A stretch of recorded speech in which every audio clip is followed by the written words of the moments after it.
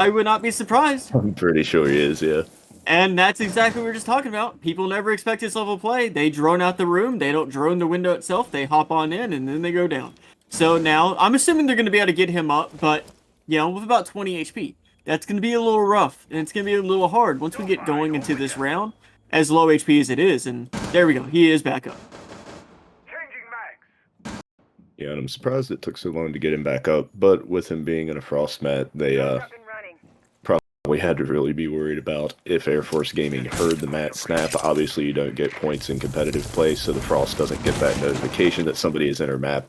But he's on a soft floor there. It's I'm sure they were a little wary about going and picking him up, maybe getting C4.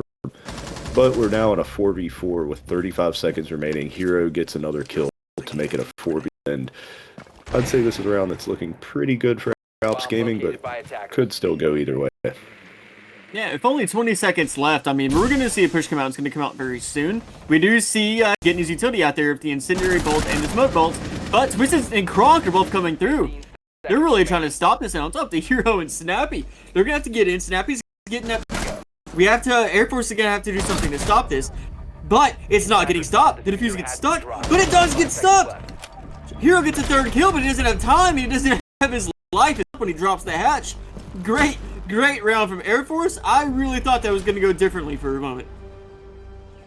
Yeah, and that flank there on the library stairs was huge. Like I said, at the moment, it was looking pretty good for Alps Gaming because they had the man advantage and they were starting to get a pretty good amount of map control there. But as time ticked down and it seems like they kind of got a little bit rushed and couldn't cover all their bases and weren't able to cover that flank, and that ended up being absolutely huge.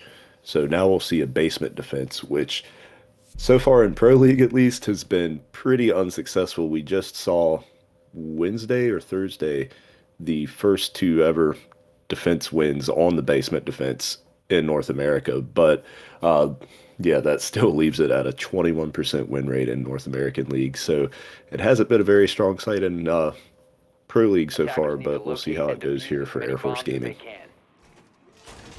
Now, and this operator lineup for them, I'm very interested as well. We do see the castle. I'm very curious to see what we're going to get this castle doing, where he's going to be putting his castle barricades at.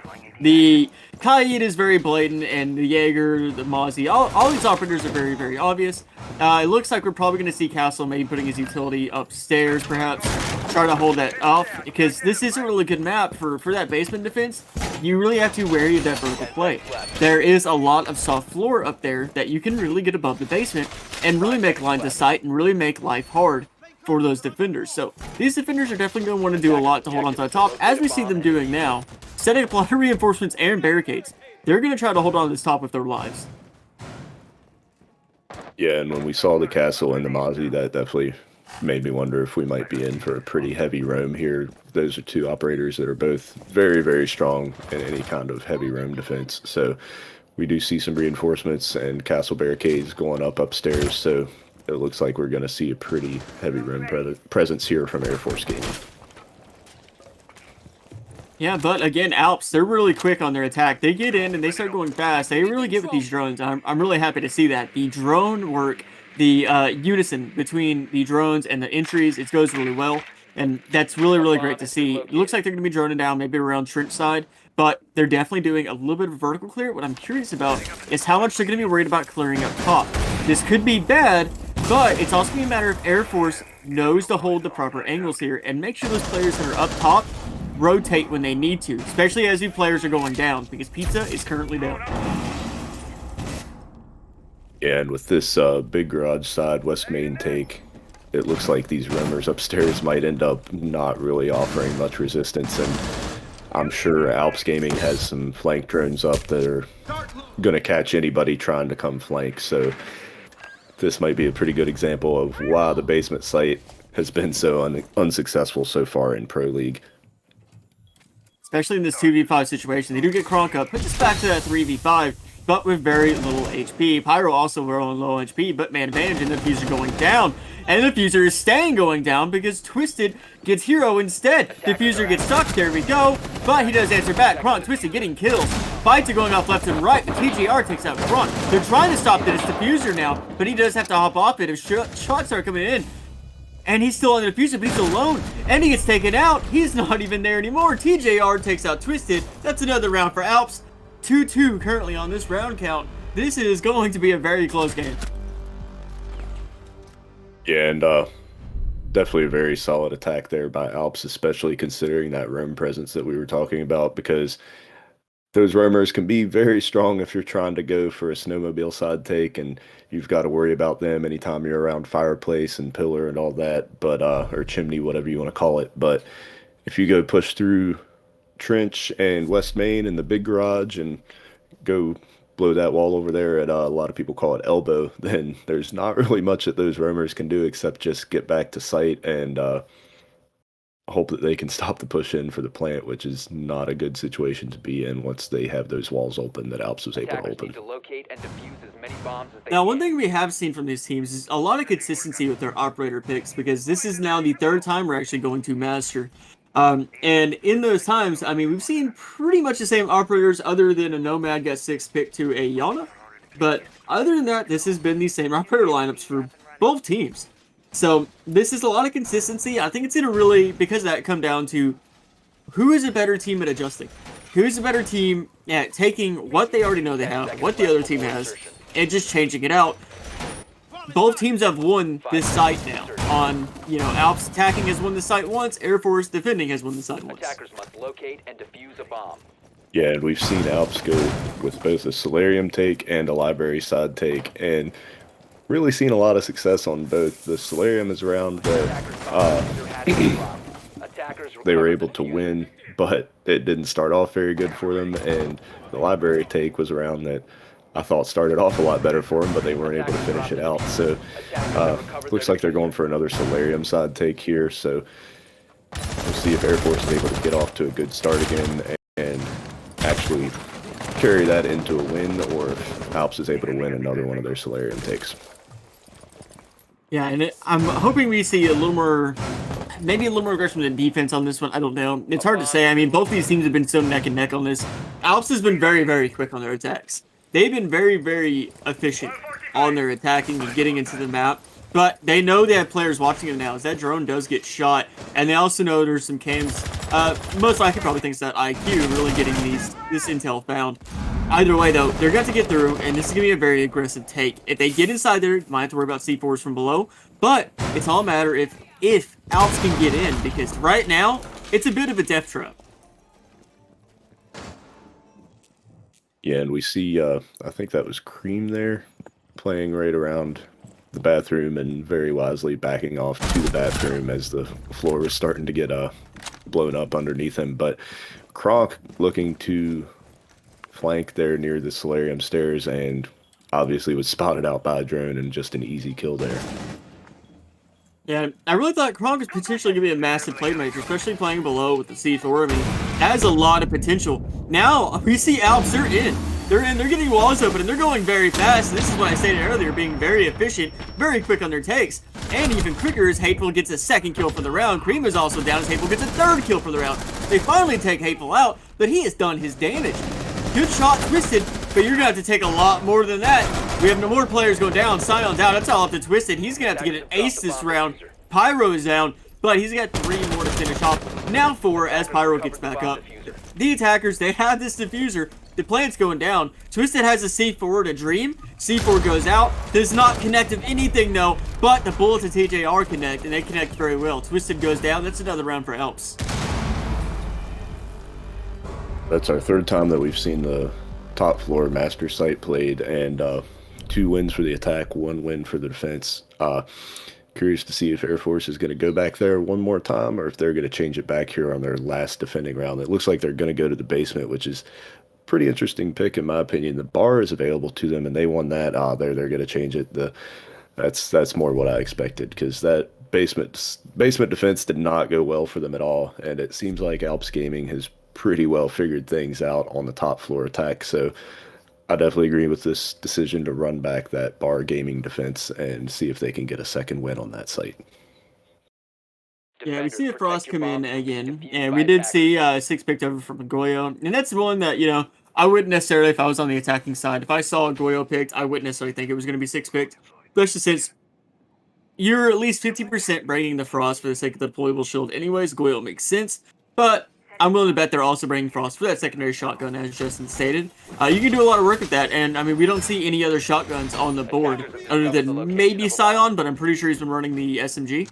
So that secondary shotgun of Frost can be very useful, especially paired alongside that Aruni, who can punch a lot of holes in some walls.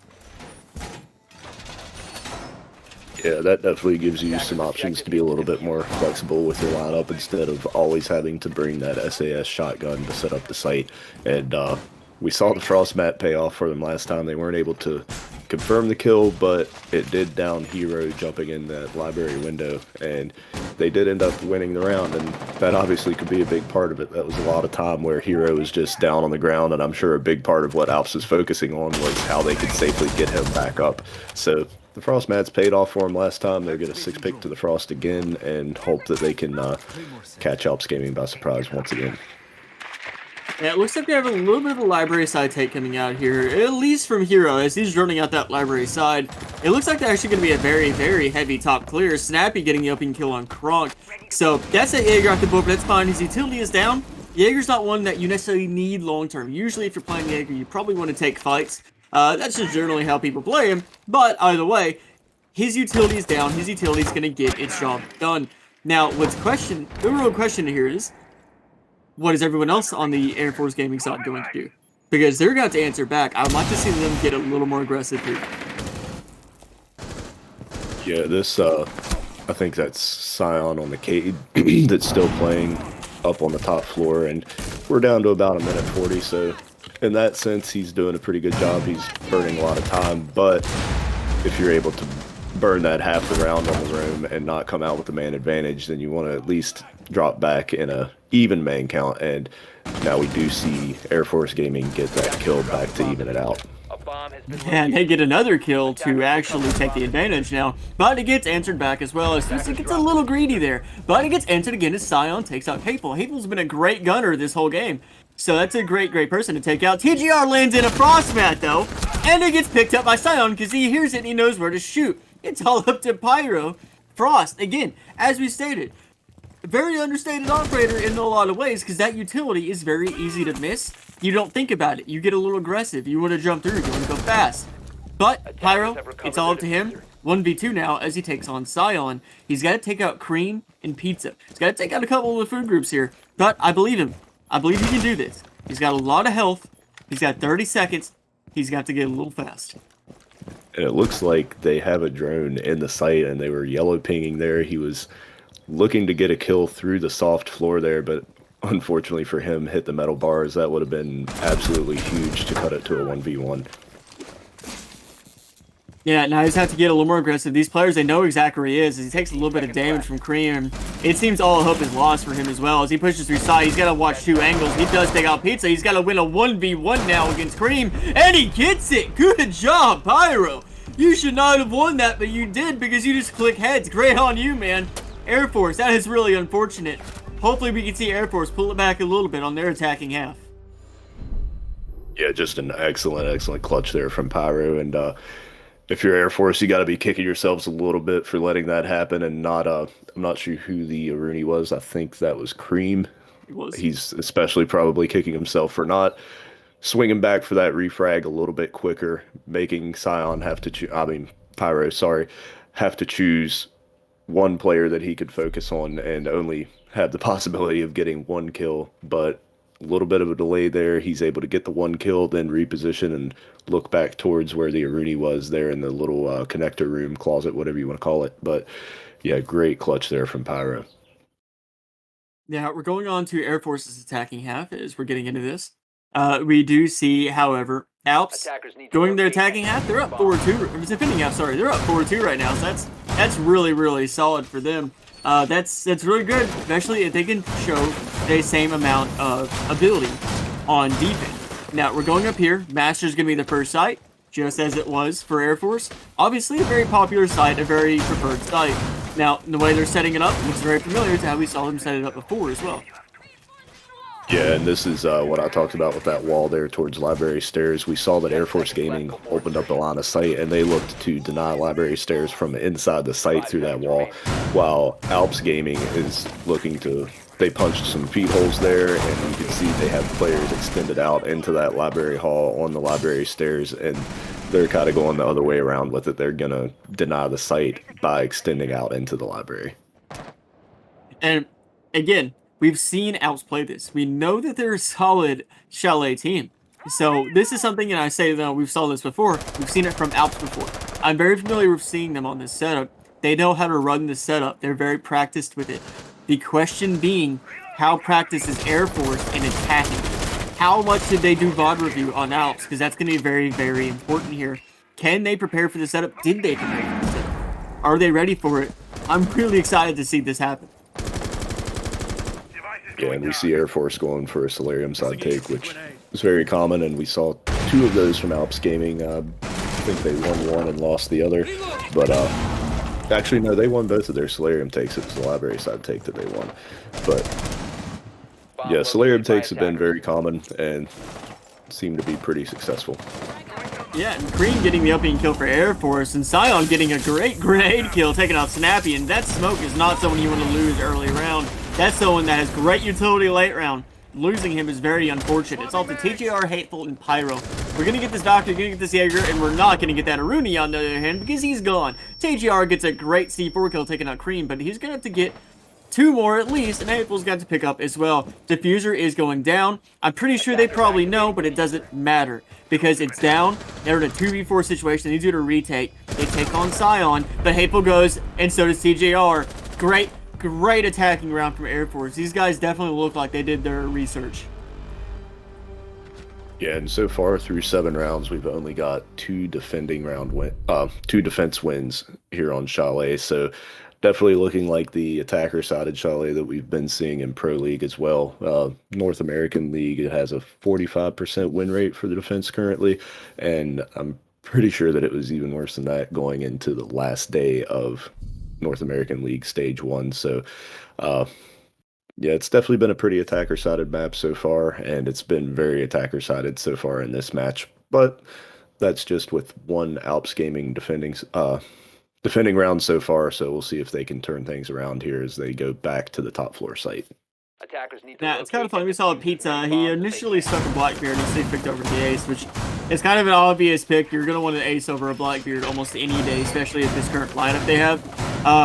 Yeah, I'm curious if either A, that was a bit of a troll, B, if he was trying to put some fear into him, or C, if it was an accident. Either way, though, that is a 6 pick coming out. It's the only 6 pick in the round. But let's look at these kill counts, though. Hateful, 10 kills for the game so far. I mean, 10 and 6. Hateful's been doing some work. I understand him being on the Jaeger. I mean, a lot of times you put a good gunner on that Jaeger because he's got a good gun. So he's been doing a lot of work. Now, on the other side of Air Force, we have a lot of players, other than Pizza, who only has 2 kills. Everyone else has 5 to 7 kills. This has been a very, I would say, more of a strat-heavy game, and I love to see it. So we're going to see how the rest of this plays out, see how Hateful can keep up that steam. Yeah, and looks like a pretty similar setup here from Alps Gaming. They're now getting that one defender over towards Library. Not sure if they have anybody else joining them over there, but they have Malusi, I think, all the way in the basement. So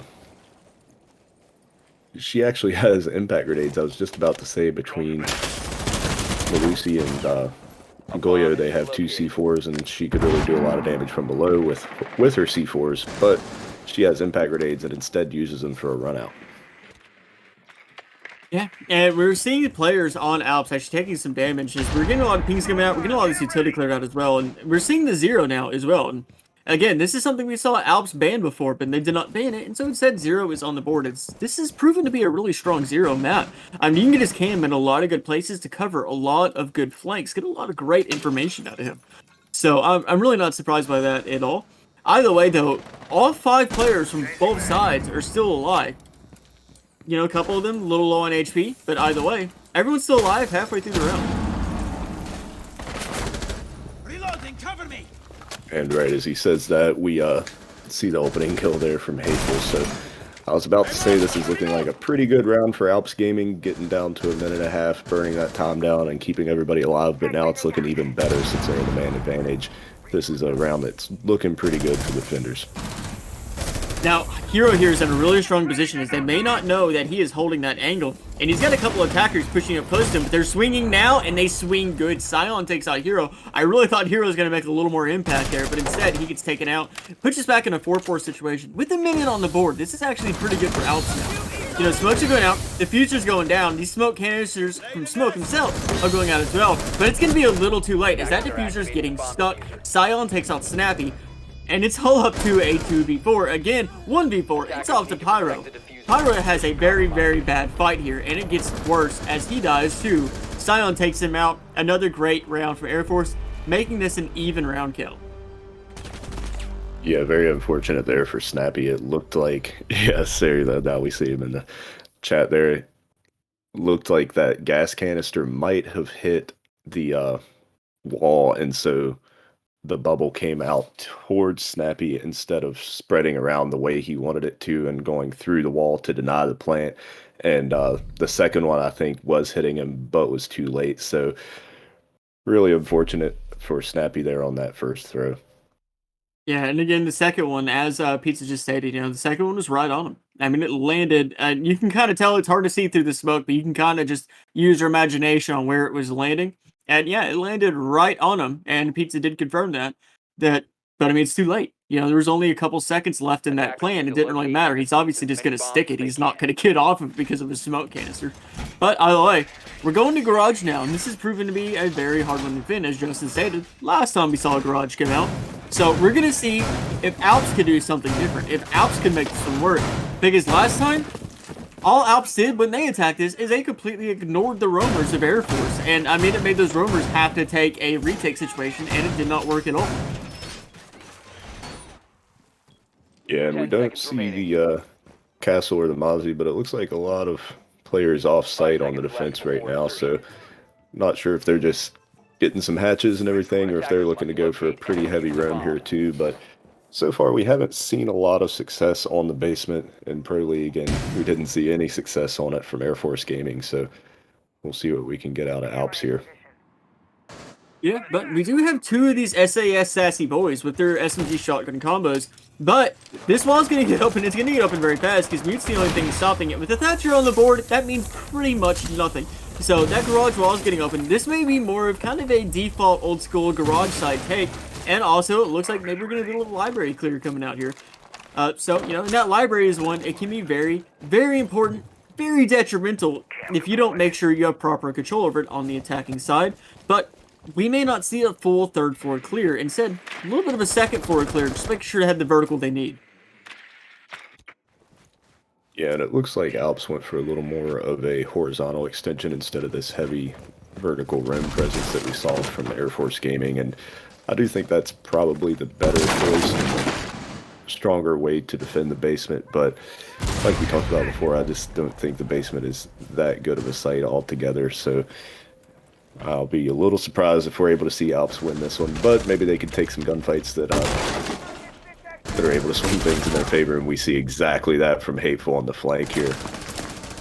Yeah, the only thing you can't predict when you're, you know, thinking about map advantages, you know, what site we're going to, what's the win rate on the site, is you can't really predict a Hateful man on a Jaeger just taking fights. Pyro as well, taking out Sion. So, I mean, the only thing you can never prepare for is the variable that is bullets. And that has come in very strong, as we're already down to Twisted and Pizza, a little over halfway through the round.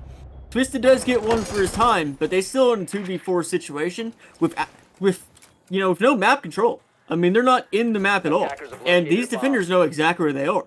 So this is going to be very, very hard, as they're going to have to fight through a lot here.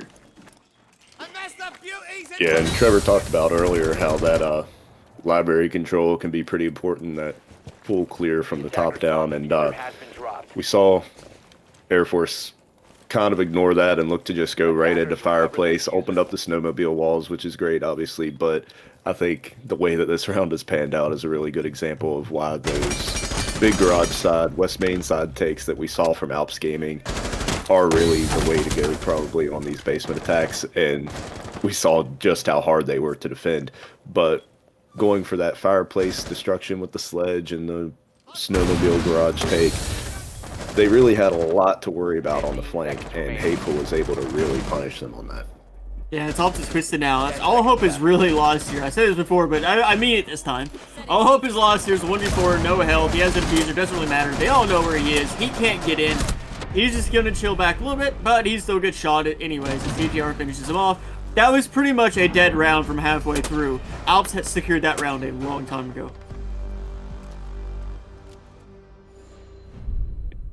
Yeah, so I doubt they're going to want to go back to the top floor after losing it twice and then winning the basement. Probably see a bar gaming, maybe kitchen dining. Kitchen dining, yeah. This site, I think, has become more and more popular in Pro League. It started out really unpopular, but it actually has the highest win percentage. It still has the least rounds played in North America. But we've seen a decent amount of teams in Pro League at least kind of play it similar to the way that people play the kitchen on Villa, where you kind of use that top floor as a buffer and you almost defend it like you would defend the top floor. And then once you lose control of the top floor, they still have to execute onto the site. So I'm curious if that's what we see out of Alps Gaming here, or if they look to go for more of a horizontal extension. Yeah, this is now in a situation where Alps, one more round, they go to match point. Air Force, this has been a back and forth. I'm not saying Air Force out of this at all. Obviously, it's 5-4 right now. One more round, and they put it to where they could go to match point. So this has been a very, very close game. Now, one thing I want to note out here, and this is still a little ways away, technically speaking, but being a best of 5, either team needs to win 3 maps in order to finish this out. So this is also going to come down to not only which team can be good on any individual map, which team can be good at taking fights. Stamina becomes a very important thing, and stamina is not something you hear a lot about in the competitive gaming world, and that's because usually on, say, things like best of 1s, everyone has plenty of stamina, plenty of energy to go through one map. But when you're going through a potential full 5 best of 5, you're going to get burnt out very fast. Especially when your health is going very fast. TJR and Hero already taking some shots.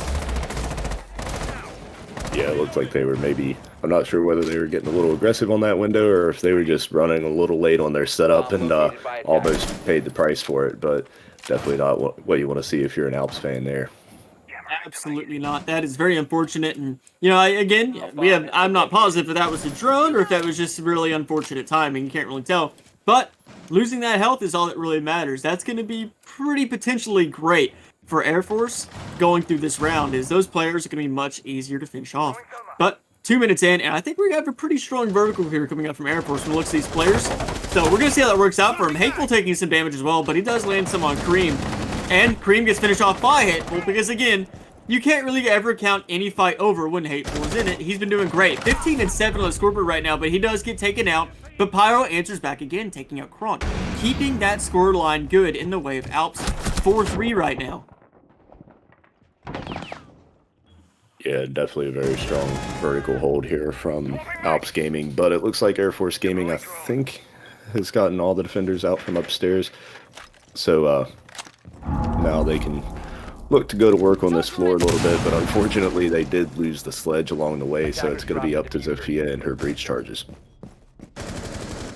Yeah, losing that sledge is a little unfortunate in this situation, especially now that it's all up to this Zofia. This Zofia, very low in HP, doesn't have the diffuser, it's very close, but I mean, it's still a minute on the board, technically can make something happen, only has 1 drone to use. This is going to be a very, very rough situation. I really don't see this working out for Zofia. I think we're going to go match point here. Alps should have this round as long as they don't get any, as long as they don't get greedy here. They should be able to close this round out. It's going to be what Zofia can do. C4 is coming out, and just a little nick will get her, but it doesn't. So that's great. I really thought that C4 was going to finish this round. Yeah, it definitely wasn't right on, but with Scion so low on health there, I was pretty much expecting it to go ahead and finish the round 2, but it missed, and the Vector was actually able to finish the round a little bit later, so we see Alps Gaming go on to match point here with a 6-5 win. The first couple of attacking rounds, I thought things were starting to look a little worrying for Alps. It was looking like a very, very attacker-sided Chalet. They went forward 2 on attack, but they started off losing their first 2 defending rounds and then went to the basement site, which I really didn't expect to pan out for them. But Air Force went really heavily committed to that snowmobile side and fireplace take, and Hateful was able to really punish them on the flank and really got his team going, and now they're on match point. But we are going back to master side now. And this is one where we've actually seen a pretty good amount of, success come from the attack. Air Force actually won their master attack both times. So this is going to be something where we're going to have to see what Alps can change up here. They did 6-pick from the Malusi and bring an Echo instead, and that potentially could be very, very useful for them. Now, the biggest question being that, what are they going to do? They have a second deployable shield. Actually, they don't. I'm sorry, I misread this. They have impacts. So they didn't bring the deployable shield, they brought impacts. I'm assuming maybe they just want that intel. Either way, though, I'm very curious to see what's going to happen. 10 seconds left. Yeah, and in their last round, the big difference maker was Snappy's gas canister just barely missing to deny the plant there. So maybe they want a little extra insurance on being able to deny the plant from going down, and decided Echo's the way to go for that. But yeah, I'm a little surprised to see that they didn't bring the deployable shield, but they do already have 3 between Goyo and Smoke. Yeah, absolutely. And, it never hurts to have impacts. Impacts are just a fun thing to use. Anything that explodes in this game is generally going to be a fun thing to use. But, going to go through, and I do completely agree. I mean, Smoke just being a little unfortunate with those canisters, just barely missing stopping that plant. The Echo, a little bit hard to be unfortunate on that, because you can directly aim it and just blast somebody with it, and it has a pretty good blast radius as well. So, I completely feel that. But, we see this looks like a Solarium side take coming out again. We're going to see who's successful on this. Alps is going to need to be successful on defending this. They just need to defend it once. That's all. Because again, this is match point. This is map point right now. Yeah, Air Force is going to need to win 2 rounds in a row here if they want to force Chalet onto overtime. If Alps Gaming can take down this round or the next, then we'll be moving on to Cafe. Rich and Cafe has been a very, very good Air Force map, but that is not what's going on right now, so I do not care, because Hero is currently getting taken out. Currently, it looks like this round is going to Air Force. I mean, it's 3-5 right now. They're going in, and they're going in very, very hot. I mean, we have Hero and Pyro off the board. TJR does take out Cream, but Diffuse is going down. Is Echo or Smoke going to stop this? And it doesn't look like it. They get to play it down anyways. What was the point of bringing Echo, guys? Snappy takes out Kronk. It's a 3v3. 3v2. Snappy gets a great SMG kill. Now they gotta get through. They gotta deal with these last 2 players. Who's gonna win it out? If Silent goes out, it's all up to Pizza to close out this map. Pizza is defending this map with his life right now. It's all up to him. He's gotta hold this on. If Pizza loses this round, they go down 1 map, and we go to map 2. And he stops to defuse, but it doesn't matter. This round is over. Map 1 goes to Alps Gaming. Great round to Hateful. 16-8. 16-8. 2.0 KD on map 1. And Snappy finishing, I think, 4-8 here, but absolutely huge in that round. He got the kill on the planter right after the plant went down, and then a great shot onto the player on Solarium stairs, sorry. And yeah, he really made it possible for his team to clutch out that round and seal out this map. Yeah, now that was a great map 1. Currently, scoreboard is 1-0. Alps has lead. We're going to take a 5-minute break. Let these players, rest, stretch out, go to the bathroom, grab a little snack pack, whatever they need to do. We will be back in about 5 minutes.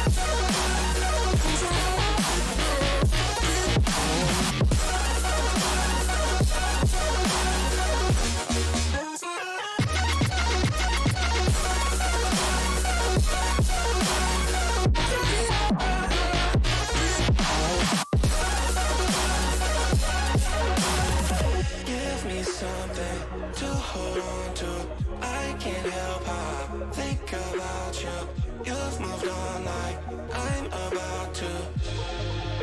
'Cause you don't really need my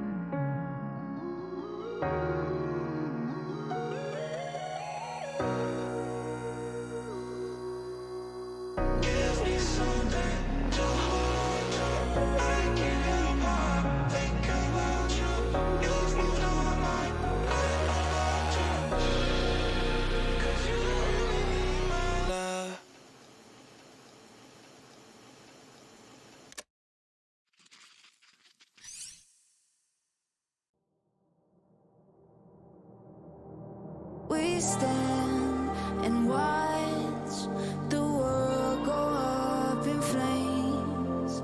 We fight for love until we die in vain.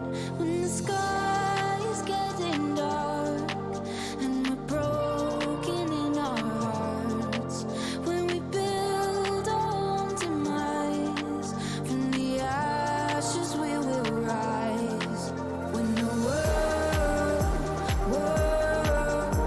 world is falling down, will you be my solid ground? When the world is falling down, will you be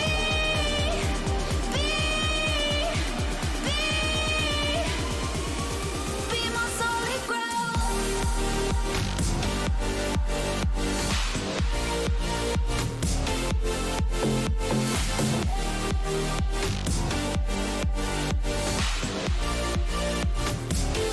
Be my solid ground.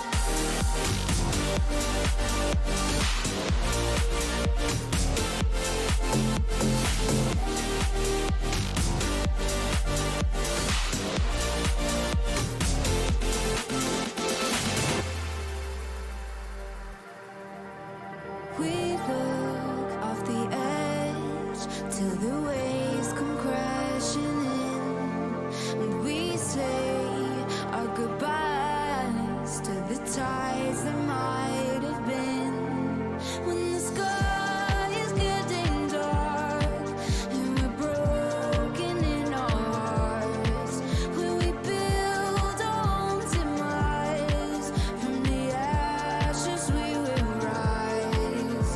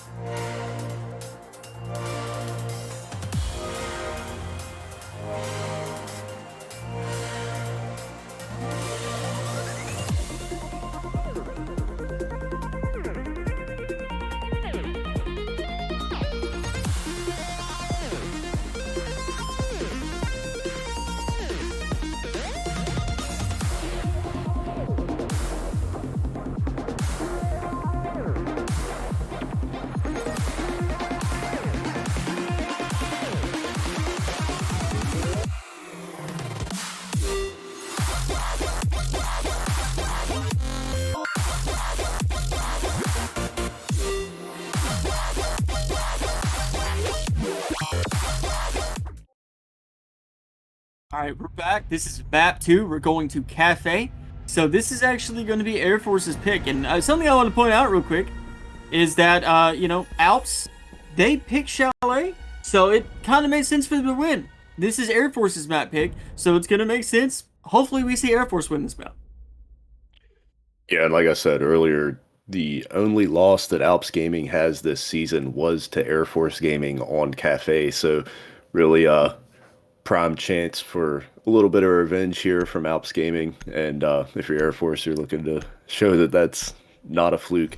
Both these teams played Cafe in the last round. Alps Gaming, it went the distance, and they had a 8-7 win versus Frontline on Cafe, while Air Force Gaming won 7-0 versus Pog Champions. But we're going to have another quick delay. We've got the sides wrong. Air Force is actually supposed to be starting attack. So either way, though, we're going to do the rehost here. We're going to switch out those sides. We'll be right back. Give us a couple minutes.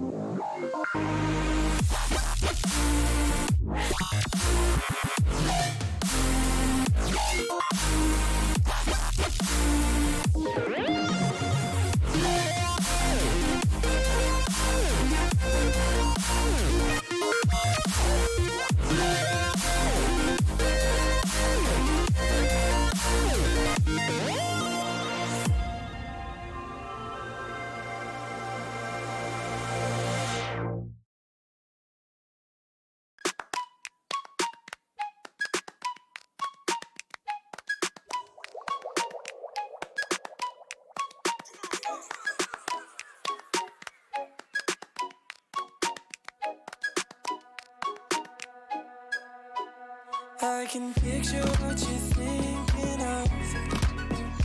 My imagination's not enough. Oh, no, it's not safe to say what you're always looking for. Hey, someone to make you feel like.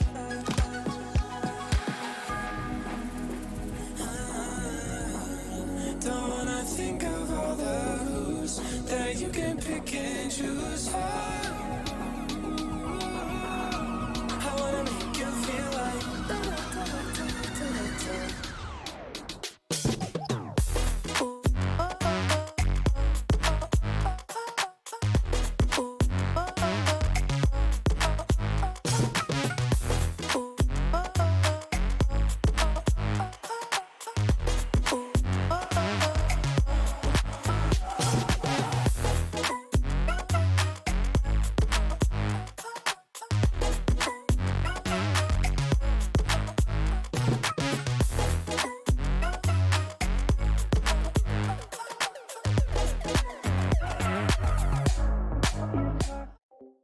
All right, round 2.5. Here we go. Again, this is versus Air Force Gaming. Air Force should be starting attack, if I recall. There we go. Okay, we have it right. So, Air Force starting attack. This is Air Force's. Yeah, and this is Cafe for map 2. We had Alps Gaming take Chalet, so Alps Gaming is up 1-0 in this best of 5 so far. We will definitely get to see Cafe here, and we'll definitely get to see Villa after this, but if Alps Gaming can take both of those, that'll be it. Air Force hoping to extend this out to at least 4 maps. You know, that was a very, very close map one. With one that we haven't really seen any play from Air Force, but we have seen a lot of play from Alps. That also being Alps map pick, it really makes sense that they won Chalet. You know, they were, all things considered, technically expected to win Chalet. But Cafe, I am really, really anticipating Air Force to come in strong here. Buck and Habana being banned. Habana, I'd say it's a little more standard. Definitely more standard than the Buck. The Buck makes me a little curious on what they're worried about here. Maybe worried about people going below them? Did we see that from Air Force? I can't remember. Not sure if we did see that from Air Force specifically, but he can definitely be a very strong operator for third floor attacks at least. If you can get Buck into reading and then get people on the rappel out on the snow balcony, it can be really, really tough to deny from the defenders, and it can let the attackers just kind of ignore all the focus and utility that usually goes into holding Christmas. So Buck can be a very strong operator for that, and obviously Alps doesn't want to deal with that. But Mira getting banned is, again, and I'd be a little surprised if we see Mira get played at all tonight. But Echo getting banned instead, so that one's a little more interesting. You know, ever since Echo got his nerf, we haven't seen him get banned near as much, nor have we seen him get picked near as much. Now, they have given him deployable shield, which boosted his pick rate back up a little bit, but he's still nowhere near as strong as he used to be. Habani getting banned out, and that's another one I do understand. That's really going to force the attackers probably to play Ace quite a bit, as we do see them with an Ace on the lineup. So, starting out Kitchen, though, this is going to be one where we're going to see how that vertical clear works. Yeah, and with the Habana ban, you're going to make it a lot more trouble to deal with getting hatches open, and anywhere that impact tricking is a factor, Habana's extremely strong for burning through those impacts now that she can shoot just 2 pellets at a time. So she's a really strong hard breacher. Definitely not ever surprising to see her banned. Yeah, Mirror ban, like Trevor said, pretty typical across the board anyway, but Air Force Gaming has banned Mirror all throughout the playoffs so far, so definitely not surprising to see them continue that.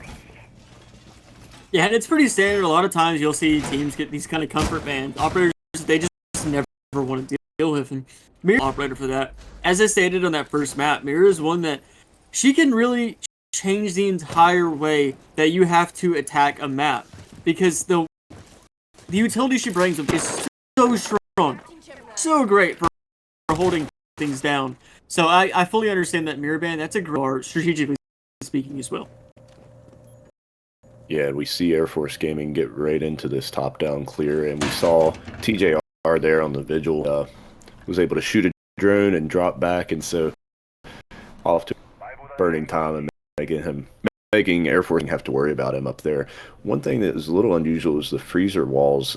I saw that they have one freezer wall reinforced and a lot on one, but it's the opposite walls of what you usually see. So that's definitely a wall that they have reinforced. It's kind of going to make it so that they can't deny that drop plant spot from VIP. That's usually the whole point of opening one of those freezer walls. Now, it did look like TB going to go for a fight. Maybe he was just trying to get away with his life, but he got neither. Instead, he got taken out. So that's the opening kill of this game. Opening kill goes to Scion, but it gets Pyro takes out Scion. 4-4 situation. 4-3 now, but Pyro takes out Cream. But do they know that he's down? Again, in this, I mean, there is no points. You don't know if you down see them go down. Kronk does finish him off, though, so none of that really matters anymore. It's a 3v3 now, and these air jabs go out, and pretty sneaky air jab, hiding that in TJR's body. And again, very unfortunate for Air Force Gaming to lose the sledge as they finally get the control they need, but they're not going to be able to do much. The floors of dining and train and mining here as they have no breach charges and no sledge. So while 3 and they have some pretty solid map control, it's going to be pretty tough for them to do a whole lot of anything with it. Yeah, this is going to be very, very rough for Air Force. I mean, they've got a lot to clear through. They only have 30 seconds to do it. And they don't have any of that soft breach utility they're really going to want to make it happen, nor do they have... We lost it, you don't seem to know. Ooh, you're in cruise control.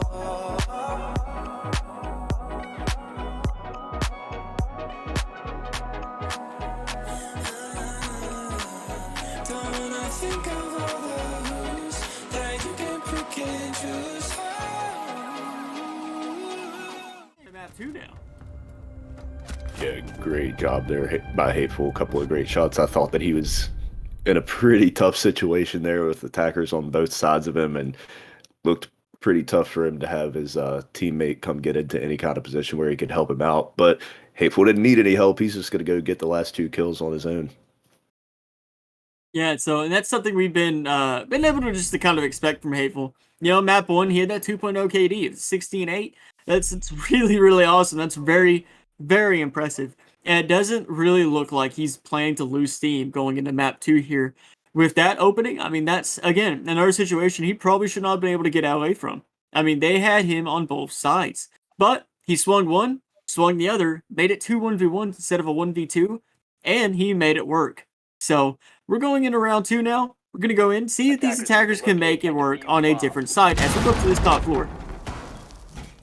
Yeah, that last round was also a pretty huge round for Pyro there on the roam up there in Reading with the Malusi. He was able to get that first kill there on the player in the closet or laundry room, and right there it really probably should have ended, and Air Force Gaming probably should have been able to keep the man advantage, but Pyro was able to swing on Cream and get another kill, so then even once he was traded out, things were back to even for Alps Gaming. But even more important than that is that second kill he got was on Cream with the sledge. So really, really tough situation for Air Force Gaming from that point on. The vertical pressure is just absolutely huge for a kitchen attack, and they weren't able to get any of it there. Now, going to his top floor, we see Pyro took a little bit of damage. That was from an impact at the very beginning of the round, but still has plenty of health to kind of do anything that it needs to do. So, really negligible, and that's okay. Mistakes happen.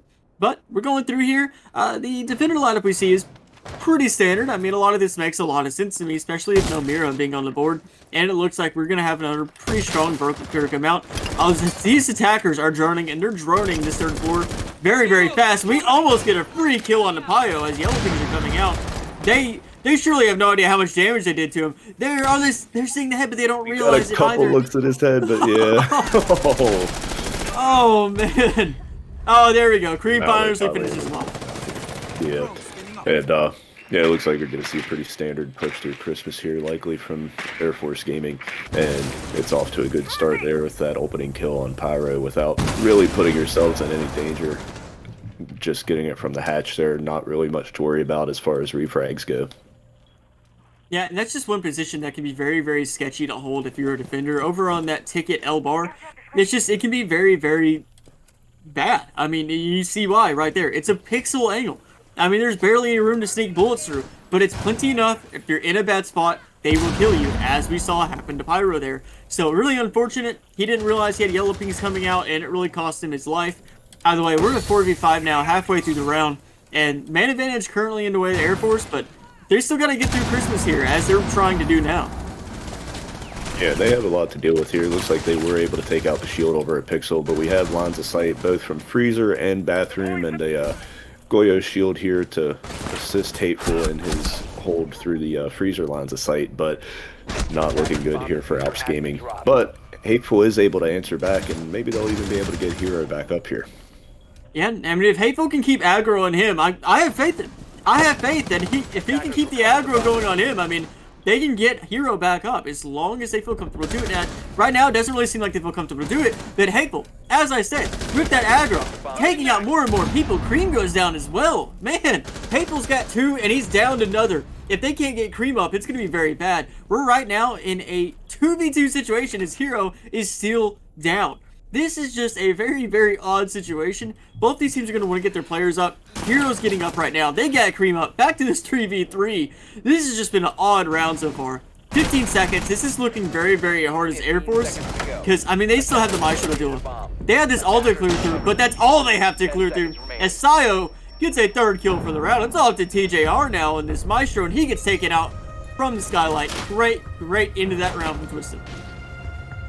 Yeah, and Hateful is just absolutely on fire so far here in this championship match, but Scion with the answer back here to make it 1-1 and kind of put his team on his back there and push right into sight and win that round. So looks like they're going to be going back to the top floor, and hopefully they can keep their 5th alive a little longer there. That was a 4v5 very, very quickly and might have gone very differently had Pyro not lost his life to the hatch very early on there. Yeah, and also, I mean, Hateful downed one, and obviously he didn't realize he had downed that player. Had he fired a few more bullets, just a little bit lower prone height, he could have finished that off, and that would have been a very, very different round, because man advantage would have been in the way of Alps Gaming, sorry. So that would have been very differently, but hey, that's what you have to deal with when there is no scoring on the board. You don't have those notifiers telling you if you down someone. So that is a massive difference. I again want to point out here for people that aren't aware.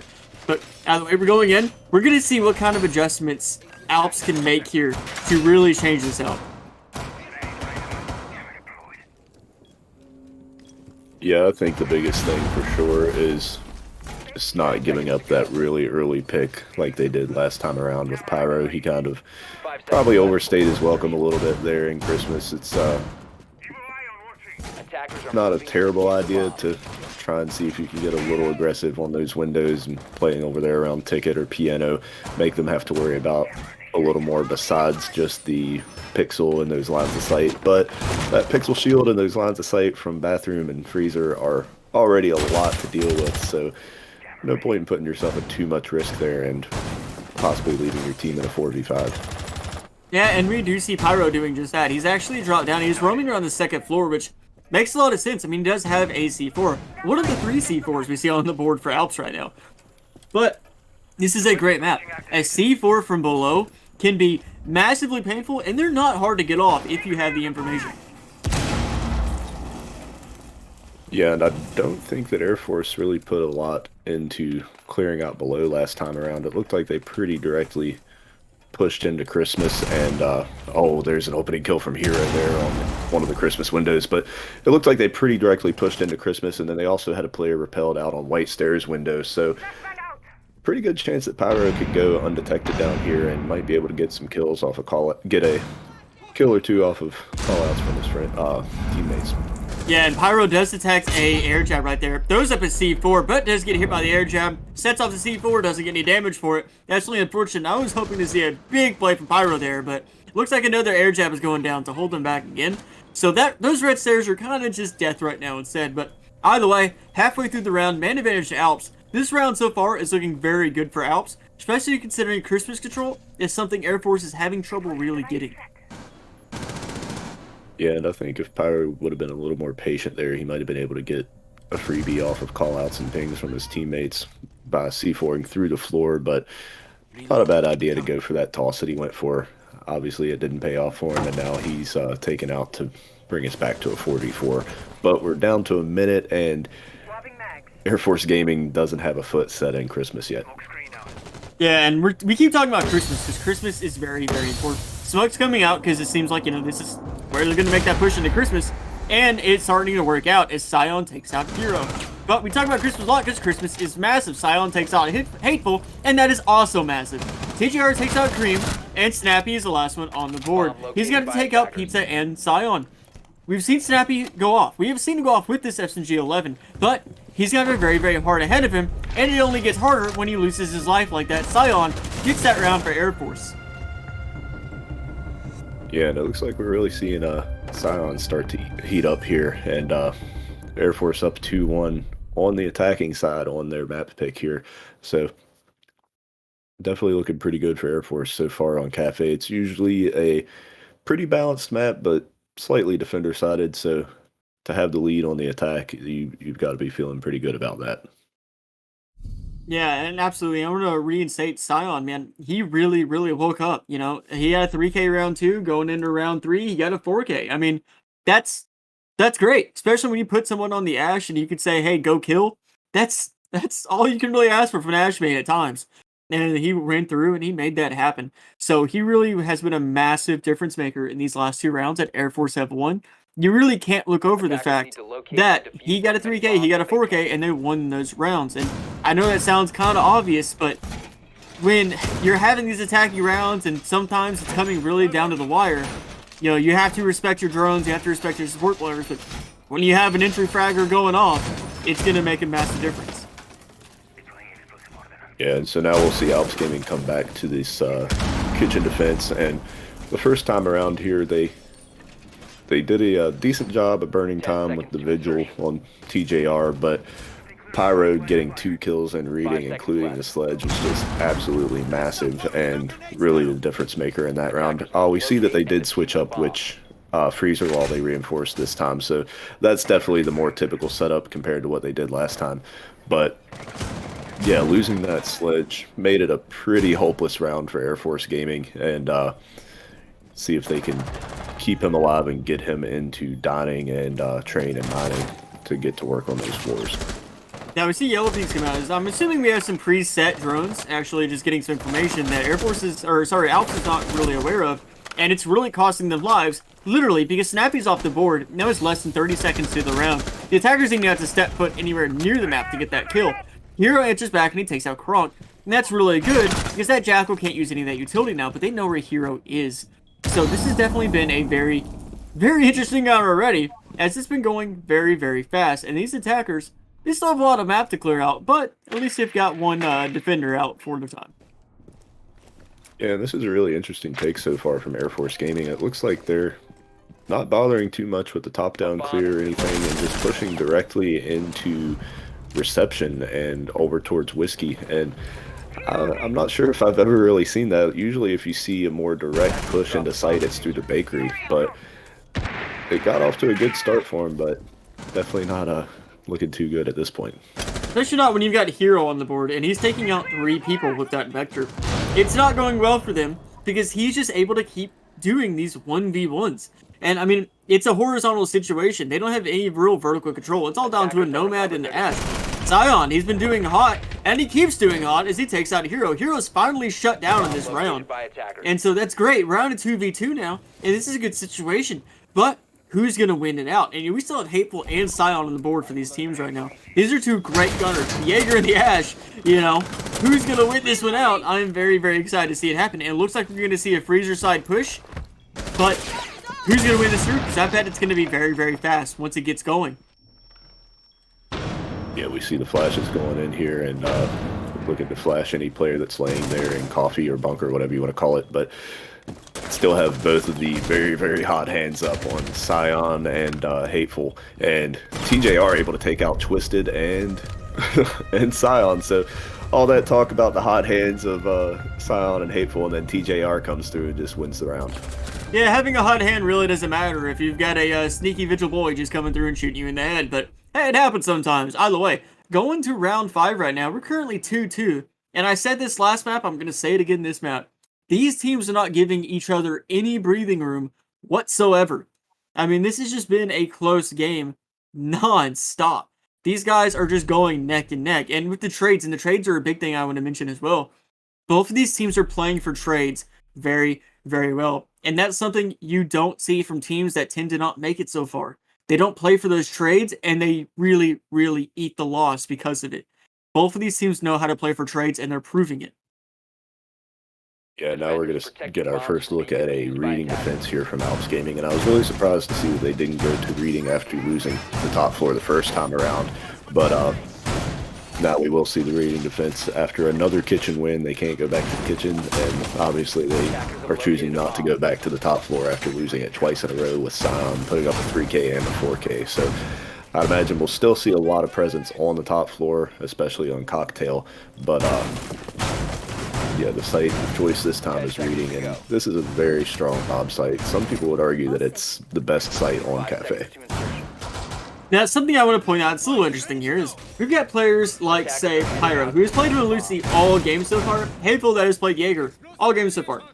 On the side of Air Force, everyone other than Kronk has played the exact same operators every single round on their attacking half. Kronk has switched through, this is his 4th operator to choose from, and choosing choosing a Kali is kind of interesting to me. That's not one you see near as much in competitive play, because it can be very, very hard. That sniper can be very hard to make things work, but it doesn't really matter, I guess, if we have a rush coming through, and they're just rushing into reading as Scion takes out Hero. Diffuser's already going down, TDR takes out Twisted, but C4s are running out, Diffuser's still getting stuck, it is down, it's a 3v3. This round, what is going on? This is a mess, and Air Force is loving it. They're just breathing in this chaos. It's all up to Snappy and a Pyro. Man, and it's all up to Pyro now. Snappy goes down to that sniper rifle that I mentioned can be hard to work with. And it is, but it really doesn't matter if you can land those shots. Pyro, he's got to win 2 good fights. He does take out Scion, and Scion is a great gunner. Taking him out is good, but now he's got to go through Pizza. Pizza has no kills in this game yet. He's got to get his first kill, and it's going to have to be on Pyro, and it's going to have to be very massive. He knows his diffuser is getting stuck, and it looks like it's actually getting stuck, and it is. If he doesn't do anything, there we go. Oh, I was really worried on time there.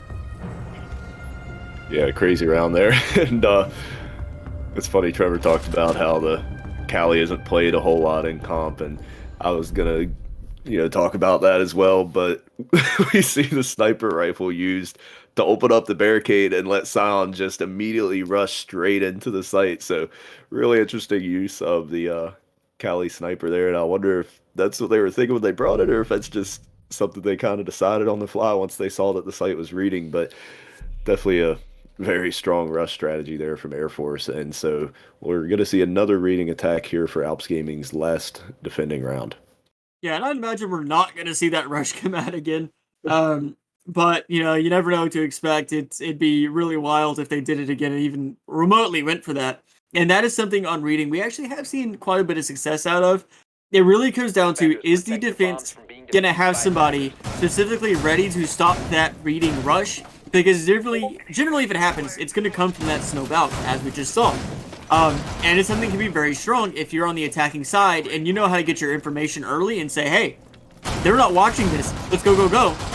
And let's make it work. And Air Force did just that. I'm assuming Alps is going to be a little more ready for that this time. Yeah, and I was really looking forward to seeing how this setup from Alps would play out, because we're seeing a little bit more of an extension over towards Christmas than what you usually used to see on reading defenses, but we've actually been seeing a decent amount of this in North American Pro League this past stage that just finished up, especially from Dark Zero, if I remember correctly.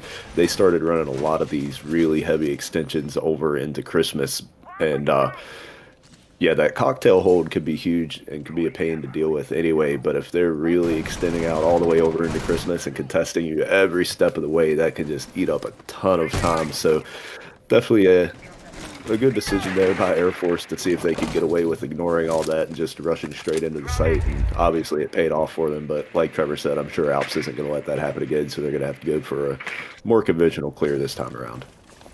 Yeah, and we do see them doing it very, very clearly. I mean, looks like they're going to do quite a bit of a Christmas clear instead.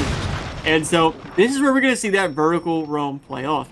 This is where we're hopefully going to see these players upstairs going to make a massive difference and hopefully waste a lot of time. Of course, that's what they hope. So, what's going to matter here is Air Force going to be able to deal with these players quickly. If they can deal with these players quickly, it's going to be very, very bad. Because, as you see, we have Sledge, we have an Ash, we have plenty of soft breach utility to get holes opened up. Yeah, we saw that the player over there on Cocktail, I'm not sure who it was for Alps, I think it's the Mute, so yeah, it's Mute, Snappy on the Mute. Had a hole looking down at that default plant spot, so that's their counter to make sure that rush doesn't happen again, but huge kills there for Pyro and Snappy, and now they're already in a 4v2, so going much better than last time around on that rush. Especially as Snappy gets another kill. And we saw at the beginning of this round, Sion, the opening death. I mean, it was very unfortunate. He just looked the wrong way as he rocked past Hateful, and Hateful got a free kill because of it. Now it's all up to Cream. Cream in a 1v4 situation. Over a minute on the board. He has plenty of time, but he doesn't have diffuser. And he has very, very little map control here as well. This is going to be very, very hard for him. It's going to be a nearly unwinnable situation. As we have a lot of defenders here waiting, but he does take out Pyro as Pyro looks the wrong way. He's still got a lot of defenders to clear through, and they know exactly where he is thanks to that Malusi Banshee going off. He's got another one he's coming up to, and he gets a great shot on him with the SMG-11. He takes out Snappy. Little Strange is not just reloading his primary, he's just running through with the SMG-11, but it doesn't matter. CJR takes him out as he tries to drop that hatch. Alps gets another round win. Yeah, and I was starting to talk about there the hole that Snappy made, and then the action started to really unfold, but yeah, a lot of times on those defenses, you don't really see many holes for the players above to look down into sight and deny a plant. You might see some holes for players below to help out their players above and deny any hard breaching and all that. But for the most part, those players above are just there to deny the attackers from having control above, where they can get a sledge in there and open up the floor and deny the defenders any safe places to play in sight to deny a plant. So good adjustment there from Alps. Snappy just simply making a nice little hole there to watch the door, and Attackers need to locate and obviously defuse other than bombs. that, a great job on the hold above by all those players. Yeah, we did see a very, very familiar attacking lineup as Alps was bringing a very similar to one that Air Force brought initially. Other than the Thermite instead of an Ace, and we saw Sledge actually 6-pick over. Sledge went over to IQ instead. So, and this is something we saw Hero specifically do in game 1. They saw the Valkyrie and they thought, oh, let's bring in IQ. I don't want to deal with Valkyrie here, so, and I fully agree with that. I fully agree with bringing IQ because this is a very, very strong Valkyrie map. And this is one where if you're not aware of where you're being watched and you're able to deal with it quickly, then Valkyrie is going to cause some massive issues. Especially considering they have 3 C4s in the way of Air Force right now. And one thing that's interesting here is that Air Force didn't run any Thatcher on their attacking half, and I actually kind of forgot that he wasn't banned because they weren't running him, and especially when they brought the Cali, so definitely a little strange to see that they didn't take advantage of the Thatcher, but Pyro here for Alps Gaming is going to take advantage of that. Yeah, and it's funny because everyone in the comp scene at this point is so used to Thatcher just not ever being on the board because he's always been.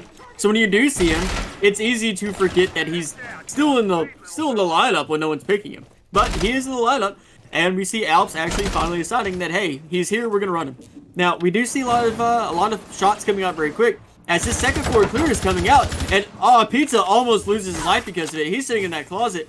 This is going to be a very rare situation. There's 2 players in reading. Pizza instead gets the opening kill on the Hateful. That's not one I expected to happen, but it does get answered back. Pyro takes out Pizza. 4-4 again, playing for trades. Just as I mentioned, Pyro gets another and takes out Twisted.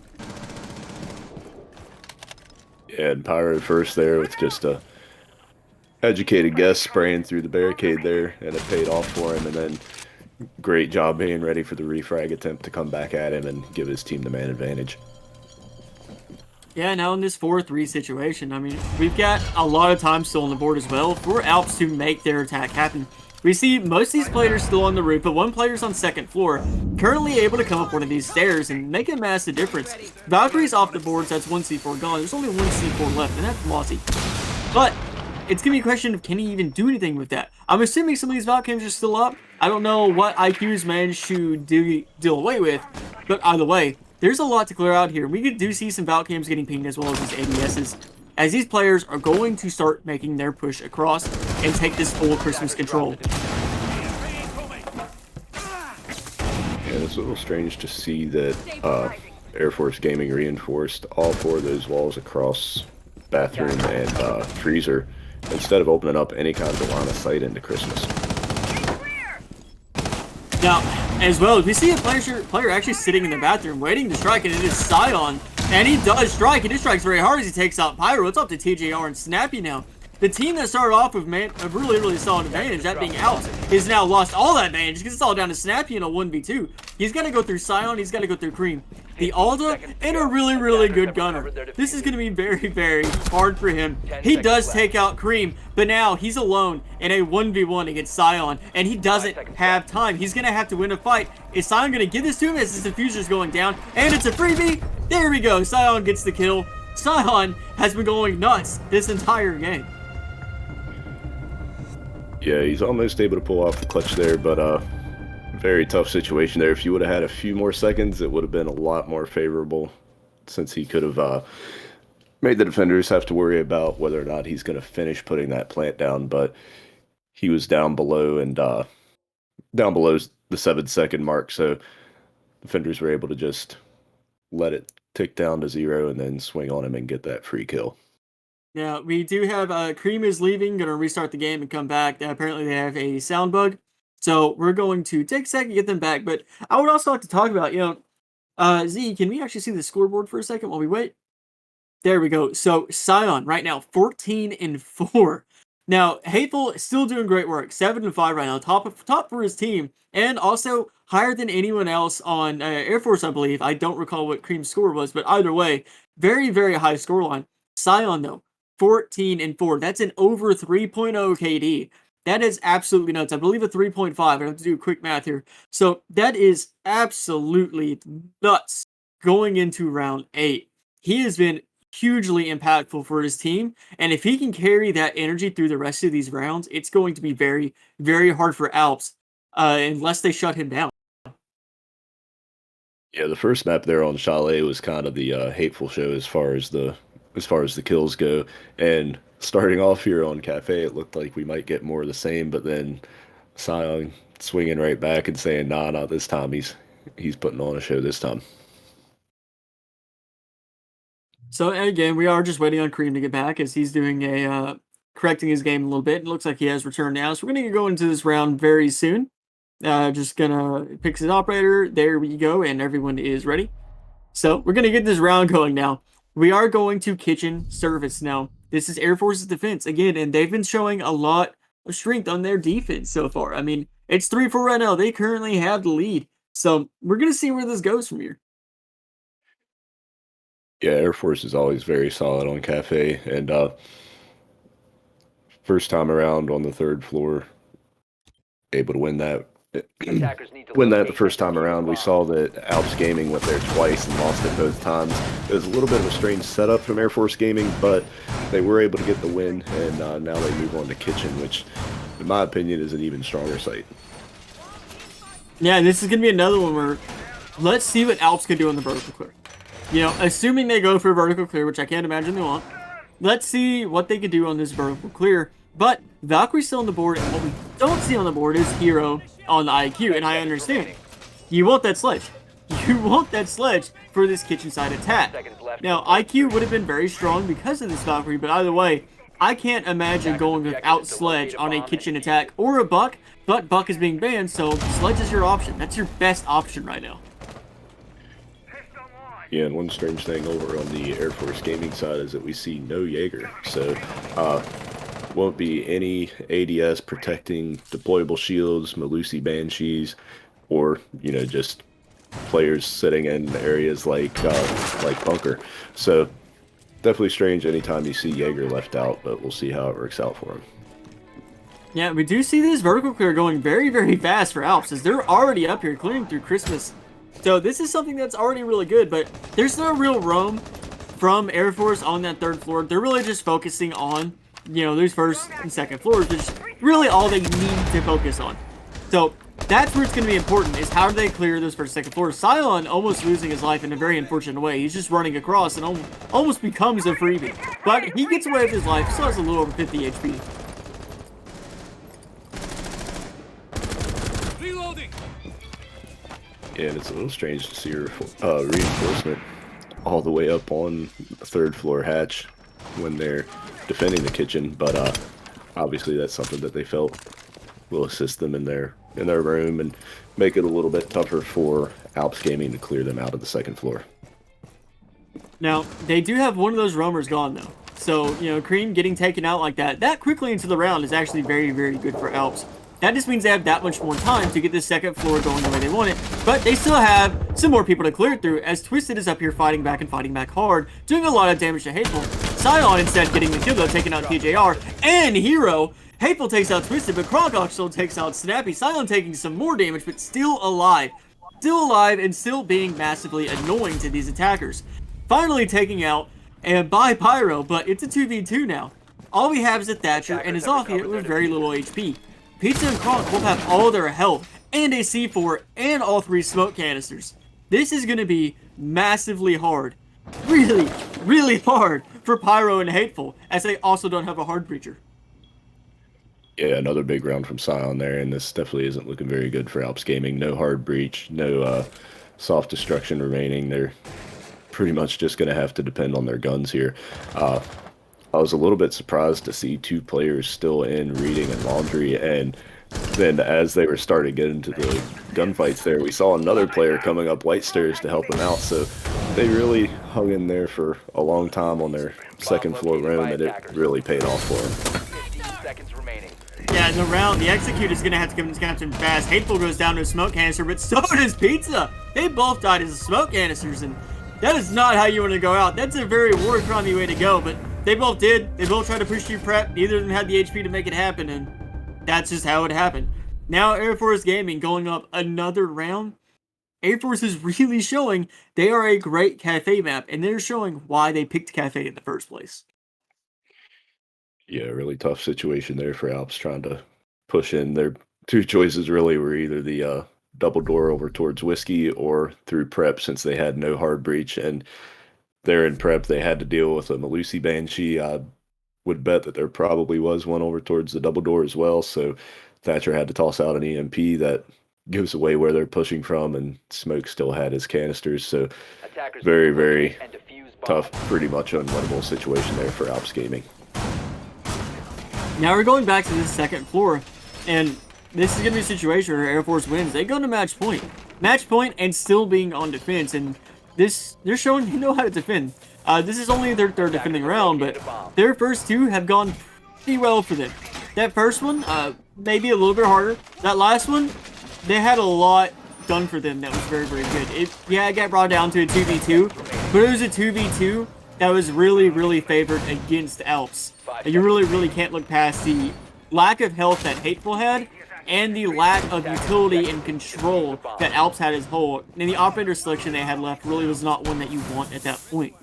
Either way, though, going in, we're going to see how they hopefully clear out this third floor. Yeah, and anytime you see an Oryx played, that's pretty unusual, but other than that, this is a bit of a more typical Reading defense setup compared to what we saw from Alps Gaming. Like I said before, Alps extended out a little more into Christmas, which is something that we've seen a little more lately, but this setup here is what you typically have seen for a long time on these Reading defenses.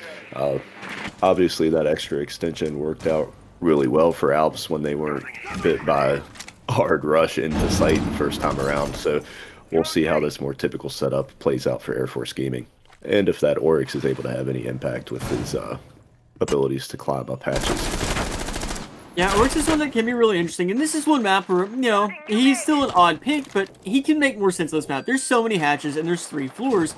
There's a lot that he can get around very, very quickly, much quicker than any other operator in the game, for sure. As he just dropped down now, I don't know if that was 100% on accident or was, you know, something he meant to do, but either way, he drops down. There's definitely probably something that was going to be good for him. So there's still these 2 roamers upstairs that are really causing a massive thorn to Alps. I mean, they have to clear out a lot. They do clear out Pizza, though. Pizza's off the board. We're now in a 5v4 situation. So far, it's certainly looked pretty good for Alps, but they got a lot more third floor, control to take.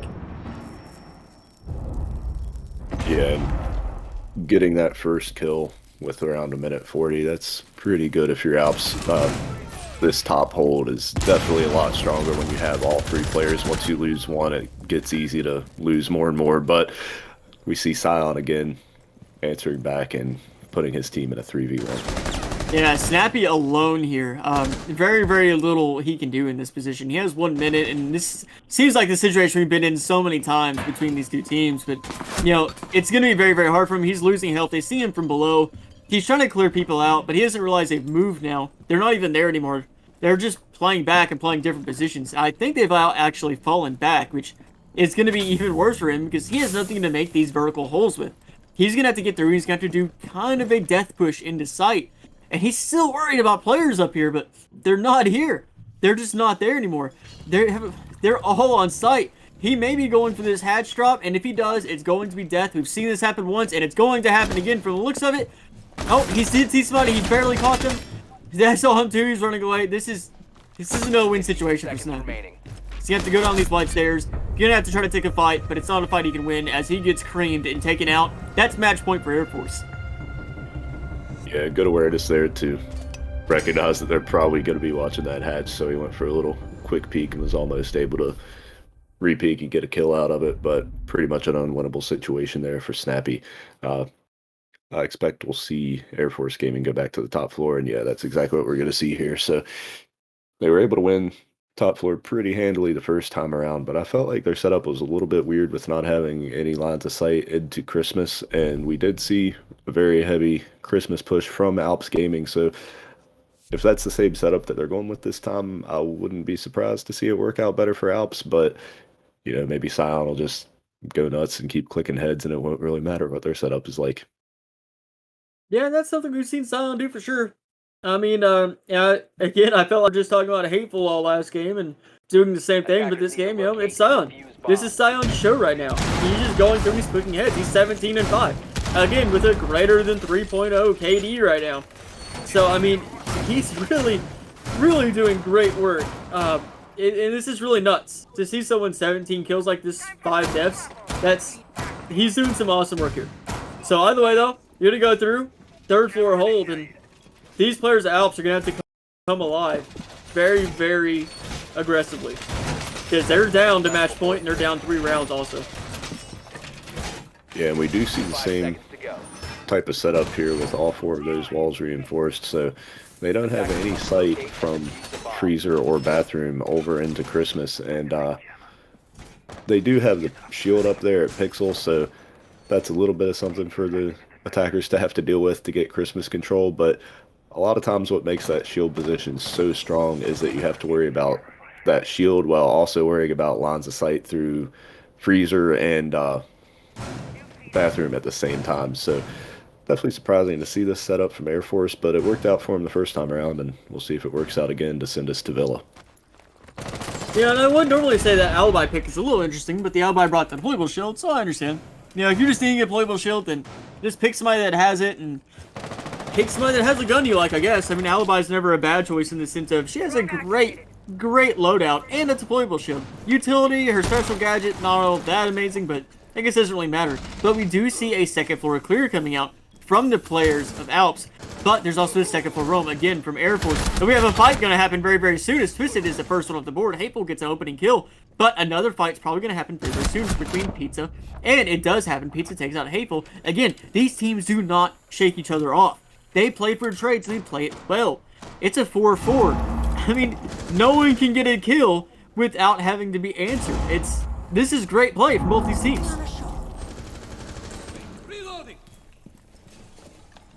Yeah, we had, I think we had Hero there with the sledge looking to get some frag grenade kills from below down there in Reading, but it doesn't look like either of those land.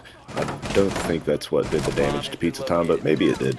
Either way, he was able to get a kill out of it, and I think, was it Air Force Gaming that banned Buck on this? No, it was Alps. It was actually Alps. Buck, so yeah, a little strange to see that they're going for such a Reading heavy push when they were the ones to ban the operator that would have made that even stronger. Either way, though, they're going through, and they have man advantage right now. I mean, it's a 4-3, but again, we've said that many times, and it just goes away, as Air Force still has plenty of site control to make this happen. I mean, 3v4 doesn't really mean much if you can win your fights, but I guess you're not going to win their fights because Snappy takes out Kronk and Pizza. It's all up to the Madman himself, but never mind, because he gets taken out. Hero gets the final kill that round. Alps stays alive in this map a little bit longer. Very bold but strong play there from Snappy. It's very risky to go swing into that heaven window like that, but obviously he was ready for them to come peek him, and pre-aimed right where he was expecting to be peeked from and able to get 2 kills out of it. So that was absolutely huge for getting site control and closing out that round and delaying the Villa map a little longer. Now we're going back to kitchen service, and again, another great site. So we're going to see, can we get that vertical control this time? Because last time, they failed to get that vertical control, and it cost them their lives. And that's, if you can't get that, it's going to be very, very hard. That's why you have the Ash, the Sledge, and a Zofia. You have so much soft breach utility to make that specifically happen, especially that Sledge. So if you fail to get that second floor control, the rest of this round becomes so much harder. So we're going to see if they can make that happen, and if they can get it, maybe get it pretty fast. Yeah, so far the Bomb located by attackers. kitchen defenses on both sides have been a matter of attackers not being able to get the map control they need while still keeping the important operators alive. We saw the first time around on the Alps defense that Air Force wasn't able to keep their Sledge alive once they got into dining and training and mining, and so they weren't really able to do much with that map control. And then we saw Alps Gaming get to where they were left with just a Thatcher and a Zofia, with Zofia having already used all of her breach charges, so even less that they were able to do, other than all go funnel through one doorway, which obviously didn't work out. But we're going to see a very heavy bakery push this time. And they're going through and they're losing a lot of health because of it too, because the Scion is sitting and just watching a hole on them. The Scion actually loses some health too. Kronk gets the opening kill though, taking out Snappy. And it looks like we're going to have a very, very fast round here. Kronk gets another kill, taking out Hateful. This looks like it's going to be a very, very hard round, but kills get answered back. Now we're in a 2v3, triple kill for Kronk now, as he's just going off. He finally gets answered back though. TGR takes him out. We're in a 2v2 already, not even a minute into this round. This is really, really nuts. I am curious who's going to win this round at this point. The Future's going down, TGR is getting a plant on, but can these defenders do anything? And they do! They get it with an impact! That's a great job! But it's all up to Cream now, in a 1v1, because Hero's the only one up, and Diffuser's on the other side of this site. 1v1, these yellow pings are coming out. They know where Cream is. Question is, who's gonna win the fight? This is anyone's game right now. I am very, very confused to what's gonna happen. Everyone's throwing grenades, no one's landing anything with them, really. So it's just a messy situation all around. Hero very low in HP, though. This should be a Cream win. Cream just has to nip him. He just has to nip him a little bit, but he doesn't! Hero gets the kill and hits him in the head!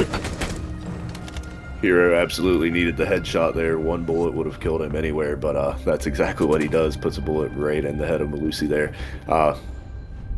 Both times on the kitchen defenses, we saw the first time around the attack goes for the top-down clear. They lose too many bodies along the way, and then we saw Air Force Gaming go for kind of a rush from reception, which is definitely weird to see, and it really didn't work out for him. And I was talking about, usually if you see a more direct push straight into the site, it's through the bakery, and then that's exactly what we saw there from Alps Gaming, and that did work out. Yeah, and another great round from Alps, and man, like, they're on their way to a comeback here. I mean, it's 5-6. This is now a situation where, again, we're still match point for him. If they win this round, it's still the end of the map. But now, Alps, if they win the round, we go to OT. We go to a potential full 15 rounds here, man. Alps is clawing their way back. And they're doing it in a very unexpected way at times. So, you know, props to them. I'm going to keep saying it. These two teams cannot shake each other. They are just fighting tooth and nail. Neither of them want to lose this at all, and it's very apparent. Yeah, and so we're going to see another kitchen defense here for Air Force Gaming. They would have been able to go to reading, but choose to come back to kitchen and see if they can close this map out. Looks like a very similar setup to what we saw last time. Very typical setup.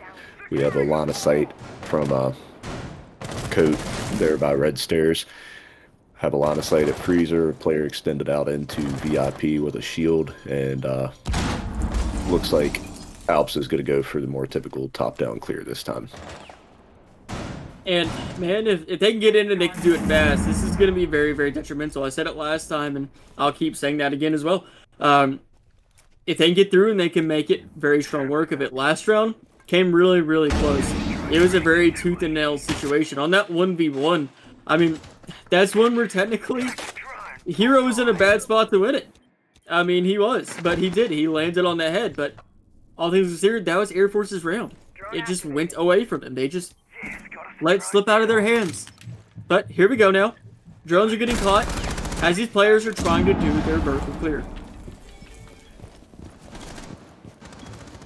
Yeah, and already pretty good time eaten up here by Air Force Gaming as Alps is still on the 3rd floor, just now making their way down to the 2nd floor, but gonna lose their ace as they try to do so. So that's their only hard breacher, and that's gonna make things really difficult for Alps Gaming if they can't just win some gunfights here. Yeah, and they finally stopped Cream with a frag grenade. Man, as Cream comes through and takes out TJR and Snappy, I mean, he had a great work there, taking out the hard breach and the Ash. I mean, that's awesome work. And again, this is something we saw before.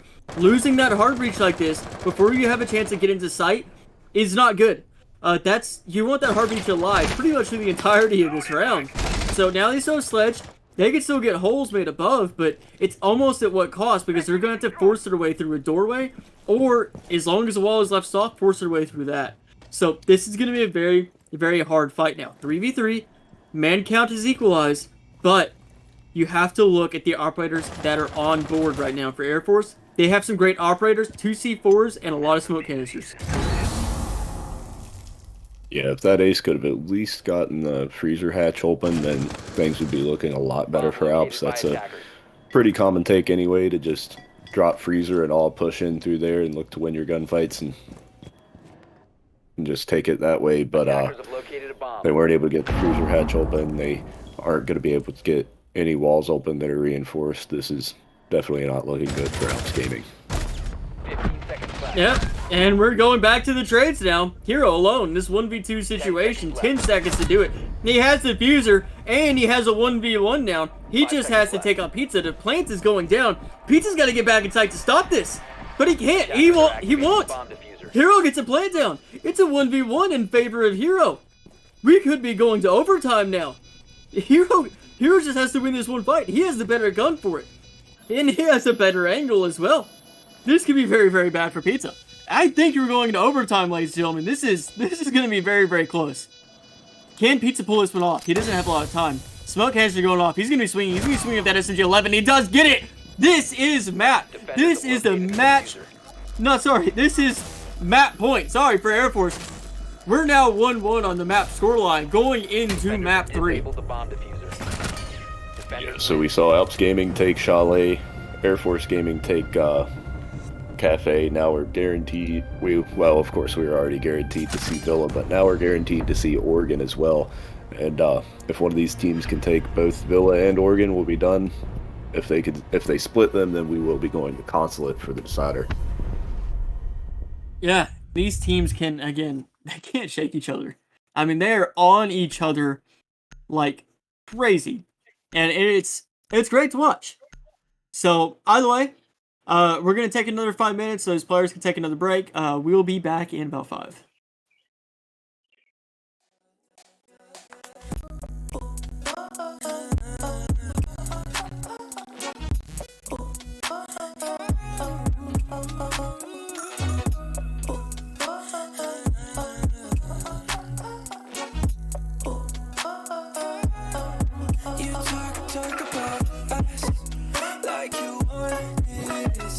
Talking like, ooh, we lost it.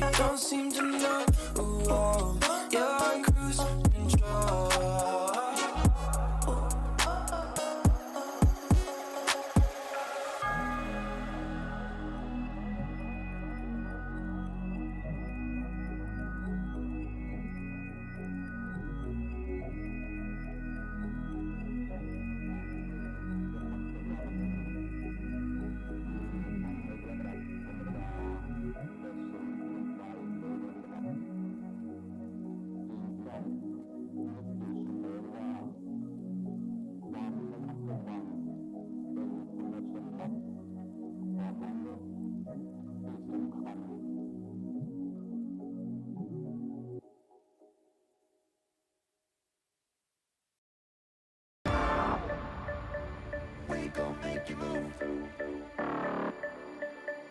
We gon' make you lose. We gon' make you move. So baby, let's open tonight.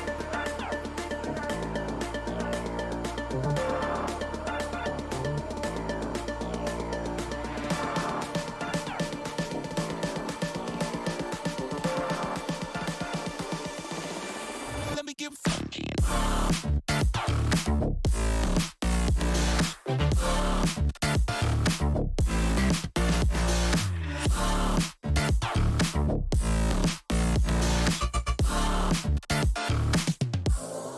Let me get funky.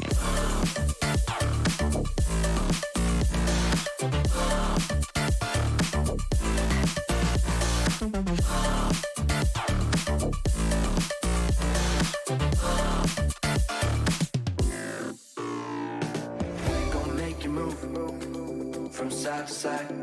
We gon' make you lose all inside your mind. Oh, we gon' get you through this just for one more high. So baby, let's orbit tonight. We gon' make you move from side to side. We gon' make you lose all inside your mind. Oh, we gon' get you through this just for one more. So baby, let's orbit tonight. Let me get funky.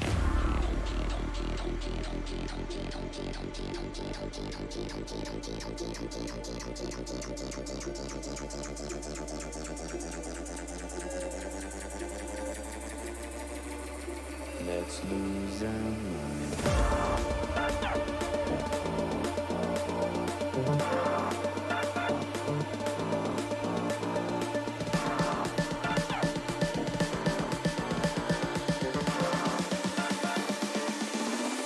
Let me get funky.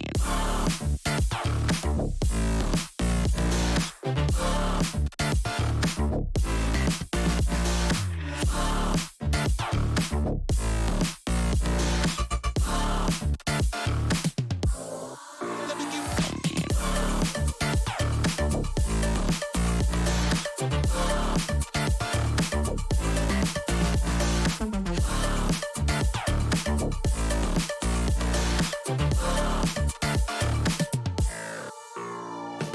We gon' make you move from side to side. We gon' make you lose all inside your mind. Oh, we gon' get you through this just for one more high. So baby, let's orbit tonight. We gon' make you move.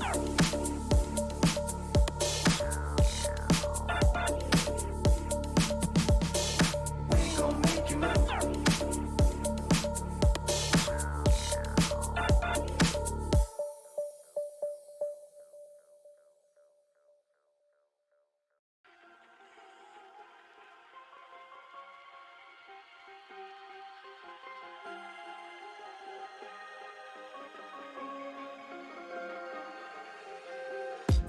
Keep me holding on. I can't fall now. You keep me holding on. I'll stay here forever. Keep me holding on. I can't fall now. You keep me holding on. I'll stay here.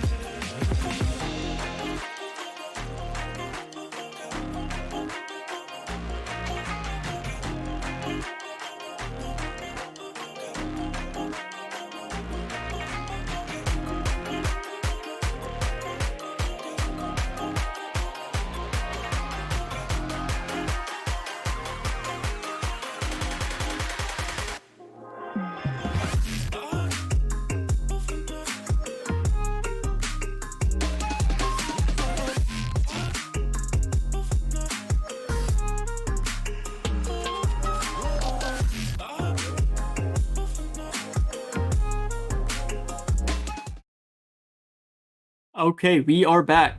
This is map 3 now, as both teams have been able to pick up a map for themselves.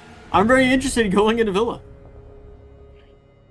Yeah, both teams have won their chosen maps so far. Alps Gaming is the one that chose Villa, so we'll see if they can keep that going. But we've seen Alps Gaming play Villa 3 times so far throughout the season and the playoffs.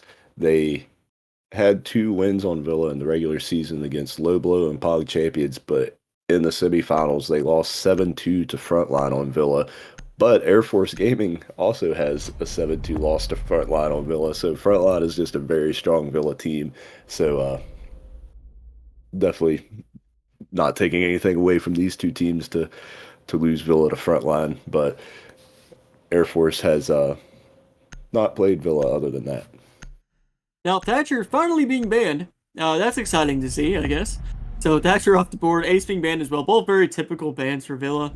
You know, Thatcher's one where I'm not going to sit here and explain how insanely powerful he is. Ace, on the other hand, for this map, is very, very strong. He's universally useful on any site on this map. You know, opening up study wall, opening up the statue wall. It's very, very big. He can be so strong. Well, my ban coming out again.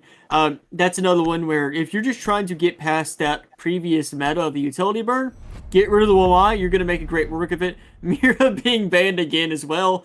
I'm not gonna sit here and explain that one again on why, but Mira is just probably never gonna get played today. Yeah, the Ace ban on Villa, you used to really see a lot of Hibana bans before Ace was brought into the game to deny that hard breach from range because obviously Maverick or Thermite have to go right up to the wall to breach it. And a lot of the important walls to breach here on Villa are on soft floors. So it could be really dangerous to try to walk up and place a Thermite charge. So now you see kind of a lot of Ace bans since he's going to do a much better job of getting those walls open. So now you have to choose between either the Thermite walking up to the wall or the Maverick, or open up smaller holes with Hibana. Now, Hero again, 6 picking to IQ, and that seems to be something we've seen just consistently all day. Especially considering we keep seeing Valkyrie on the board. So IQ is one that it's going to make sense to keep bringing when we keep having that Valkyrie. Valkyrie is so strong, period. It's very hard to find a map where you could say I don't want a Valkyrie. I mean, Valkyrie is so good at that intel game. IQ being the best possible real, counter you can bring for that Valkyrie, it really makes sense to keep bringing that as well. Especially if you can bring her and bring her well. One thing that's definitely interesting here is seeing the Clash pick from Pizza Time. So interested to see where this Clash is going to play. That can definitely be huge in any kind of coordinated team for just really burning a ton of time and being an absolute nightmare to deal with. Yeah, Clash can be a very, very annoying operator to deal with, period. Especially if the rest of the defenders know how to play around her. So, if Pizza can get in and be good at this Clash and do a little bit of cheese strats, that'll be very, really good, you know? It's really going to come down to, though, I think specifically, Pyro. Is Pyro going to be able to coordinate with somebody to deal with this Clash? Because Pyro's going to be their best option as Zofia. So, can they get in, can they deal with this Clash, and they can deal with it well? So far, not so well, because they're having trouble dealing with the Valkyrie that takes out the head of Hateful. Yeah, it looks like Hateful came in and saw that Clash, kind of went off in the other direction to deal with Astro first and loses his head. Yeah, and Clash is still here. Still ready to give out any intel that they need to give out, and it's going to be very, very hard. I mean, and I want to reinstate, this isn't a trophy statue defense where Clash is currently around. This is a Planes and Games defense. Scion takes out Hero, but Clash being over there is very big because they're trying to waste as much time for them to get over here, but now they're all trying to do the study side take. No one's going to go for that master side take anymore. So this is where Clash is going to be even more annoying. Yeah, and obviously that Clash forced Alps Gaming to say, okay, we're all going to rotate over to the study side and just push that, all push hard onto the study control, and that's obviously not working out for them, trying to funnel in through that one door and that one window, and now down into a 2v5, and the Clash has rotated over to hold them off from pushing into the study as well. Now a 1v5. So far looking like it's going to be a flawless round from Air Force, and TJR is in a bad situation. I'm curious if he's still going to even go for this, if he's going to just take his time, just kind of say, hey, let's think about what just happened this round. I'm pretty sure he's just going to take the time out here, and he is. He's going to keep it safe. He's not going to try to do anything here. Not going to make a push. There's no real point. He basically can't win this round. He doesn't have any grenades either. So he's just going to, talk about what just happened. Yeah, he has absolutely no way of dealing with this Clash. And we also saw Clash pinging just inside that study door there and twisted down below. Pre-placed a C4, so if he does try to push in, even if he isn't killed by a gun, as soon as he steps in that door, Clash is going to just tell Twisted to blow his C4, and it's going to be a free 15 kill. seconds left. Yeah, so I agree with TJR here. I agree with Alps as a whole on 10 saying, seconds hey, to go. hold up, that went really, really bad. Let's step back and think about what just happened, 5 because seconds to this is not good. So we can't have any more rounds like this. Let's take a breather. Let's refocus up. So Air Force takes round 1 very, very decidedly. So great round 1 from Air Force. We're going to go round 2 now and see what Alps can do to change this up.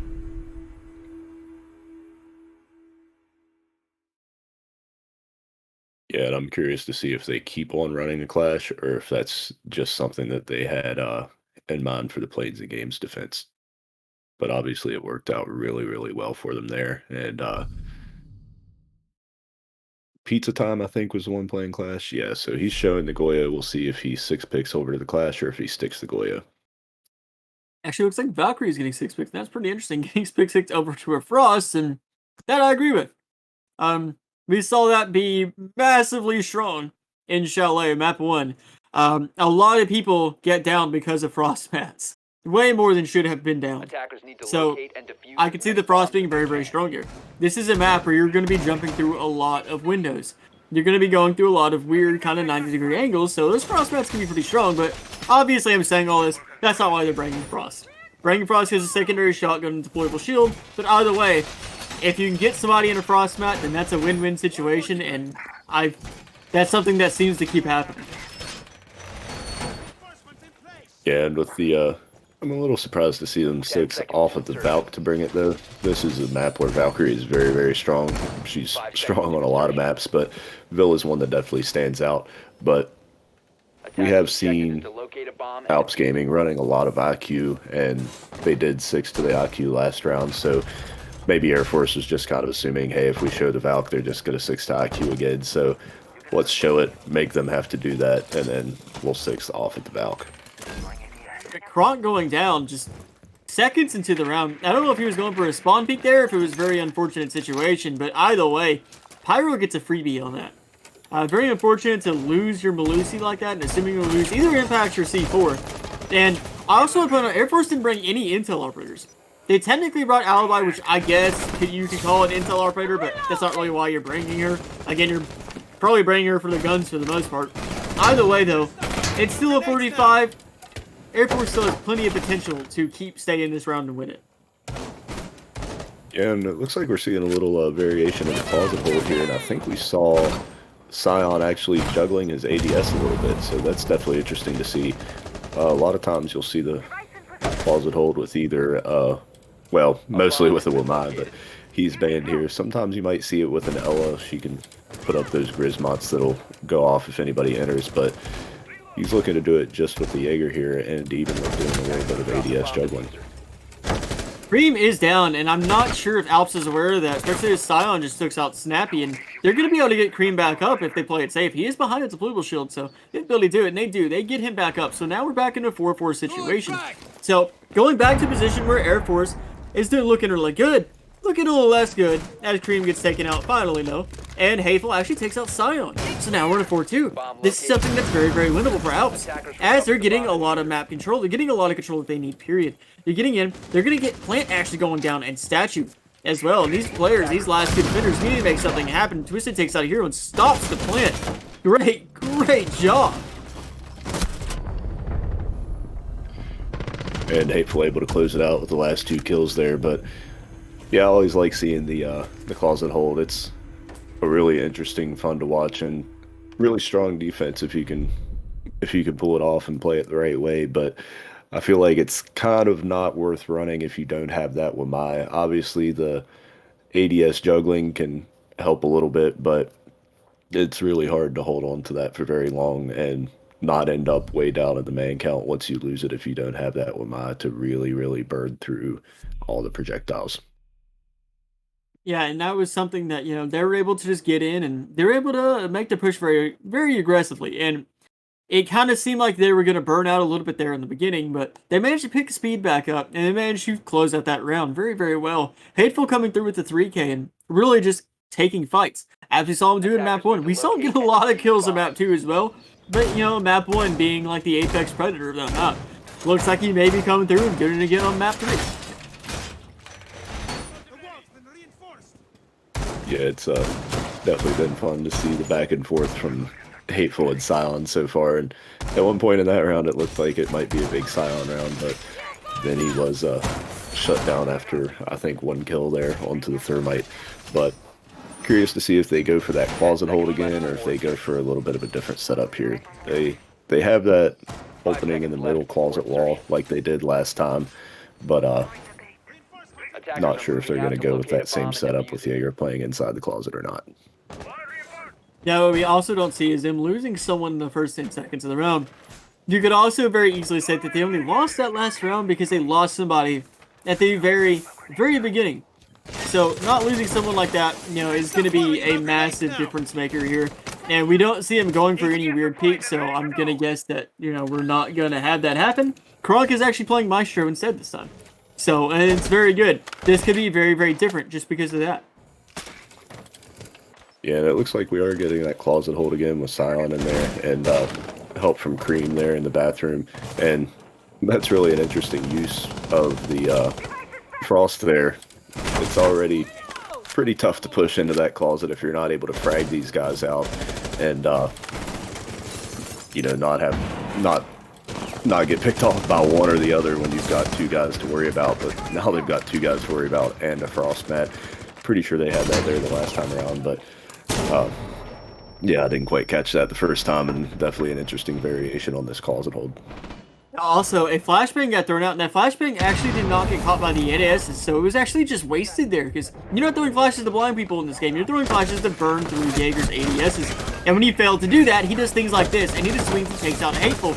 And he's still alive. He's still got a closet control, he's still got his ADSs up.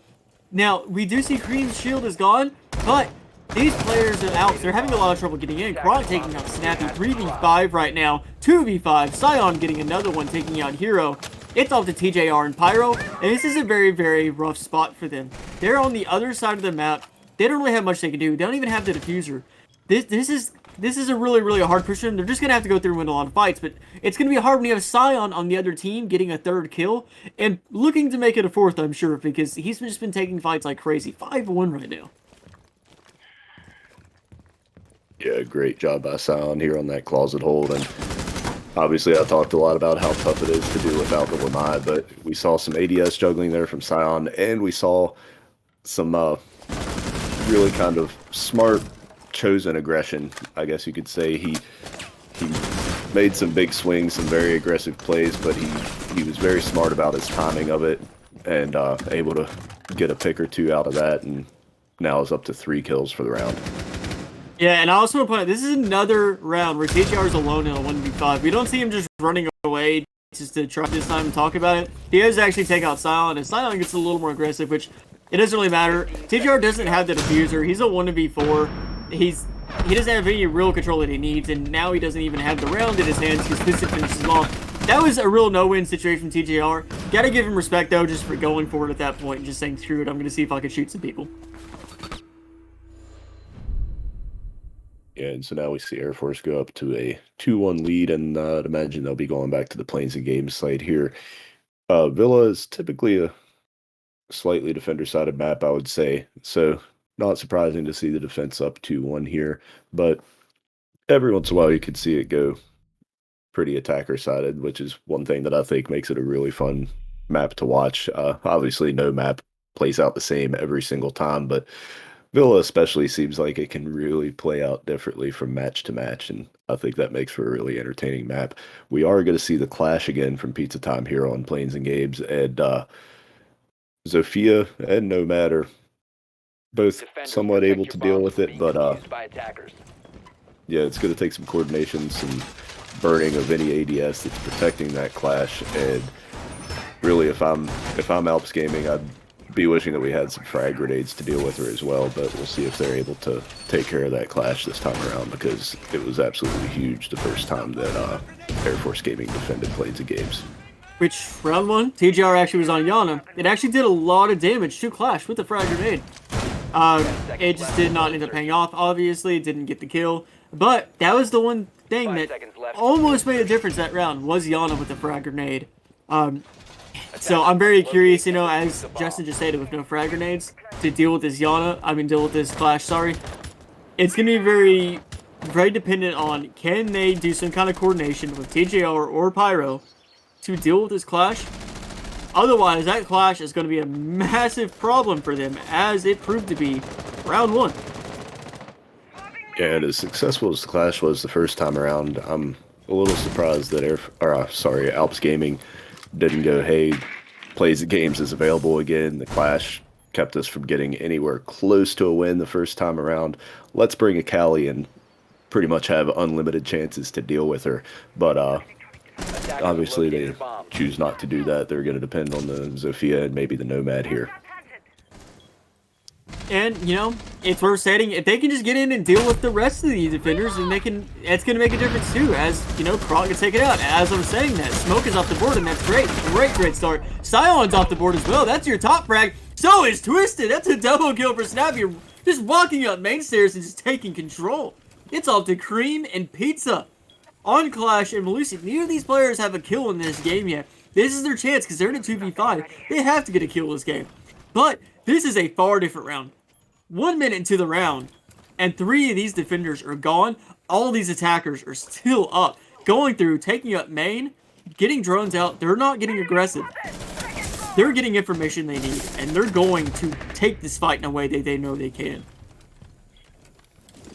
And we didn't see any specific counter to the Clash with the operator picks, but I'm sure the Clash weighed into the decision of the take that they went for. Instead of looking to clear across from Trophy and Statue, where the Clash ate up so much of their time and some bodies the first time around, they go for a push up main stairs, and once they went, they really went, and they didn't give that Clash time to rotate and make any difference in the round. Yeah, that was a great adjustment from Alps. They remembered how Air Force played that the first time. They really thought about it, obviously, and they said, you know what, let's just take everyone else out around the Clash, because Clash is really, really strong with a good team because of what the Clash can do to help the players around them. But if you kill those players around them before the Clash can do anything to help them, it doesn't matter. It doesn't matter at all. Now the Clash is a wasted pick, and that's exactly what happened. Clash alone in a 1v5 is a terrible situation. So that was great from Alps to really just deal with the rest of those operators before Clash. Yeah, and we saw a player in games. I think it was Kronk on the Smoke, holding a line of sight through a hole in the floor, looking down onto the bottom of main stairs, and that's absolutely huge for helping your player that's playing on main stairs. But Alps Gaming saw that hole, they were ready for it, they pre-fired it as they peeked it, got that kill, and as soon as they did, they jumped right on that main stairs player, knowing that he had no help, and it paid off absolutely huge for them. And we do actually see a Rooney being brought this time. Last time we saw Rooney get 6 picked over to the Clash. Rooney staying in the board this time. And Rooney's a really good, universally strong operator with what she can bring with those Surya Gates. If you're not aware, Surya Gates, you walk through them, you take 40 damage. You try to throw anything through them, it destroys it, and you can't throw anything else for at least a couple seconds before it finally goes away. But you need to throw something through to deal with that. So a Rooney is a very good entry, or a little bit of gadget denial type of operator. Kind of in the way of Jaeger and Wamai. Not quite the same, but still does the job just as much, especially when Wamai is gone and you don't have another choice. Yeah, this is a site where I'm a little bit surprised to see them totally depend on the Aruni for the soft destruction with her punch holes. We have no Smoke or Mute this time around. We saw Smoke on both of their previous Plains of Games defenses, but yeah, this site really has a good bit of soft destruction that you usually want to do, and that can be pretty time consuming with the Aruni, but I think we might have seen no, that wasn't an impact, that must have been an impact from Zofia there, but obviously they felt they could get it done with Aruni. but Cyro getting the opening kill, taking out Pyro. So that's great work. And again, I want to point out the Clash was giving out calls, giving out pings that whole time. And it led to Sion getting a free kill. Now there's another player that looks like they're going to push up these main stairs into Sion. And no, it's actually Twisted. Sorry. Twisted gets a free on Hateful. TJR takes out Twisted, gets the refrag. Now into a 3v4 situation. So it's going to be a matter of can these remaining attackers get in, get this man count equalized here, because that's what they want to gain. They want to gain that man count back, because it's really good, especially if Clash being the last one's alive. The less other defenders there are around the Clash, the weaker she becomes overall. Looks like they're trying to get Clash back in this fight using the Aruni, but Flash is going out, Push is about to go out as well. Cream takes out Snappy, 2v4 right now. All up to TJR and Hero. Very, very bad situation. Very, very rough for them. They're going to have a hard time getting through here, especially with Sion still being alive and taking out everyone else. 4 kills for Sion. Yeah, and we're seeing a lot of, all throughout all 3 maps, we've been seeing a lot of great adjustments back and forth, and those 3 Plains and Games defenses were the perfect example. We saw the first time around, the Clash was so strong over on the Trophy Statue side. Alps Gaming adjusted, went for that hard push up main stairs. Next time around, Air Force Gaming adjusted and put the Clash over at the main stairs. And yeah, we see those 3 rounds go back and forth. Now we'll see another Trophy Statue defense here to close out Air Force Gaming's defense half.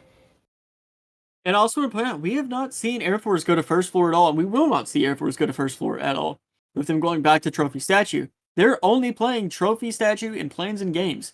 So that leaves a lot of room for Alps to make a lot of adjustments.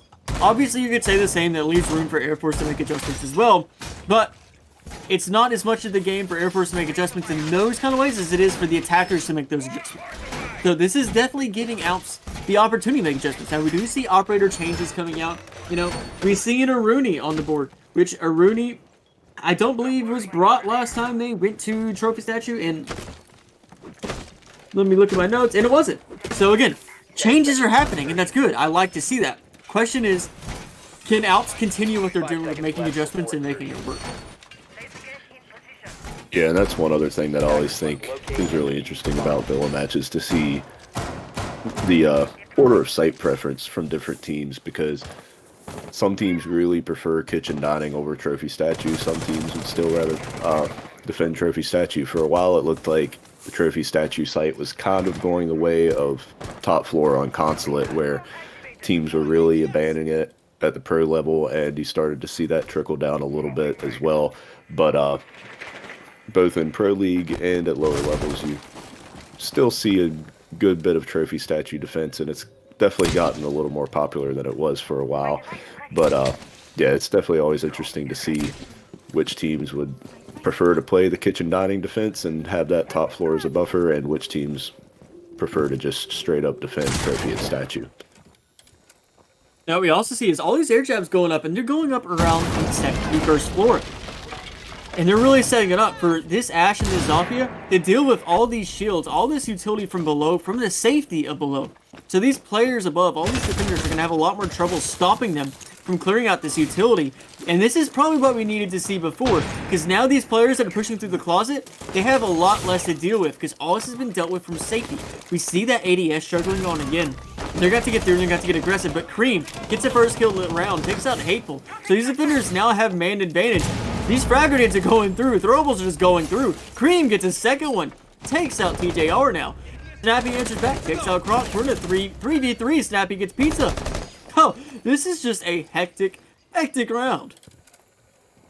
Yeah, and once again, some good adjustments there. Alps Gaming adding some pressure from below, and obviously really committing a lot to burning out those ADSs and looking to frag out Sion from that closet hold. And while that didn't work out, Snappy was able to get a couple kills and even things out. So I think they really had the right idea on clearing out this closet hold. It didn't work out, but they might still be able to pull out this round anyway, just off of gunfights. Yeah, the 3v3 situation, still have 50 seconds on the board, you know. This is something that's still definitely winnable. This is definitely a winnable for the players out. I mean, they just got to play a little bit smart here, win some, win these more gunfights like they've started doing already, and they keep doing it as Snappy gets a third kill in the round, taking out Twisted. Now we're in this 3v2. Main advantage is in the way of Alps. and they're getting through and they're going hard. Hero takes out Scion. It's all up to Cream, and he's taken out as well. Snappy gets a 4th kill for the round. He had a great adjustment there from Alps Gaming to rotate over to that trophy side, ignore that closet hold, make Scion have to come rotate and look to retake and help out his teammates when it's already pretty much too late. So a 3-3 split on Air Force defense. Now we'll see Alps Gaming go to the defending half, and they're going to start off with Planes and Games. And man, this is as neck and neck as it gets for a game period. You know, both these teams are up 1 map, and both those maps were very, very close. Now on the split, you know, changing sides, it's 3-3. And again, I want to talk about the trades again. Every time someone dies, someone else dies on the other side. And if 2 people die on one side, 2 people die on the other side. It's nuts seeing these trades come out the way they are. Both of these teams are really throwing everything at each other. They cannot shake rounds. I mean, if you look back at the round count, no team has won 2 consistent rounds in this entire map. It's been back and forth non-stop. So this has been a great game so far. Yeah, and neat to see a very different setup here from Alps Gaming. They're going to open up a line of sight from the Aviator plane sight into the study, and that'll let them challenge players from games as they're trying to push into study. It'll let them impact trick any hard breach going up on that wall, and on the games walls they can actually straight up shoot any hard breach off of that wall. So something that it doesn't seem like you see all that often anymore, but it's definitely a strategy that I'm a fan of. I think it's very smart, and curious to see how it plays out here for Alps. And also put out Kronk is back on the Jackal, and last time they had a lot of trouble making any real use out of that when they brought him before. But if they can make use out of him now, it could be really massive. Villa's a very, very good roaming map. It's a very, very large map at that, with 3 floors to it and a lot of horizontal spread. So this is definitely a map where that Jackal can be massive for just speeding up your whole process of doing this clear. And it looks like Air Force is trying to do this clear fast. Attackers have located a bomb. Yeah, and with those 3 stairways and the Nomad, her working along with the Jackal to clear out the roamers and then keep that map control could be absolutely huge. Now, a little over a minute into the round, and fights are now going to come out. Pyro and Cream both taking a little bit of damage on those red stairs. These fights are coming out very, very hot, and they're trying to do this master side clear, and they're doing it very aggressively. As they're really trying to get Pyro to leave, and I believe they have. I believe he fell back. Pyro's losing a lot of health for it, and he's actually looks like he's going to do a flank up main. 2 people doing a flank up main. This could be massive. It's these players, I mean, they can make something work out of this. Snappy takes out Twisted. All these players are back in sight. They're all alive, other than one of the players in Air Force on their attacking side. Now down 5-4. Yeah, the round is looking pretty great for Air Force, making a lot of very fast progress on their room clear and getting good map control very quickly, and forcing those Alps players to fall off and go rotate back up main stairs. But then Alps players just start getting the kills, and suddenly they're in a 5v2, and things aren't looking so good for Air Force anymore. Yeah, Snappy if that SMG-11 is snapping them back, and that's really, really great to do. I mean, the SMG-11's not an easy gun to be good with, especially when you're going against much better guns. Now, fights keep going out. Hero and Snappy swing quick. They take him out, and they take him out together. Great round from Alps. That's a flawless round. So, awesome work, you guys. Yeah, definitely a good job there of supporting each other, falling back when they need to. It looked like I said, Air Force Gaming making very fast, very good progress on map control and forcing those Alps players to fall back, but they were still able to hold strong and pick off Air Force Gaming players before they could get into where they had any map control that was too meaningful there. And so now we're going to see a trophy statue defense here from Alps. And we actually see a Valkyrie 6-pick as well, and that's something that we didn't see a lot from Air Force, if I recall.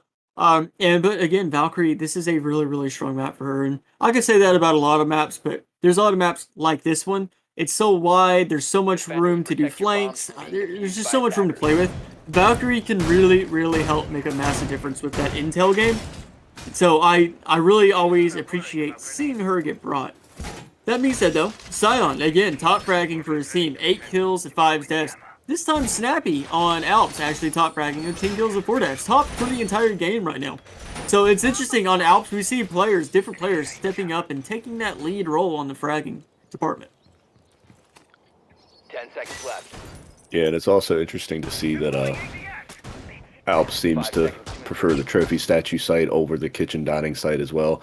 Attackers must Doesn't look locate like and much, defuse the bomb. well, a little bit of extension over here into the A bomb has plays been and located. games study side of the map. And now we see Valk coming over here as well. So looks like we're going to see a lot of horizontal extension here from Alps Gaming. Look to burn time on that study side clear, which is exactly what Air Force Gaming is looking to do. So definitely what you were hoping for if you're Alps Gaming, judging by the setup and positioning of their players. And Hero able to get a great opening kill off of a bullet hole. Yeah, not on anybody, just anybody, I mean. Taking out Sion, that's top frag that I was just bragging about. That's a great opening kill. So, that's when you really, really don't want to lose. If you lose your hot hand beginning of the round, it could be really, really detrimental for you throughout the rest of that round. It can really set the pace. That player, those entry players, you know, while they're usually playing operators that it's not so bad to lose early on, the energy they set, the pace they can set, can be really, really good to really play off of the rest of your team. So we're going to see if the rest of Air Force can really pick that up and really change it around. Hopefully they can get a refrag here, but instead they don't. Hero gets a second kill with his C4, and a third kill taking out Kronk now. Hero cannot be stopped right now. Hero is just going off and just trying to kill everyone. Yeah, Hero's still got his ace bid alive here, as Twisted and Pizza Time are the last two over on that study side, and he's still here on red stairs. Obviously off to a very good start to the defending half here for Alps Gaming. Tactical bomb diffuser has been dropped. Hateful taking down Pizza, so that puts us now in a 5v1 situation. Twisted's the only one alive. Probably not going to be able to get up Pizza, so might as well assume that they're dead, because they're in a really bad spot. Either way, though, Twisted, 1v5 now. This is a really, really rough situation. Pretty much, again, an unwinnable situation. I feel like I've said that so many times this game now, but it keeps happening. I again want to talk about a Hero. Very low on HP and taking out 3 of the players. They're going to try to get Pizza up from the looks of it. They're not going to be able to, though. Finally bleeds to death. It's all Twisted. 1v5. Doesn't have diffuser. This is very much a situation where you can't really come out of. Yeah, they know he's over around that bathroom or master bedroom there, and he's got 40 seconds, but he's probably just going to kind of chill and take a timeout here. Oh no, he's going to see if he can get a quick kill off the skylight there, but he knows that there's not really any hope of pulling anything off this round, and now, yeah, we see him just doing a little dance and using this moment to take a tactical timeout for his team. Yeah, and this is another one where we saw this happen with Alps round 1. They took a tactical timeout, TJR it was. Took that tactical timeout, and it was kind of needed, you know? Now we're seeing it from Air Force. They just lost 2 rounds in a row now, and this one getting to a 5v5, or a 1v5. Sorry, you really have to think about what just happened. What went wrong? Why did it go that wrong? Why did we let a Valkyrie, of all operators, hurt us that bad, with losing very little health? So, really think about that. Try to stop the momentum as well of Alps, as they're now going up to a 5-3 situation. 1 round away from match point.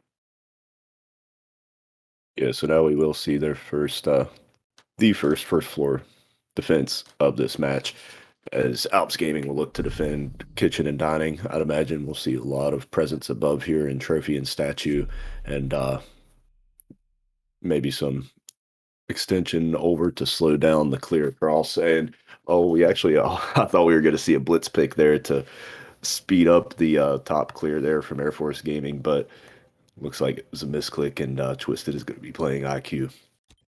And I also want to point out, last time a Valkyrie was brought, so the IQ would make sense. This time Valkyrie is not being brought, and so the IQ is going to have a little less effect on this round.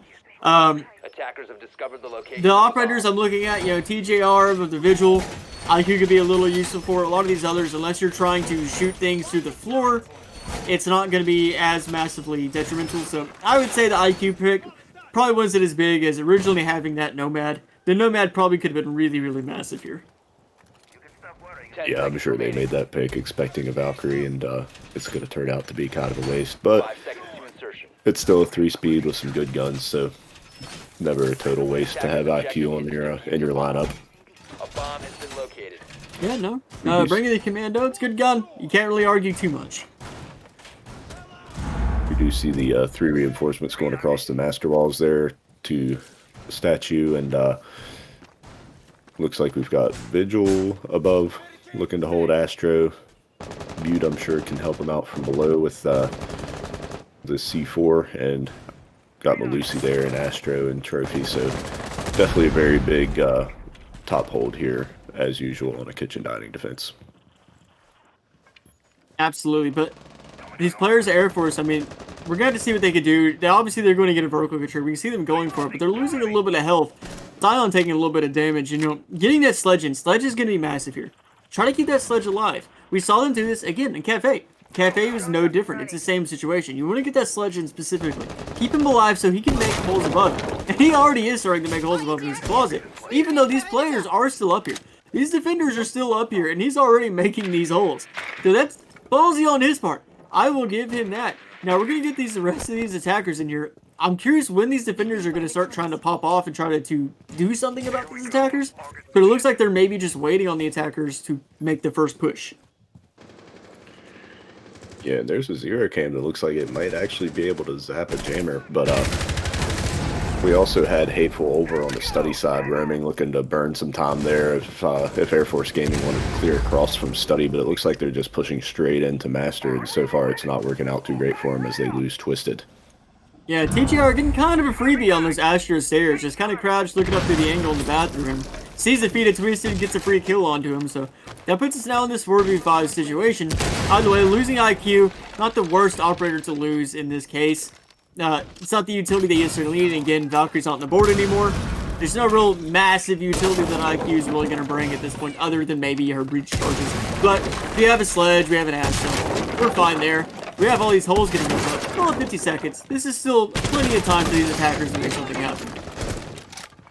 Yeah, and on the side of Alps Gaming here, they obviously fell off. They got 1 kill. They burned time down to almost down to a minute remaining in the round. So they said we're happily going to take our 5v4 and fall back to site and look to deny this execute onto the site when it comes down to it.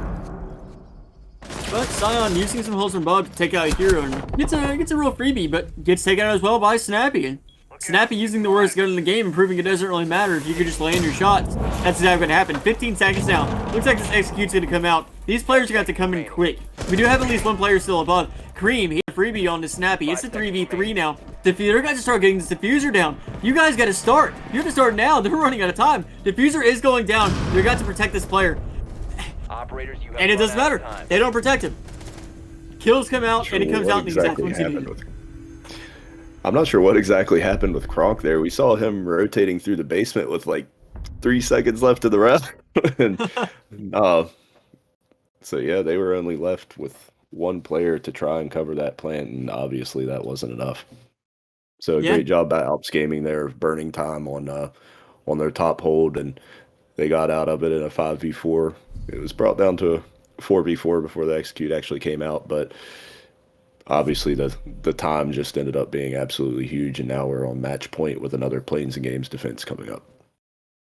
And we were here before. Last time, I believe it was the other way around. Air Force was up 6-3, and then Alps started winning a lot of rounds. But Air Force did end up closing it out. So, is this what's happening this time? Is Air Force going to do a little bit of comeback here? They need to win 3 rounds consecutively to put us into an overtime situation. Alps just need this 1 round. If they win 1 more round before those 3 potential rounds happen, then we go to match point situation here. That puts us in a 2-1, where they just need 1 more map, and they close out this entire tournament. Yeah, and the next map is Oregon, which was chosen by Air Force. So 5 seconds remaining. obviously, if Alps Gaming is able to close this out, they're looking good at the moment to continue the trend of each team winning the maps that they choose. So if that holds up here and Alps is able to take Villa, then Air Force Gaming is going to have to win their Oregon choice in order to force it to a map 5 on Consulate. And while I understand, you always want to win your maps, it's also worth noting here that Oregon is a map that a lot of teams can say they're really comfortable with. And that's not saying anything bad about Air Force. Obviously, if they picked Oregon, they like it. But it doesn't really matter when Hateful comes up and gets 2 freebies taken out Scion and Krunt. Going back to what I was saying, Oregon's a map where everyone has played a million times. Everyone's a little comfortable in Oregon. But Hateful, I'm curious what he's doing right now. Either he's trying to calm himself down. I think he's probably calming himself down because he just got 2 really, really unnecessary freebies there. Yeah, I was a little afraid that he was lagging out there for a second watching him walk backwards staring at the wall, but maybe he had some kind of mouse or keyboard issue or something. Looks like he's okay now, but Hero with another kill to cut it down to a 5v2, and it's looking likely that we're just about to head to Oregon. Air Force Gaming, we saw the first time around when their Planes of Games attack, they looked to clear across from Trophy and Statue, and they were able to take pretty good map control pretty quickly, but then things fell apart pretty quickly after that. This time they looked to go for that main stairs push, and it stopped dead in its tracks before it really even started. Now, these defenders, they know where these last 2 remaining attackers are at, and these attackers are going to have to do something very wild to pull this one off. I mean, they're in a 2v4 situation, and they don't have any control, really, that they need. I believe neither of them are even in the map right now.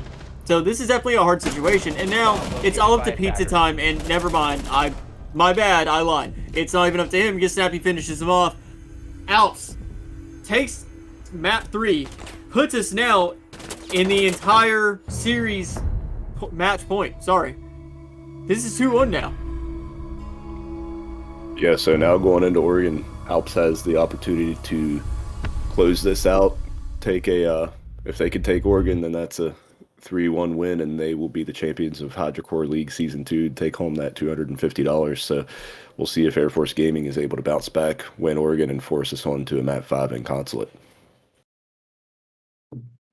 This has been a insanely close game. I want to keep pointing that out. We're going to go straight into map 4 now of Oregon.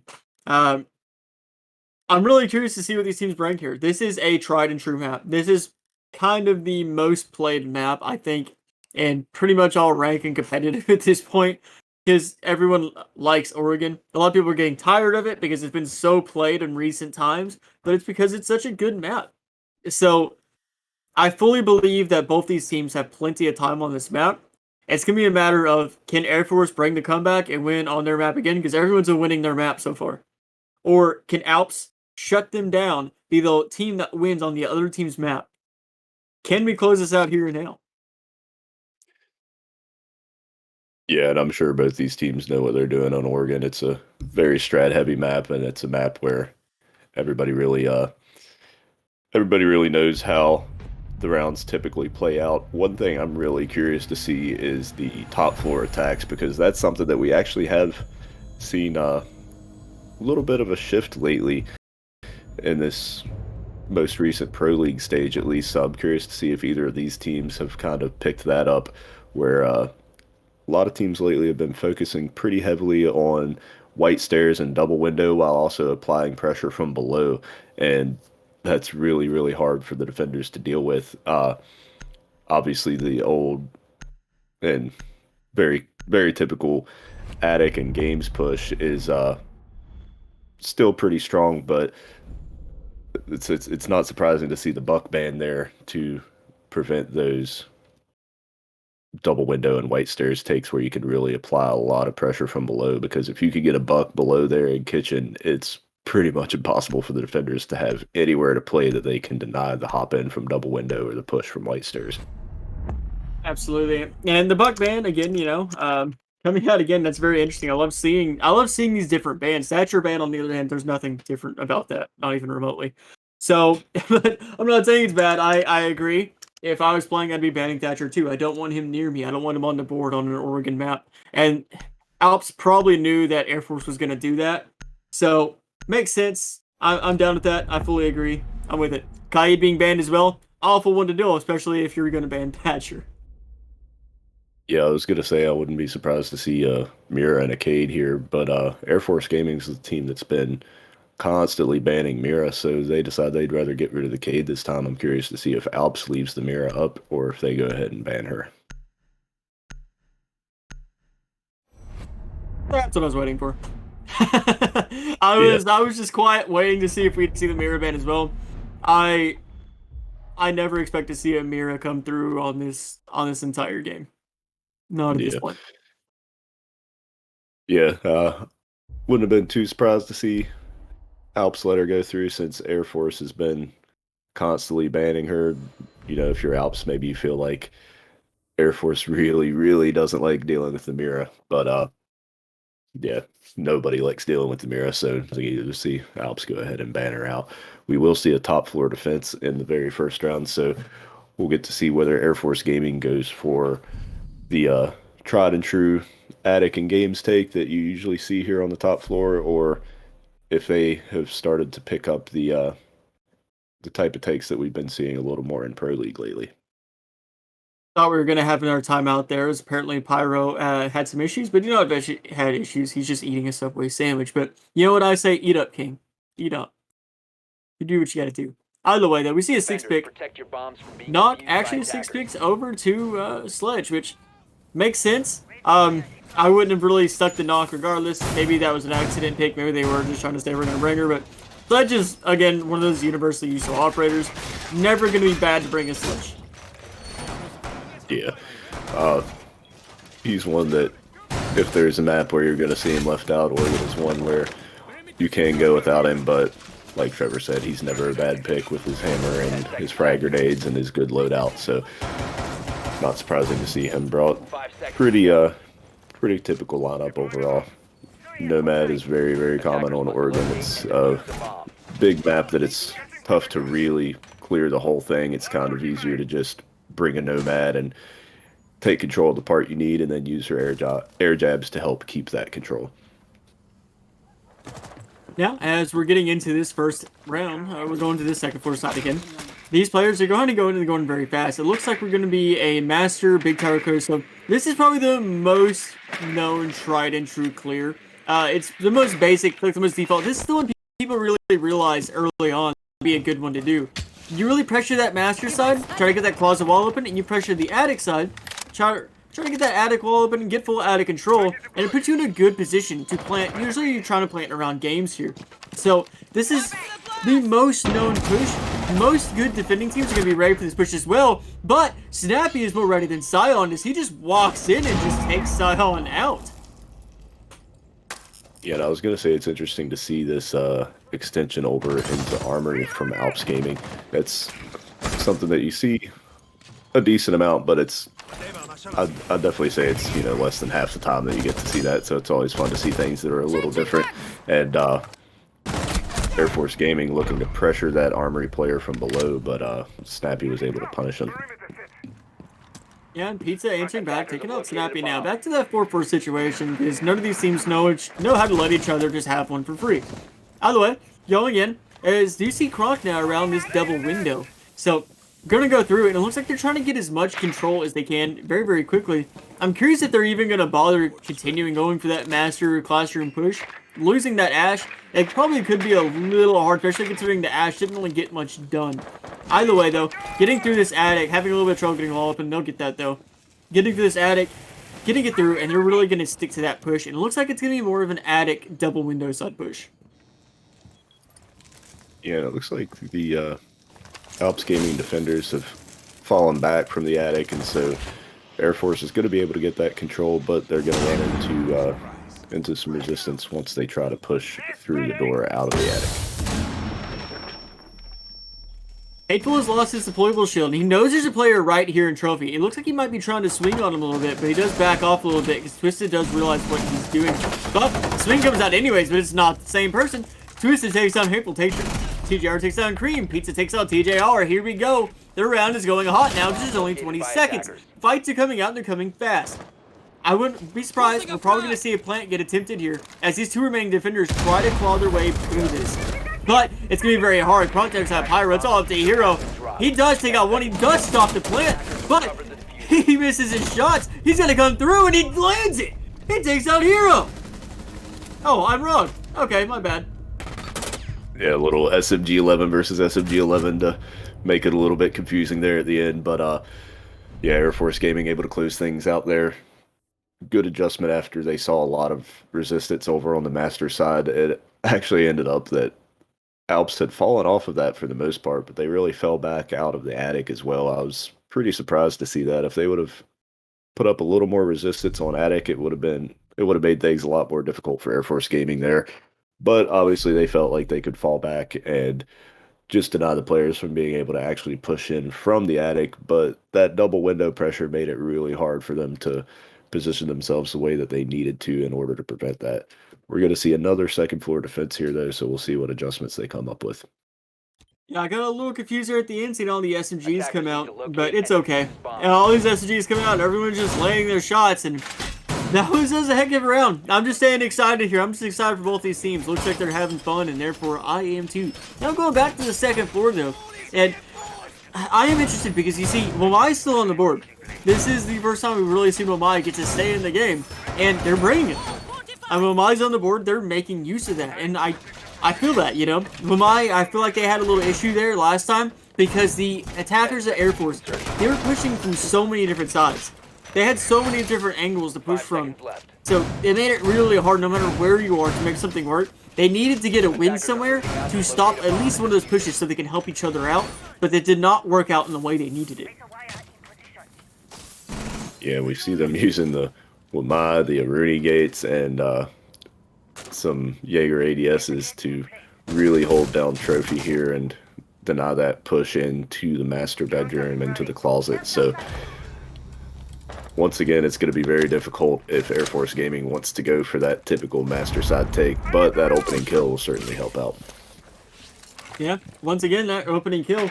I believe Snappy, no, Sion was the opening death last time. Snappy got the opening kill last time, so again, though, losing that player again, I mean, it's going to be really rough. Now losing TJR, who is also playing below. I'm not even sure if it doesn't seem like they even realized that they actually took him out, but they did. So he's down. He's going to be retrievable, but it's potentially going to be a death situation to retrieve him because all the rest of these defenders are upstairs with attackers trying to push them.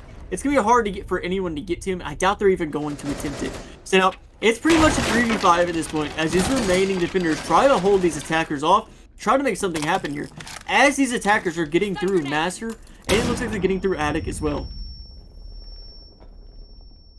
Yeah, and I'm really surprised to see just how quickly Air Force Gaming was able to deal with that shield and trophy. We saw Snappy die very quick. I'm not sure whether he went for a spawn peek or what the situation was there, but then right after that, when we cut over to the view from Hateful playing there in trophy, we saw him kind of scurrying away as the flames were all across the floor there from that shield being cleared out. So great job by Air Force Gaming to clear that out, but we see Alps Gaming able to bring this back to a 3v3.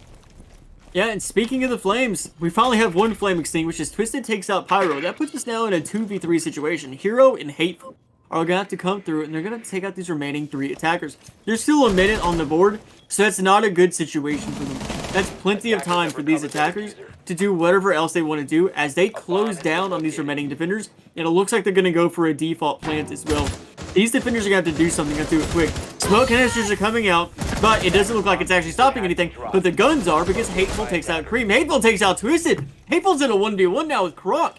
This is a very winnable situation, and he does some damage, but it's going to get rough, really rough. Croc does finish him off, though. Croc barely claws out that round. I really thought that that was going to be a round Hateful was going to pull through on.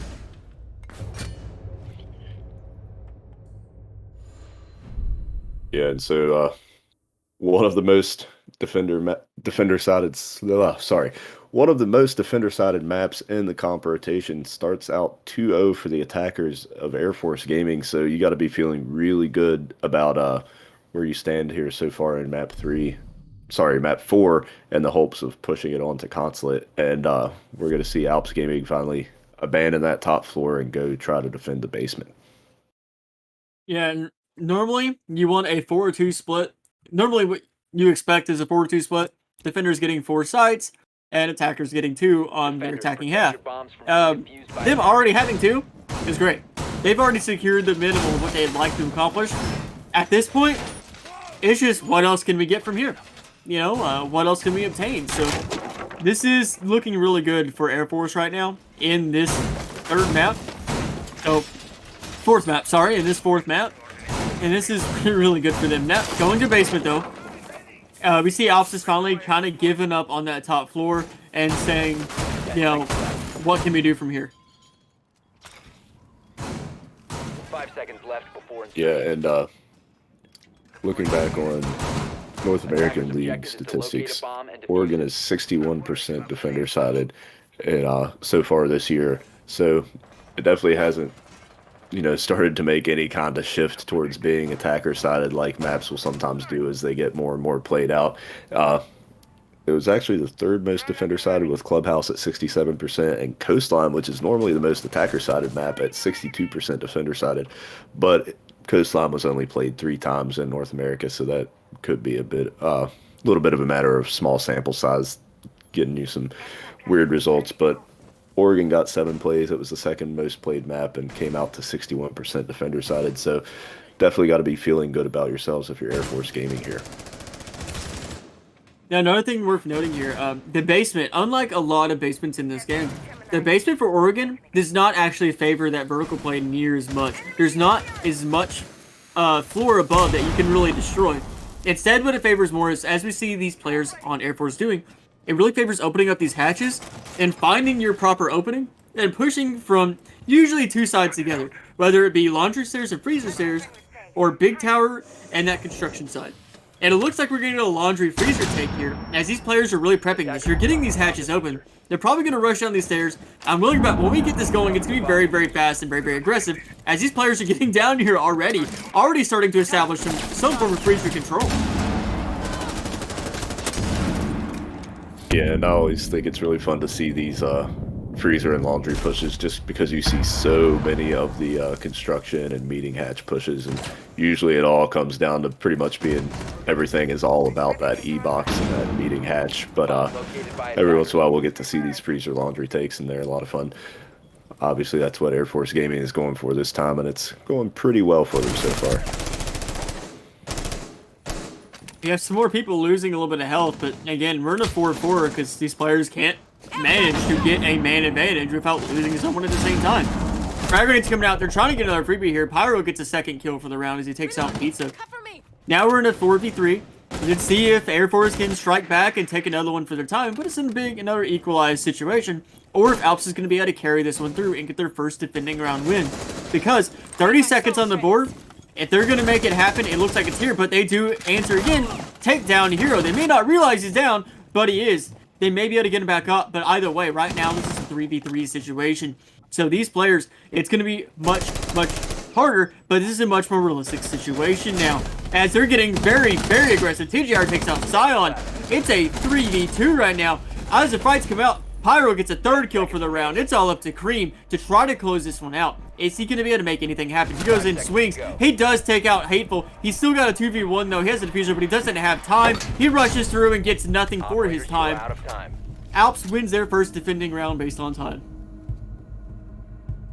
Yeah, that was a great example of why those freezer laundry takes could be so fun to watch. Once you get to where the attackers are in laundry and in the freezer, they don't necessarily have a clear path to go in and plant yet, but it's kind of a situation where both teams are in a really uncomfortable spot. They really feel like they need to get another kill or two to really open things up. So we saw a whole lot of shots back and forth, gunfights back and forth, and Alps Gaming able to come out on top and get their first win. And now they're going to go back to the top floor and hope that third time's the charm here.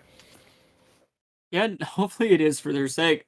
It is very interesting. Again, we saw this before where one of the teams did not want to go to that second floor side at all on Villa, and I believe, let's see, I believe it was actually Air Force. Yeah, they didn't want to go to first floor at all on Villa. They stayed second floor the entire time, and now we're seeing it from the other side. I mean, these players, they're avoiding that first floor at all costs. They're going basement, they're going back to the top floor. So that's very interesting. This is one of those maps where every single site is viable. You know, no site is bad. Every site is very good as long as you can play it right. So that is definitely interesting to see within itself. Yeah, and the kitchen dining site is one that I always felt like was really underrated. And then with the Jaeger and Lamai nerfs, it kind of lost some of its strength. A lot of it depended on that shower hold, which is usually going to be done by Lamai, and that kind of became a little bit less viable than it used to be. And teams have kind of started to abandon that and go for the kitchen meeting site, but that's a very viable site as well. So having lost the top floor twice already, I'm a little bit surprised that Alps Gaming doesn't go for one of those two first floor sites, but it looks like they have changed their defense up quite a bit here with a pretty heavy room here on the bottom floor, or first floor, sorry. Which could be very, very good, and especially if Air Force isn't prepared for this. If they're not ready for that changeup and they're still predicting Alps to play the way they've been playing those first two times, that could be a massive difference maker here, especially if they get caught off guard by some flanks. As we see, there is a Nomad that could be very, very problematic for Alps, especially if they start losing their lives like this, as Twisted takes out Hero and Pyro loses a lot of the health as well. So this is starting to look like a really, really good round for Air Force. Yeah, and we see Scion very quickly taking control of Trophy. They've got that Habana in there getting her pellets up on the closet wall, but they are jammed, so it looks like Scion probably is going to rotate to where he can deal with that vertically from Classroom. Yeah, now we have Alps actually snapping back and taking out Cream now, so it puts us back to a 4v4 situation. Nomad, I'm pretty sure, is able to get most of their air jabs down there, so that's really good spot though. Scion losing their life is really rough. Losing it to Snappy. Snappy's doing great so far. It's the second kill for the round. Krot coming in hot, taking out TJR, puts us back to a 3v3. Again, these players constantly taking one when they lose one, and it's just great play. Really shows that they understand how to play this aggression. Twisted finally shutting down Snappy, which needed to happen, because Snappy's been doing great so far. Yeah, it looked like Kronk there sent a zero cam up just inside that door at the top of White Stairs, and when that went out, it seems like Snappy thought maybe that was an opportunity to swing on somebody at White Stairs, but Twisted was waiting right there, aimed at the door, and able to pick off a pretty easy kill there. Yeah, now it's all up to Hateful and Pyro in this 2v3 situation. 30 seconds on this board right now. This is Air Force's game. They're going to have to get in here. They're going to have to make something happen. They look like they're stalling out a little bit. I'm assuming we're about to see this push happen. We have Yellow Pings actually come out because they know where Hateful is. They land shots on him, but he lands more shots on them. Krot does finish it out, though, from the window. Hateful's down. It's all up to Pyro in this 1v3 situation. All the players on Air Force have lost a little bit of health, but Pyro has even less health. He's in a very, very bad spot as this plant is going down. He's going to take a lot of fights. He's going to take it fast, but instead they take him out. Kronk finishes off Pyro. Another great attacking round from Air Force. Yeah, and so I'll be really surprised if we don't see Alps go to the first floor here after losing 3 defending rounds on the top floor. Yeah, this is like, I'd really like to see them go to first floor. I want to see them change this up now. Obviously, top floor's not working out, and it looks like they're going back to top floor. Okay. Hopefully they can make the adjustments then, because they're having so many issues with this top floor. And I know they're a good team. I get it. They're bringing Clash. I'm excited for that. I'm gonna see if they stick this Clash. That could be a 6-pick, and it is. Never mind. I was for the Clash. I was completely for it. I thought that could have been a great pick. It looks like we're getting a 6-pick from the Ashes Sledge. I don't know if that's because of they're worried about the Clash. That could have been massive. Attackers need to locate and defuse Yeah, as many bombs as they can. When they first showed the Clash, I kind of felt like, oh, okay, if you're gonna try the top floor again, you know, that's a big change. That's something that can really change the way this is gonna play out and could justify trying it a 4th time after you've already lost it 3 times. But they 6-picked off the Clash, so we'll see what other adjustments they come up with here. But I'm really surprised that they're not going to the 4th floor or first floor for this defense.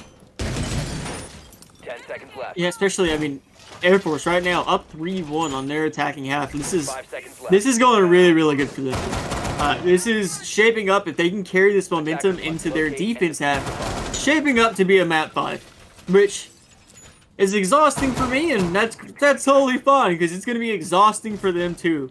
So you really got to wonder what the energy levels are looking like for these players. I mean, we see Scion currently has 0 kills. He has been going off like crazy so far until this map, and now he is 0-4, and that's really rough. But Air Force, even with Scion now 0-4, they're still winning. They're still 3-1 because Kronk stepped up and now he's 8-1. So it doesn't really matter so much if the rest of your team can still step up when you step down. Yeah, that's always something that I feel like is a big part of any team that's really good. That you have guys that are all capable of stepping up, and you're not just depending on one person to be getting your kills. And if they're having a bad day, then you're really in trouble, And obviously, it looks like that's the case for these teams, as we saw Hateful just absolutely go nuts in the first map, and then Scion go nuts in the second map, and then last map I think it was Pyro that really stepped up and put up a ton of kills, and now we see Kronk going off for Air Force Gaming. But he does get an opening kill and then gets shut down right back as Hero and Pyro jump off. Scion gets his first kill though, taking out Hero. Already in 3v3. Halfway through the round. Someone dies, someone else comes back, and I've said this every round, and I'm excited to see it. It's fun.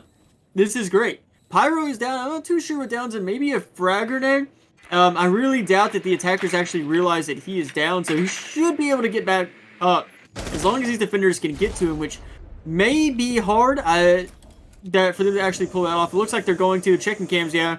They'll be able to get Pyro back up. So it puts us back in this 3v3 situation, but with Pyro very low on health. So these players on Alps are going to have to get a little aggressive here. I almost ran out of time on getting Pyro up, though. Yeah, it looked like they wanted to get him to crawl back over to Attic where he was on a solid floor before they went for the revives, just so they didn't have to worry about any kind of frag grenades or ash charges or anything from below. But now we're right down to a 2v2 with about 35 seconds left in this round, so we'll see if Alps can finally close out a win on a top floor defense. Now, this is Scion's chance to wake up. This is his chance to go back out and start being the fragger that we know he can do. It looks like they had a little bit of faulty information on the ping, or they might have been trying to deal with something else. I can't really tell what. Either way, though, they're getting in, though. Frag grenade sent out, did whatever, hopefully, it needed to do. Flashes are going out. We're going to have a very hard push, but it's going to be a death push as Pyro takes out one. Scion takes out Pyro. It's a 1v1 now. He has to go for this fight. He has no choice. And he goes for it, but he misses. Hateful swings and wins. Alps gets a second defensive round win, going to their final defensive round now on round 6. Yeah, now they're able to go back to the basement. So, guess a little bit of a caster's curse there once again, as we talked about how much we were really surprised to see them going for the top floor once again, and really felt like they probably should have gone to the first floor. And, maybe if they are going to go top floor, that clash could have been a good pick to stick, but they 6-pick off the clash, they go top floor, and they win the round. So we'll see if they can take this basement defense and get a little more comfortable with the 3-3 split, even though I'm sure they would very much like to go 4-2 on defense on Oregon. Absolutely. But if they can at least bring it to a 3-3, then, all you got to do is come back on their attacking half and just go off. Maybe this is just an attacker-sided game today. Who knows? Either way, this is your chance. Let's make it an even split. Or Air Force is going to be sitting very happy going into defense, because the Air Force can pick up a 4-2 half on their attacking half. They're going to be very, very happy going to their defensive half, and there's no doubting that. Now, the defender lineup we see from Alps is probably about as standard as it gets. This is probably the most meta defense lineup you can get right now. Attacking lineup is a little different, but I would say the attacking lineup is probably a little bit closer to current meta versus the old meta, the more recent meta that we're seeing from Alps. 5 seconds remaining.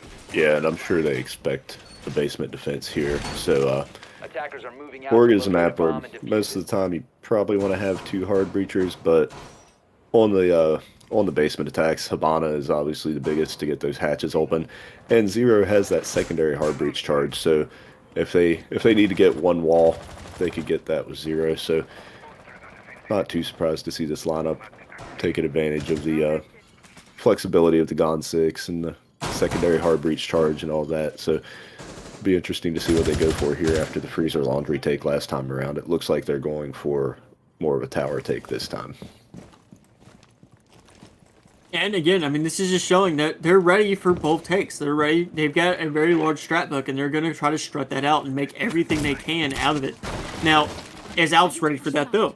Is Alps ready for that other side take? And that's what's going to be very, very important here. Last time they managed to pull it out. Are they ready for this one? Let's see if they can make this happen. Now, these attackers, they're getting in. They're getting everything open they need. And again, I talked about hatches last time, and that's what's very important. There's not much vertical play you can do here on this basement, but these hatches, they become pivotal. Now, we do see a rotate happening as well going to the construction side.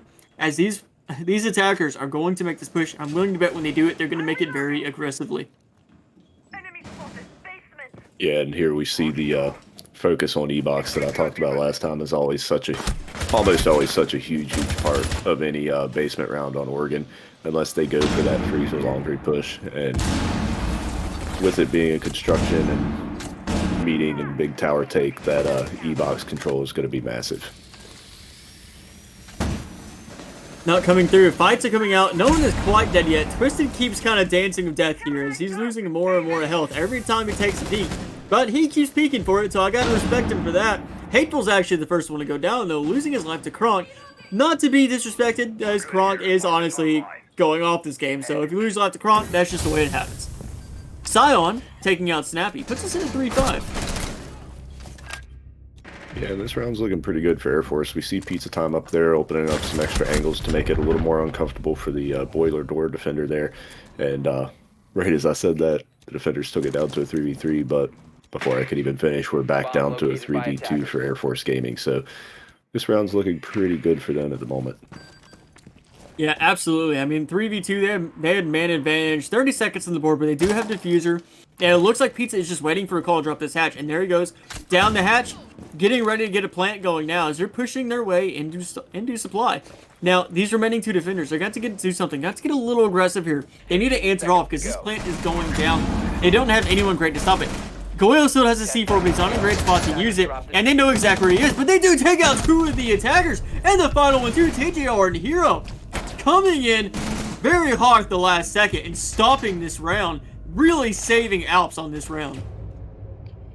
Yeah, I was just about to say, I wonder if they have good coverage on that freezer door, because we saw one player over there at Pillar, but you can't really keep him from denying the plant from the freezer door. You can deny that default plant from inside the freezer through the doorway there. So I was wondering if they had good coverage looking all the way through that doorway rather than just that angle over there from the pillar. And obviously they didn't, and he was able to clutch that round out and bring it to 3-3.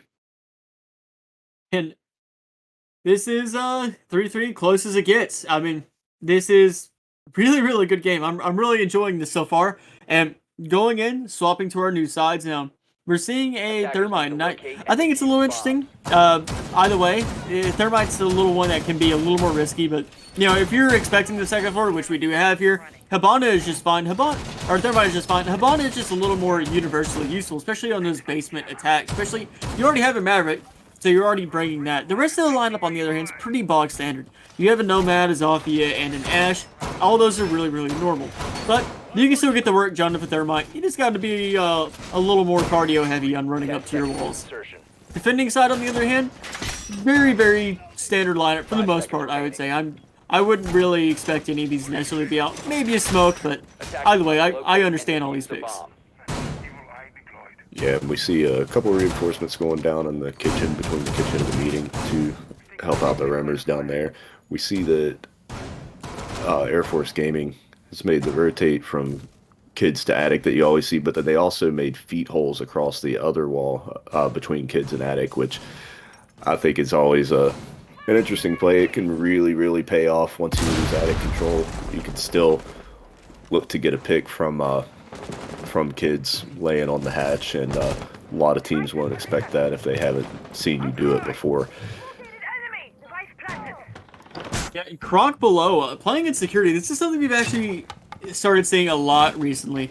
Kronk actually playing the security, and what he has is, he's not looking at it yet, but there's a hole in the ceiling of security that looks at that big double window that leads into bunk. And that is a great hole. If they try to jump through there and they don't realize that that hole's there and they're not ready, he can get a free kill on that. But actually, it looks like Alps is getting very aggressive here. They may be just going for a fast take. Maybe just trying to push their trophy. Just get it as fast as they can. They are joining this player out. They know where Kronk is. It looks like they're maybe just trying to deal with him. But They're doing him for a lot of angles. This could be very, very bad from him. Yeah, and he's got that security hatch open that he can drop if he needs to, but yeah, things are starting to get pretty hot down there in security for him as he's getting pushed by the Sophia over in Green Hall and Maverick working on the meeting walls there. KGR taking out Twisted. That's our opening death and opening kill from the round. Losing the Maestro is never good. Scion's out. TGR gets a second now. Pizza Time does answer back. Take out Snappy. And more kills are coming out. Kronk takes out Hero. Puts us into a 3v3 again. 2 kills. Coming out very, very fast. These teams are having so much trouble shaking each other right now. These trades come out very, very fast, and they don't suck. Now we're 1 minute on the board. The attacking team does not have the diffusers, so they're going to have to get here, and they're probably going to have to win some fights to get through it. Yeah, and it looks like Kronk did end up using that security hatch to drop down to the freezer and then was able to catch Hero there as he was trying to go find Kronk and get him out of there before he could do any damage.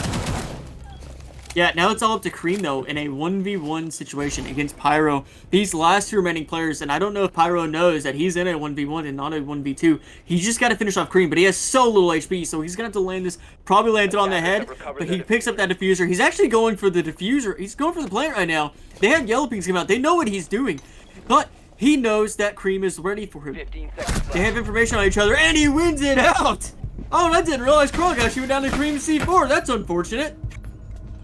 Yeah, and great job with the TCSG there. You don't see a whole lot of that gun anymore. It used to be insanely strong, but then it got a pretty heavy nerf and kind of went away for a long time, and then it got a little bit of a buff back in the other direction. And yeah, you still don't see it very often, but a little more than you did when it first got nerfed into the ground. But a great job with it there from Cream, but just not quite able to finish it out. Looked like Air Force Gaming had a Valkyrie cam up in the light structure there in games, and they were pinging the Zofia of Pyro. I think it was Pyro and Zofia there, yeah, as he tried to put the plant down, and really surprised that he wasn't ready for the swing there as they had that cam up, but maybe he spotted the cam and took it out before swinging on Cream there to win the round. You know, and also worth noting, we had this happen last time where, you know, Air Force, they kept really winning that second floor side on their attacks. And Alps kept going back to it. They kept going back to it until they finally won it. Air Force has now lost that second floor site, and they're going back to it. I'm kind of curious, is this going to be the same thing? Because if it is, this is going to be the same thing and potentially work out more for Alps. It's going to be a matter of who can adjust more here. We see a lot of the same defender lineup. Actually, I think the entire same. Yeah, this is the entirely same defender lineup and the same attacker lineup. So it's going to be a matter of who can adjust more, because that was a very close round. A lot of it can actually go down to, though, the way that C4 landed. It took out the person that was planting, but it also downed the other remaining defender and made it a 1v1. And it potentially won the round, it potentially lost the round. It's impossible to say in hindsight. Yeah, I mean, if he doesn't get that C4, then the plant is probably going down, but I think the teammate that it downed was actually below, so he might have been able to deny the plant himself. So hard to tell how it would have worked out if he hadn't thrown that C4, but regardless, it was a great clutch attempt there from Cream, and Pyro was able to come out on top.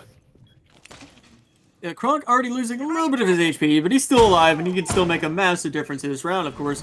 Twisted making a few angles here. Scion taking out Hateful. Scion is waking up now in this game, and that's what we've wanted to see.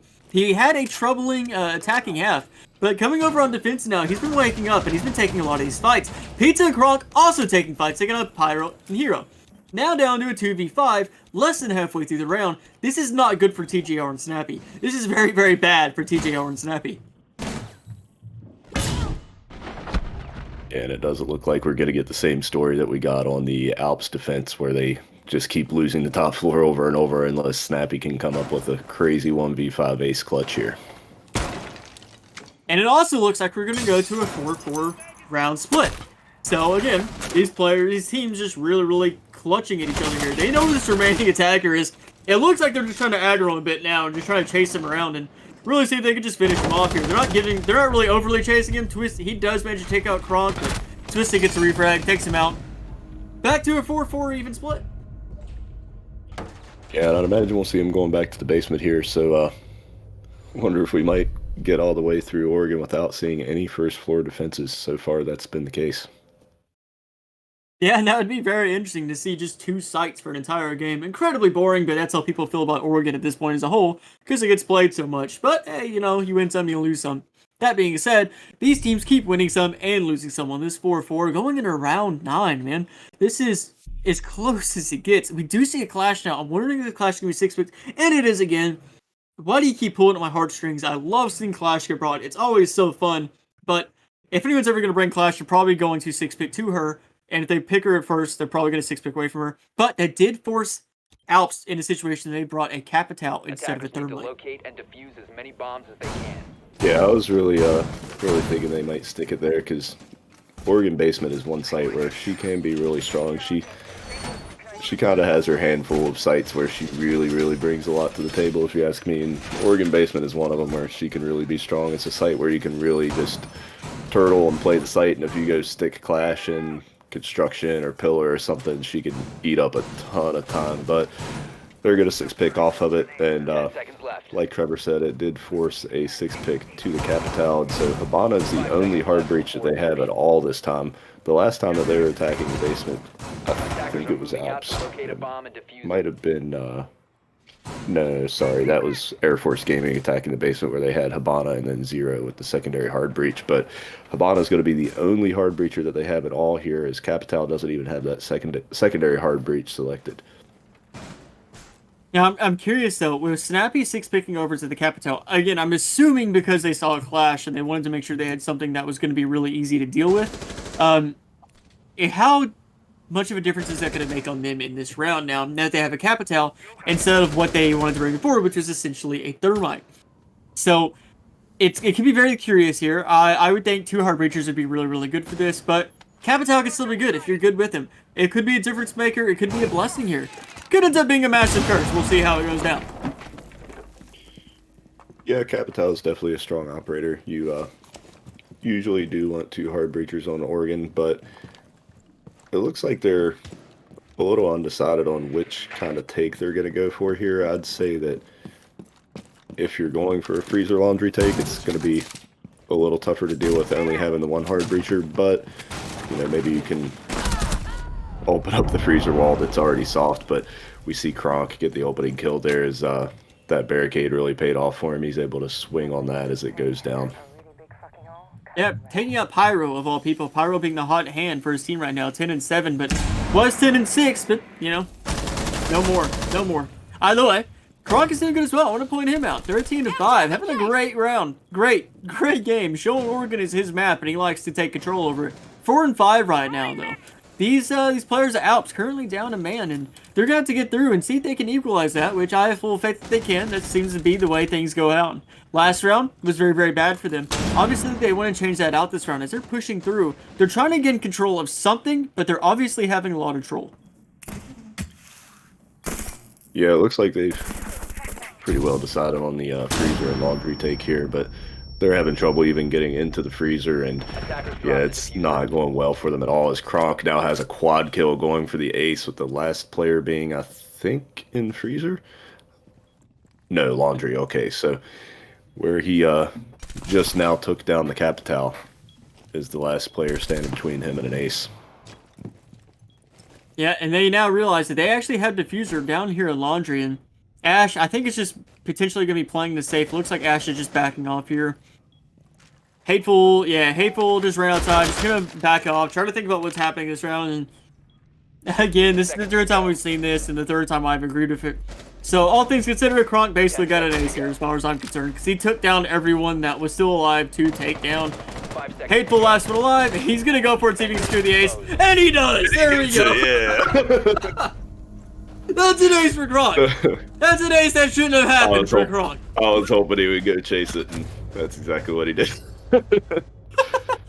Way to go, Kronk. Good round there.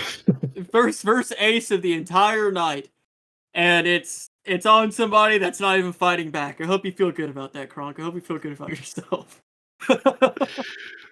But now we are going to see the first floor defense of this match, and since they've won top floor and basement back to back, they have no choice but to go to the first floor, and we're going to see kitchen meeting, which has definitely become the more popular of the two lately. Yeah, I am excited to finally see first floor. This is exactly what I was hoping to see last half. Now we do see a 6-pick actually going to IQ, and that seems to be the attacking operator people tend to 6-pick to these days. IQ is the most commonly 6-pick, and again, we have Valkyrie on the board, so it makes sense. And last round, the Echo made a big difference. We also have Echo on the board. That IQ could be massive for Alps. That IQ could be a massive game changer considering the Valkyrie and the Echo on the board for Air Force. It could make a huge difference in this round. Yeah, the Valkyrie Echo has definitely been very impactful. Even one of the rounds that Alps was able to win on their attack, I was really surprised that the Valkyrie didn't keep them from winning it. So, definitely been impactful and almost even more impactful than it has been. So, pretty very understandable to bring the IQ here to counter that. Yeah, and with it was Yana he was on, if I recall, and 6-picking from the Yana to IQ, it's always a fair pick. Yana is a great operator. She has seen so much play since she recently got the Gone 6 on top of her 2 frag grenades. She was already good, but now it's just insanely good. But I still understand 6-picking from the Yana to the IQ. It makes sense because you really don't want to lose a lot of these other operators that you have on the board for the utilities that they do bring.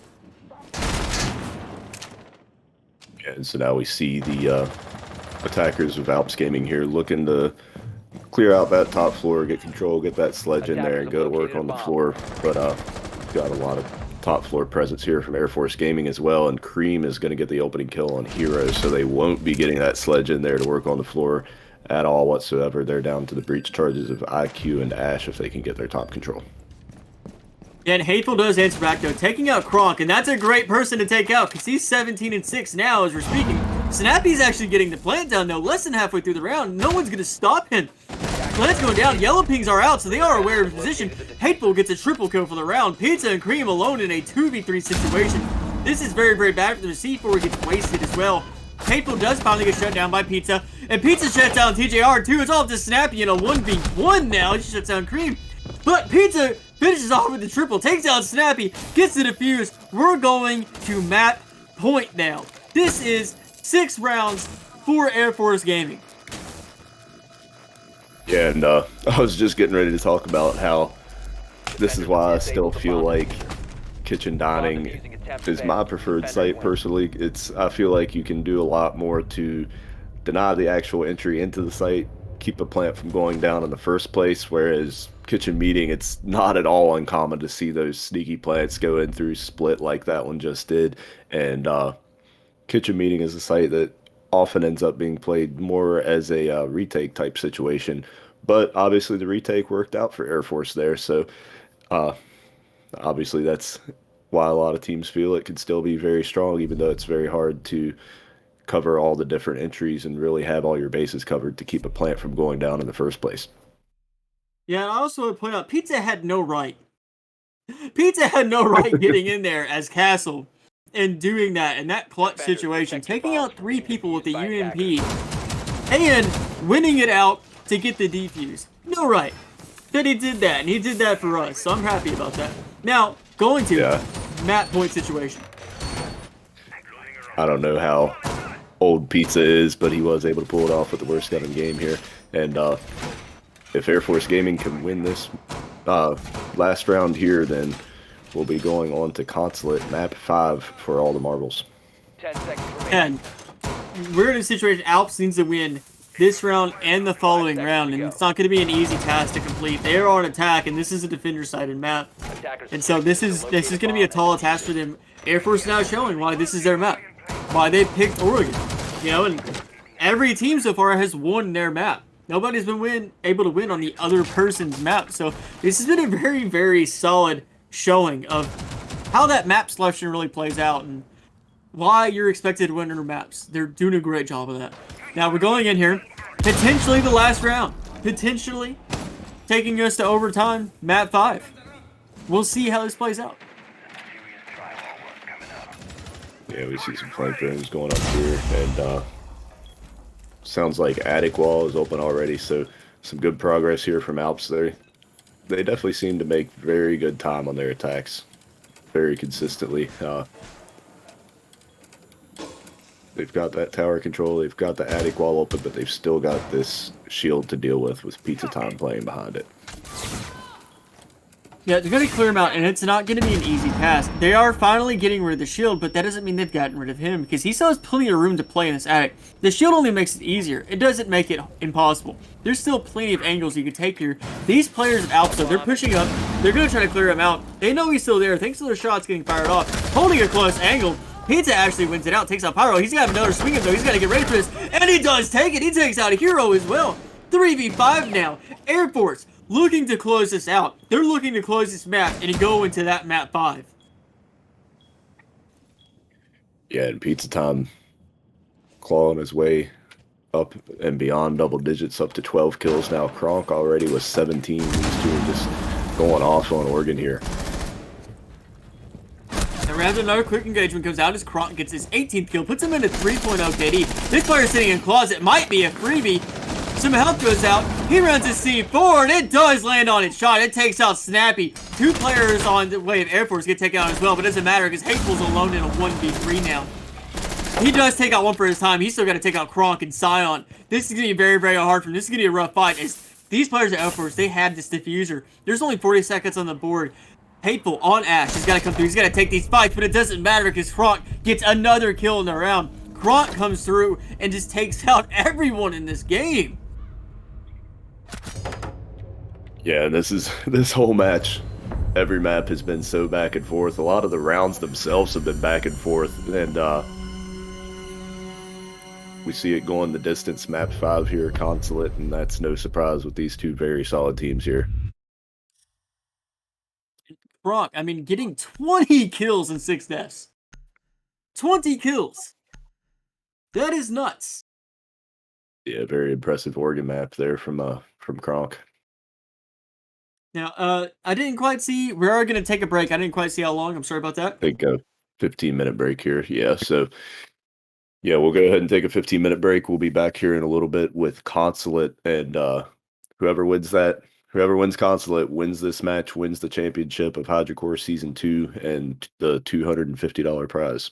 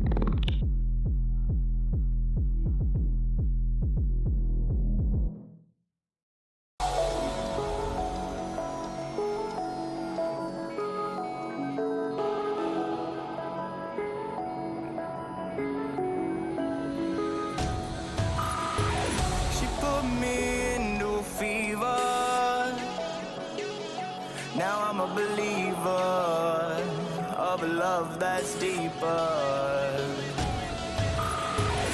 Ooh, temperature's evil, so hard to deceive you. The love isn't equal.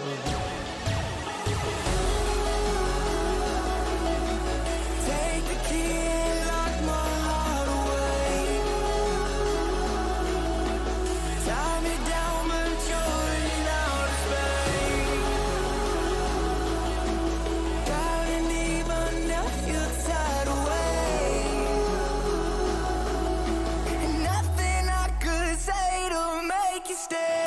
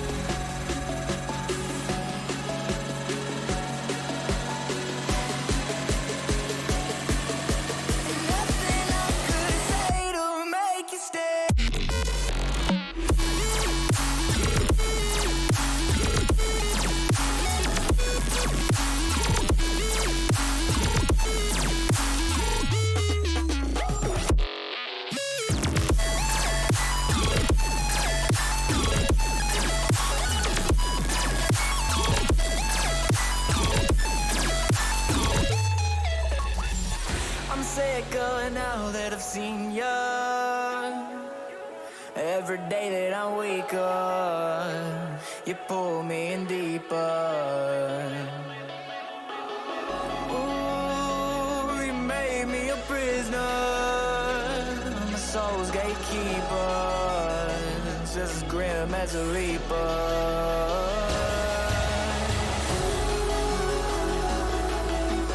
Take the key and lock my heart away. Tie me down, but you're in outer space. Darling, even if you're tied away, and nothing I could say to make you stay.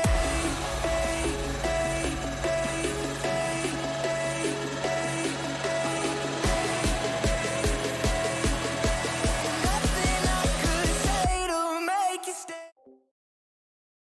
Back after a very, very long night. This is map 5, the final potential map.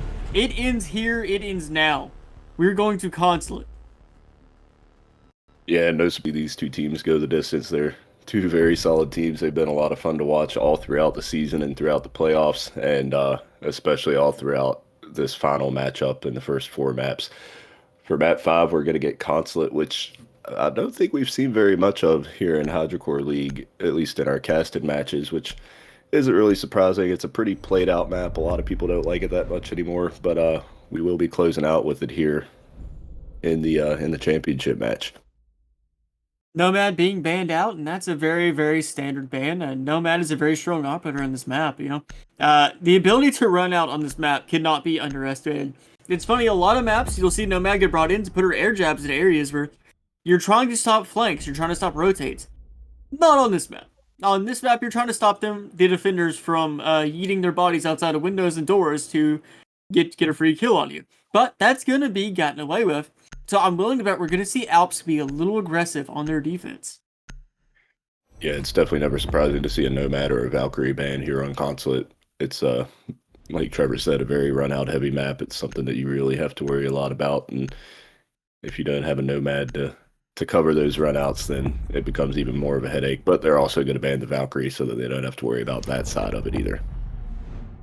Yeah, and it's always funny when you see these players do like the double negative bans. I mean, you have Thatcher and Kaid from Air Force, and you had Valkyrie from Alps. I mean, you ban Nomad because you want to run out. You ban Valkyrie because you don't want to get a run out on.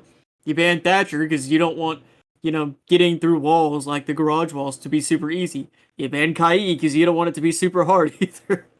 So it's always funny, but it always makes sense. You always have to think about what you're going to be dealing with when you go to that side. So it's understandable either way. But we're going to garage first time, first round, and we're going to have Mute. Probably going to be the only one trying to stop them from opening that wall. Not going to be too hard because there's a lot of options to get that denial off that wall. Yeah, you can do it vertically. You can look to peek in through the garage door. You can do it vertically even from 2 floors above, so I'm sure they won't have any trouble getting that wall open. It's just a matter of how much time the defenders can delay before the attackers are able to actually push in and secure a plant. I am curious to see what we see on the vertical extension here, whether they looks like they're probably not going for a bathroom hold since they reinforced that hatch instead of opening it, but yeah, curious to see what kind of presence we see on the top 2 floors here.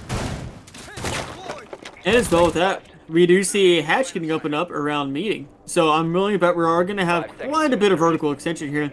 And considering we have a Mozzie on the board as well as that Mute, I'm willing to bet that's a large part of why. You know, you're going to have a Mozzie come in to really help stop some of those drones to help out your roamers. Whereas, say, like the Mute, which we do see Mozzie on the 3rd floor, whereas the Mute, a lot of what he's going to be doing is probably going to be setting up these Mute jammers to kind of help these players in sight, just help stop some of those drones. Probably also, you know, stop that garage wall from just being a free open. Yeah, it looks like we've got Air Force Gaming going for pretty standard clear across from admin on the top floor here. We do have the Mozzie there. I think he's in meeting and around the top of Visa stairs there, so they're going to have to deal with him and his pests if they want to clear out the top floor here.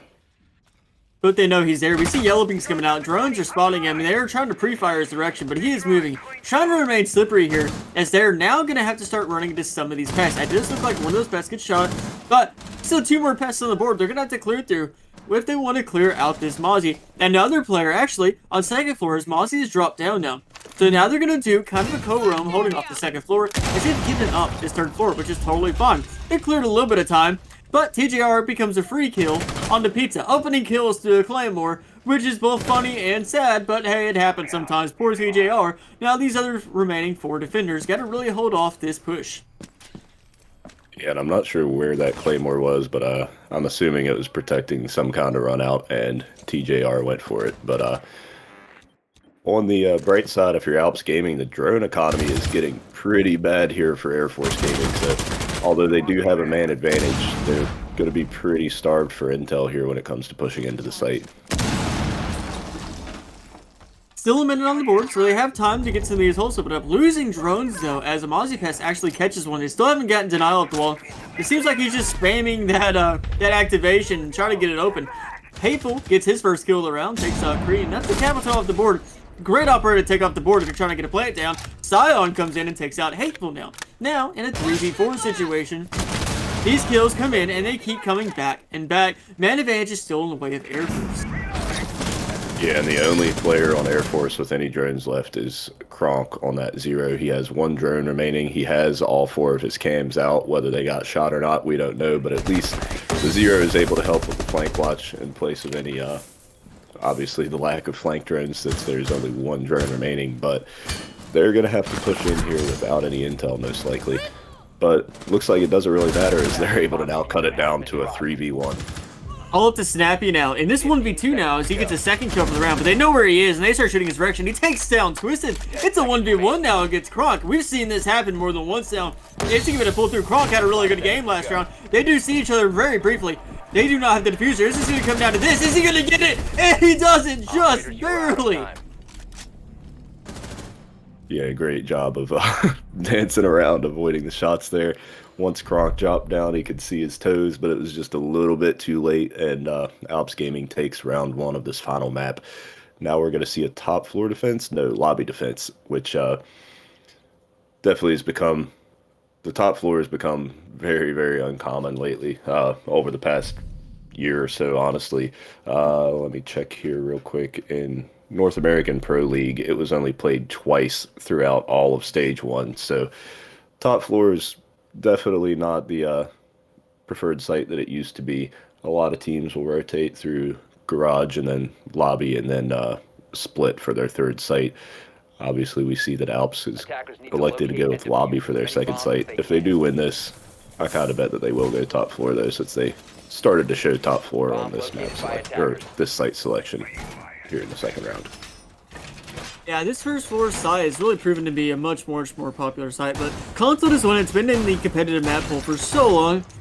People have really started to figure out, and so with that, all the windows that we have and skylights that we have, it really makes top floor really hard to control. Add that in with some of the operators that have come into play as well. Top floor has become very, very hard to control. If you're going against an attacking team that has any type of experience on this map in a competitive format. Either way though, going in on this first floor side, so we're going to see what Alps can do. Can they come out and get a second defensive round? Because that last round came down to the wire, and they almost did not win. If there was one more second on the board, it's safe to say that they actually would have lost that round. Yeah, and one interesting thing here is that Mira is available, but they're not playing her. She's a decently common pick for these lobby defenses, but we see Snappy get the opening kill onto Scion up there on the Jaeger around Soda looking into admin. So great start to this lobby defense here for Alps Gaming. Yeah, so great opening kill, especially that quickly into the round. Losing to Ash, I mean, that fast is going to be very, very rough on you. Especially when you need Scion. Scion has been a great gunner. He's one that plays entry and he plays it very well. So losing him like that when he doesn't even get a chance to enter is bad. But Twisted takes entry and Zed takes out the head of Snappy. Yeah, it looked like Snappy had a freebie there on the rappel, and then Twisted just takes his head off. We see Snappy there in the chat, and that's pretty much how I felt about it as well. Now we're going through here. These players at Air Force are making their way through this top floor. They're trying to clear out. It looks like Goyo is actually up here fighting the back now. So Pyro's got a really hard fight. The Vector's going to be a hard gun to take this fight with, and he doesn't manage to get it. Twisted gets a second kill for the round, but Hateful, off screen, actually takes out Pizza. So we're still in a 3v3. These players are lining each other up and taking each other out. 3v3 now. They're getting that vertical control that they've wanted now, though, as I don't believe any remaining defenders are actually up here. Yeah, all three of the defenders are on the first floor, Attackers so will cover the diffuser. Air Force has this top floor control with about 1:15 remaining, and they do still have breach charges from Zofia, but that's about all they've got for vertical destruction, so they're going to have to really be selective about where they use them. And it looks like they left the default camera up at front desk there. I'm not sure if any of them caught that, but I did see on the corner of the screen there for a second that it was on, so if they don't realize that, that could really come back to bite them. Yeah, if they don't realize it, I guarantee you Alps has realized it. I'm sure they're on that very heavily at this point, as that could be very, very massive going into this round, especially as we're losing more drones. The only player with a drone, again, this time it's Twisted, has one drone left. They keep running into the situation. Smokes are going out. This is where Capital is strong. He's covering his plant, as Kronk is covering him too and takes out Hateful. Diffuser is going to get stuck here. Oh, it is not! The Maestro cam just barely stops it. Twisted gets a third kill of the round. It's all up to Twisted now to finish this out. He's got to take down TJR. He's going to go for the plant, but it doesn't matter. He's going to go for the kill. He's going to chase us. He knows where Maestro is. He's got to chase, but he looks the wrong way. TJR gets a freebie. Yeah, he knew he wasn't going to be able to get the plant down there, and he was going to have to go after the kill, but Alps Gaming is doing a great job of eating up those drones and leaving Air Force forced to push in with absolutely no intel, and he just had to take his best guess at where that Maestro was at that point, and his best guess was wrong. Now we're going to see Alps go to the split site, actually, so I guess that little click on the second floor there on the second round at first before switching to lobby didn't mean anything after all, and we will see the mirror here. Yeah, and while I'm excited to finally see Amira tonight, I honestly was making bets we would never see her. I was making bets she would just get banned all night. But the Pulse is the one that's going to be instrumental for this split site. That Pulse is so massive. If your Pulse player knows his callouts and knows where things are through different floors from where he's standing, a lot of times in that basement, that can be the make or break it thing if the attackers do not handle that Pulse effectively. Yeah, and we see 3 C4s in the lineup here. I'm actually a little surprised that Pyro didn't bring a C4 as well to make it 4, because C4s are absolutely massive. The intel and the C4s are huge for defending this site. A lot of the defense will typically go into players being down there in the basement, but the entire floor on that teller site on the first floor is soft. So if you just open up a few little holes to keep it to where you can get an angle on the few spots that you can plant up on something, then get a little bit of intel, especially from that Pulse, is going to be able to get you a whole lot of intel. But if you can get a Mozzie drone in there, put an Evil Eye in there, obviously they didn't bring Maestro this time, but that's one thing that you see pretty often, and have that Pulse playing down below, then you can deny plants and tellers from below, and you really only have to hold on to that bottom site. Yeah, and that Pulse is so insanely strong. We keep talking about him, but there's a good reason. He is a mainstay of this site. Generally speaking, if you see someone go to the site and they don't bring a Pulse, you almost have to question if they're throwing, because he is so strong for it. He's so instrumental, and he is such a pain to deal with for the attackers.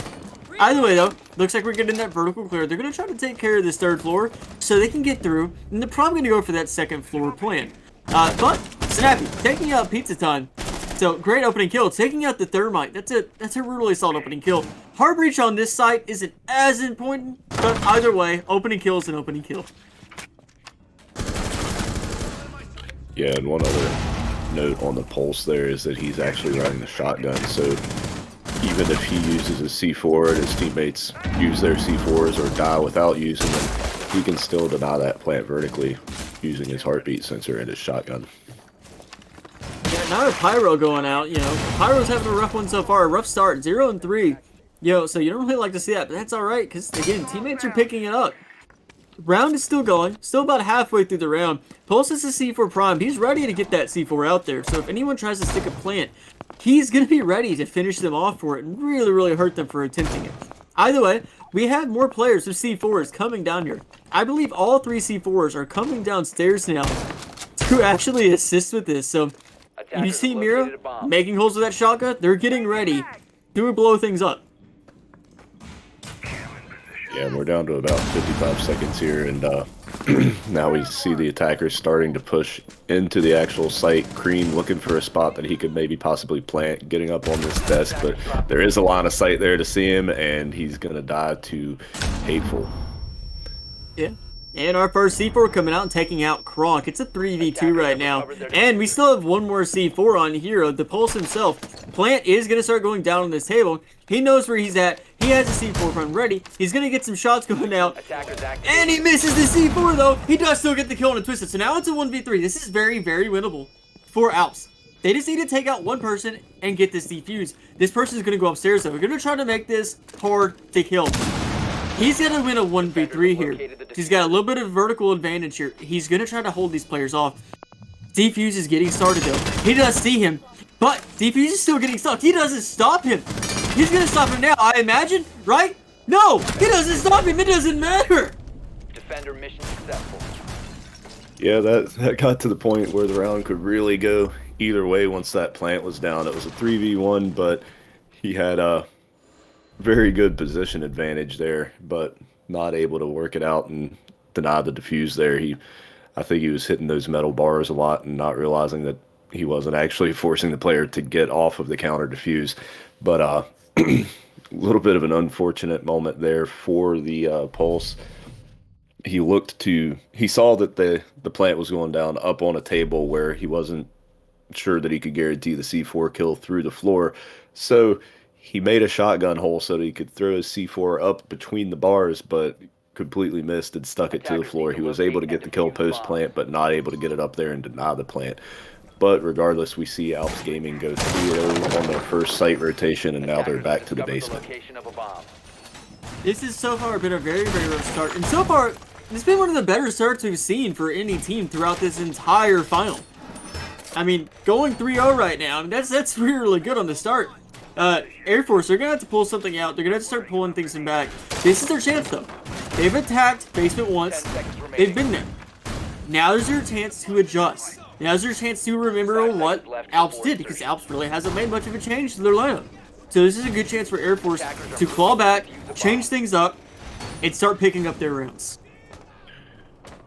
Yeah, this is definitely very different from what we've seen so far in this matchup. I'm not sure if there's been any other point where one team has strung together 3 rounds in a row, and certainly not to start a map. So definitely a great start here for Alps Gaming, and especially considering it's on defense on console, this has become a pretty attacker-sided map as it's gotten more and more played out over time. So if you're Air Force Gaming, you'd really like to take all 3 of these remaining attacking rounds before you go onto your defending half.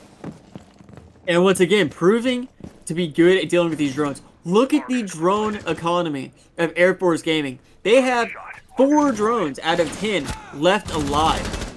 This is really, really rough for them. As I say that, they lose more. 3 drones left. It's less than a minute into the round. Yeah, exactly. Less than a minute. Just what I was about to say. And they're already down to 3 drones, so not looking good for them here. And one of those is on Ash, who's typically not going to be a player that you're having droning people in very often. So definitely going to get some people into some situations that are probably a little bit out of their comfort zone if they don't want to push in with a lack of intel here. Yeah, this is very, very much shaping up to be another Alps round. Just on those drones alone, having 3 drones left alive is not a good situation. And it doesn't, you know, Pyro, he's lost a lot of health, but we're halfway through the round, and he is still delaying them like this. Finally, he goes down, but again, he goes down halfway through the round, and we're just now getting these holes open up. Scion takes him out. Awesome. They're going to have to start speeding up. They're going to pick up a lot of pace. Got to get momentum going for them. As they start to do that, though, Twisted takes out Hateful. Now we're in a 5v3. Now things are starting to look up for Air Force, sorry. But they only have 2 drones. This is still going to be a hard push. Yeah, they're doing a good job of getting some get some holes opened up above, clearing out the utility, getting the garage open, clearing out everything that they need cleared out so that they can push in and get a plant down here. But the most important thing that they haven't cleared out is any of these defenders remaining. Yeah, you're gonna have to start cleaning them out very, very soon. But that's what these holes are for. They're trying to push them into different spots. They're trying to move them around, trying to get them into a situation where they can get a plant going down. Smoke's coming out now. Snappy's taking a lot of damage, and he has used all of his smoke cancers now, though, and he's used up the rest of his health as he gets taken out by Twisted. Twisted's second kill of the round. 2v5 now. Hero's taking some damage. TTR takes out Scion. Now we're getting a little bit of that piano control, but they're trying to push for a plant. Pizza takes out Hero, and he takes out TJR. Final 2 kills of the round. Air Force picks up their first round for this final map. Yeah, TJR probably a good decision there to go for that flank and look to get into the aggressive play there. If time would have been a little bit lower, he might have had some hope of putting the diffuser on the ground with and then getting away with his life, with them not having enough time to recover it and get it planted. But just a little too much time remaining there for him to have much hope at pulling off that clutch there. But they've still got the 3-1 lead, and I'm sure they're very happy with that. Now we will see the mirror brought for basement defense here. And we are seeing TJR actually 6-pick over to a Maestro. And, I feel that. Yeah, Lucy's very strong, but she can be very easily dealt with as well, especially when you're bringing operators like, say, Ash on the board. So the Maestro, though, is going to be very annoying to deal with. And, with that Alda, with those extra intel he brings, he is such a good operator, and he's a mainstay on this map. He's a mainstay on this site, period. So I definitely feel that pick. I think that was a good change, especially, again, for the intel he brings alone. Yeah, having that intel on exactly where the plant is going down is absolutely massive. It makes a big difference for your smoke and anybody with a C4 looking to deny that plant. They really need to know whether it's going down at the front of the white van or over at the black box on the side of white van. And if they go to deny the wrong spot, then that diffuser's going down, and then you're going to be in a really tough post-plant situation as attackers are able to just post up outside of the garage. Now, we're getting into this attack. I'm assuming it looks like, again, we're going to see these attackers try to do a full vertical clear, and that's the standard thing to do here. The question is, these defenders, they're doing a much, much different defense. We don't see a Mozzie this time. We don't see a Mute. We don't see any drone denial whatsoever. So it's going to be very, very different from them. And that's one thing they have excelled at, is their ability to handle these drones. Not only do they stop them, they completely destroy them. They bring them down to where they have one drone consistently. So they're playing that very differently. I'm curious if it's going to work out better for them now, or if that's actually going to help Air Force. Yeah, at this point, last round, Air Force was down to 3 drones, and this time they still have 9 remaining. They've only lost 1, so that could definitely make a big difference here. But having that Mira in sight and that Maestro with his evil eyes to deal with, and then the smoke and a C4 there, able to deny the plant, could be huge as well. Now we're getting through, and they're getting this this clear done very, very quickly. So it looks like all these defenders are just holding on to site. Not really doing much of a run game this time. I'm really curious to see how that works out. But it looks like we have one defender actually getting pretty aggressive here on these white stairs. Yellow stairs, sorry. But he falls back, and that was Snappy. He falls back again a little bit as they're getting these holes open up. But the question is this going to work out for Alps? Because this seems like kind of a bold play, just to sit back like this and just to let Air Force have free reign above them. This is something that could really, really bite them, and it starts to. It's Hateful loses his life in a bad way to a Claymore. Snappy enters back, takes on Scion, and he takes out Twisted. As Snappy gets very aggressive up here, he gets taken out by Kron. But a lot of damage has been done here, taking out the Sledge and the Ash. Kind of funny to see the big aggressive flank come from the smoke, but it worked out pretty well for him there. The attackers of Air Force Gaming were just totally having their way with the floor there, and it was not going to be long before Alps had nowhere safe left to play in sight other than that security, which is the only part of the site that has hard floor up above it, aside from this little patch with the stage there. So great play by Snappy there to go up and get a couple kills and get his team back in this round. Attackers have dropped the bomb. Pizza was trying to go for a plant in front of the white van, but he got shut down by Pyro. puts us in a 3-2. A very, very bad situation right now for Air Force, as they no longer have diffuser, and they don't really have the control that they need either. Kronk does take out Hero, but they still have 2 more to take out, but instead TGR takes out Kronk. Cream is alone in this 1v2. Very unwinnable situation. He tries to go for the diffuser, but they know where he's at. They're going to get a free kill off of this, and just like that, they do. Pyro takes out Cream. That's another round for Alps Gaming. Yeah, and if you're Air Force Gaming at this point, you got to be hoping it's going to be a much more defender-sided consulate than usual, or this could be a very short match. Yeah, I'm hoping we haven't seen Air Force kind of lose out of steam here, as, you know, this is map 5. They've played a lot of rounds. This has been a very, very long game. I mean, we're going on now for over 4 hours. This is an exhausting situation for anyone to be in. And I stated this when we started the night. Stamina is going to be a big thing in these best of 5s. And it seems to be that is going to be a very major contributing factor to this. Alps seems like they're holding stamina a little bit better than Air Force, and obviously I can't really say that is what's causing this, but that could definitely be a contributing factor. Yeah, regardless of what the reason is, it's a pretty dominant start to map 5 here for Alps. But now we're going to see another lobby defense, and again, we don't see Mira here, which kind of surprises me. She's pretty common on the basement, but I would maybe say that the lobby is the most common Mira site on this map. But yeah, again, Alps doesn't bring her, but they will have likely Smoke's shield or maybe a Goyo shield placed there in Anti Chamber to 10 seconds to go. allow them. Yeah, there you see Smoke putting that shield down there in Anti Chamber to allow them to have a pretty safe spot to deny the plant from at the front door there, and lots of vertical presence and some holes to deny the entry, deny the plants from above.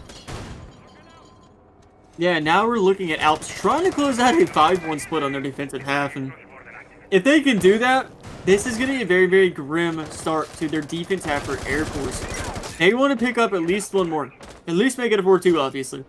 So, gonna get going here. Gonna see if they can pull that off. See if they can clear these vertical players out very quickly, because that's just what it's gonna take. They're gonna have to get these players out as fast as humanly possible and lose as few drones as possible, considering they've already lost 2.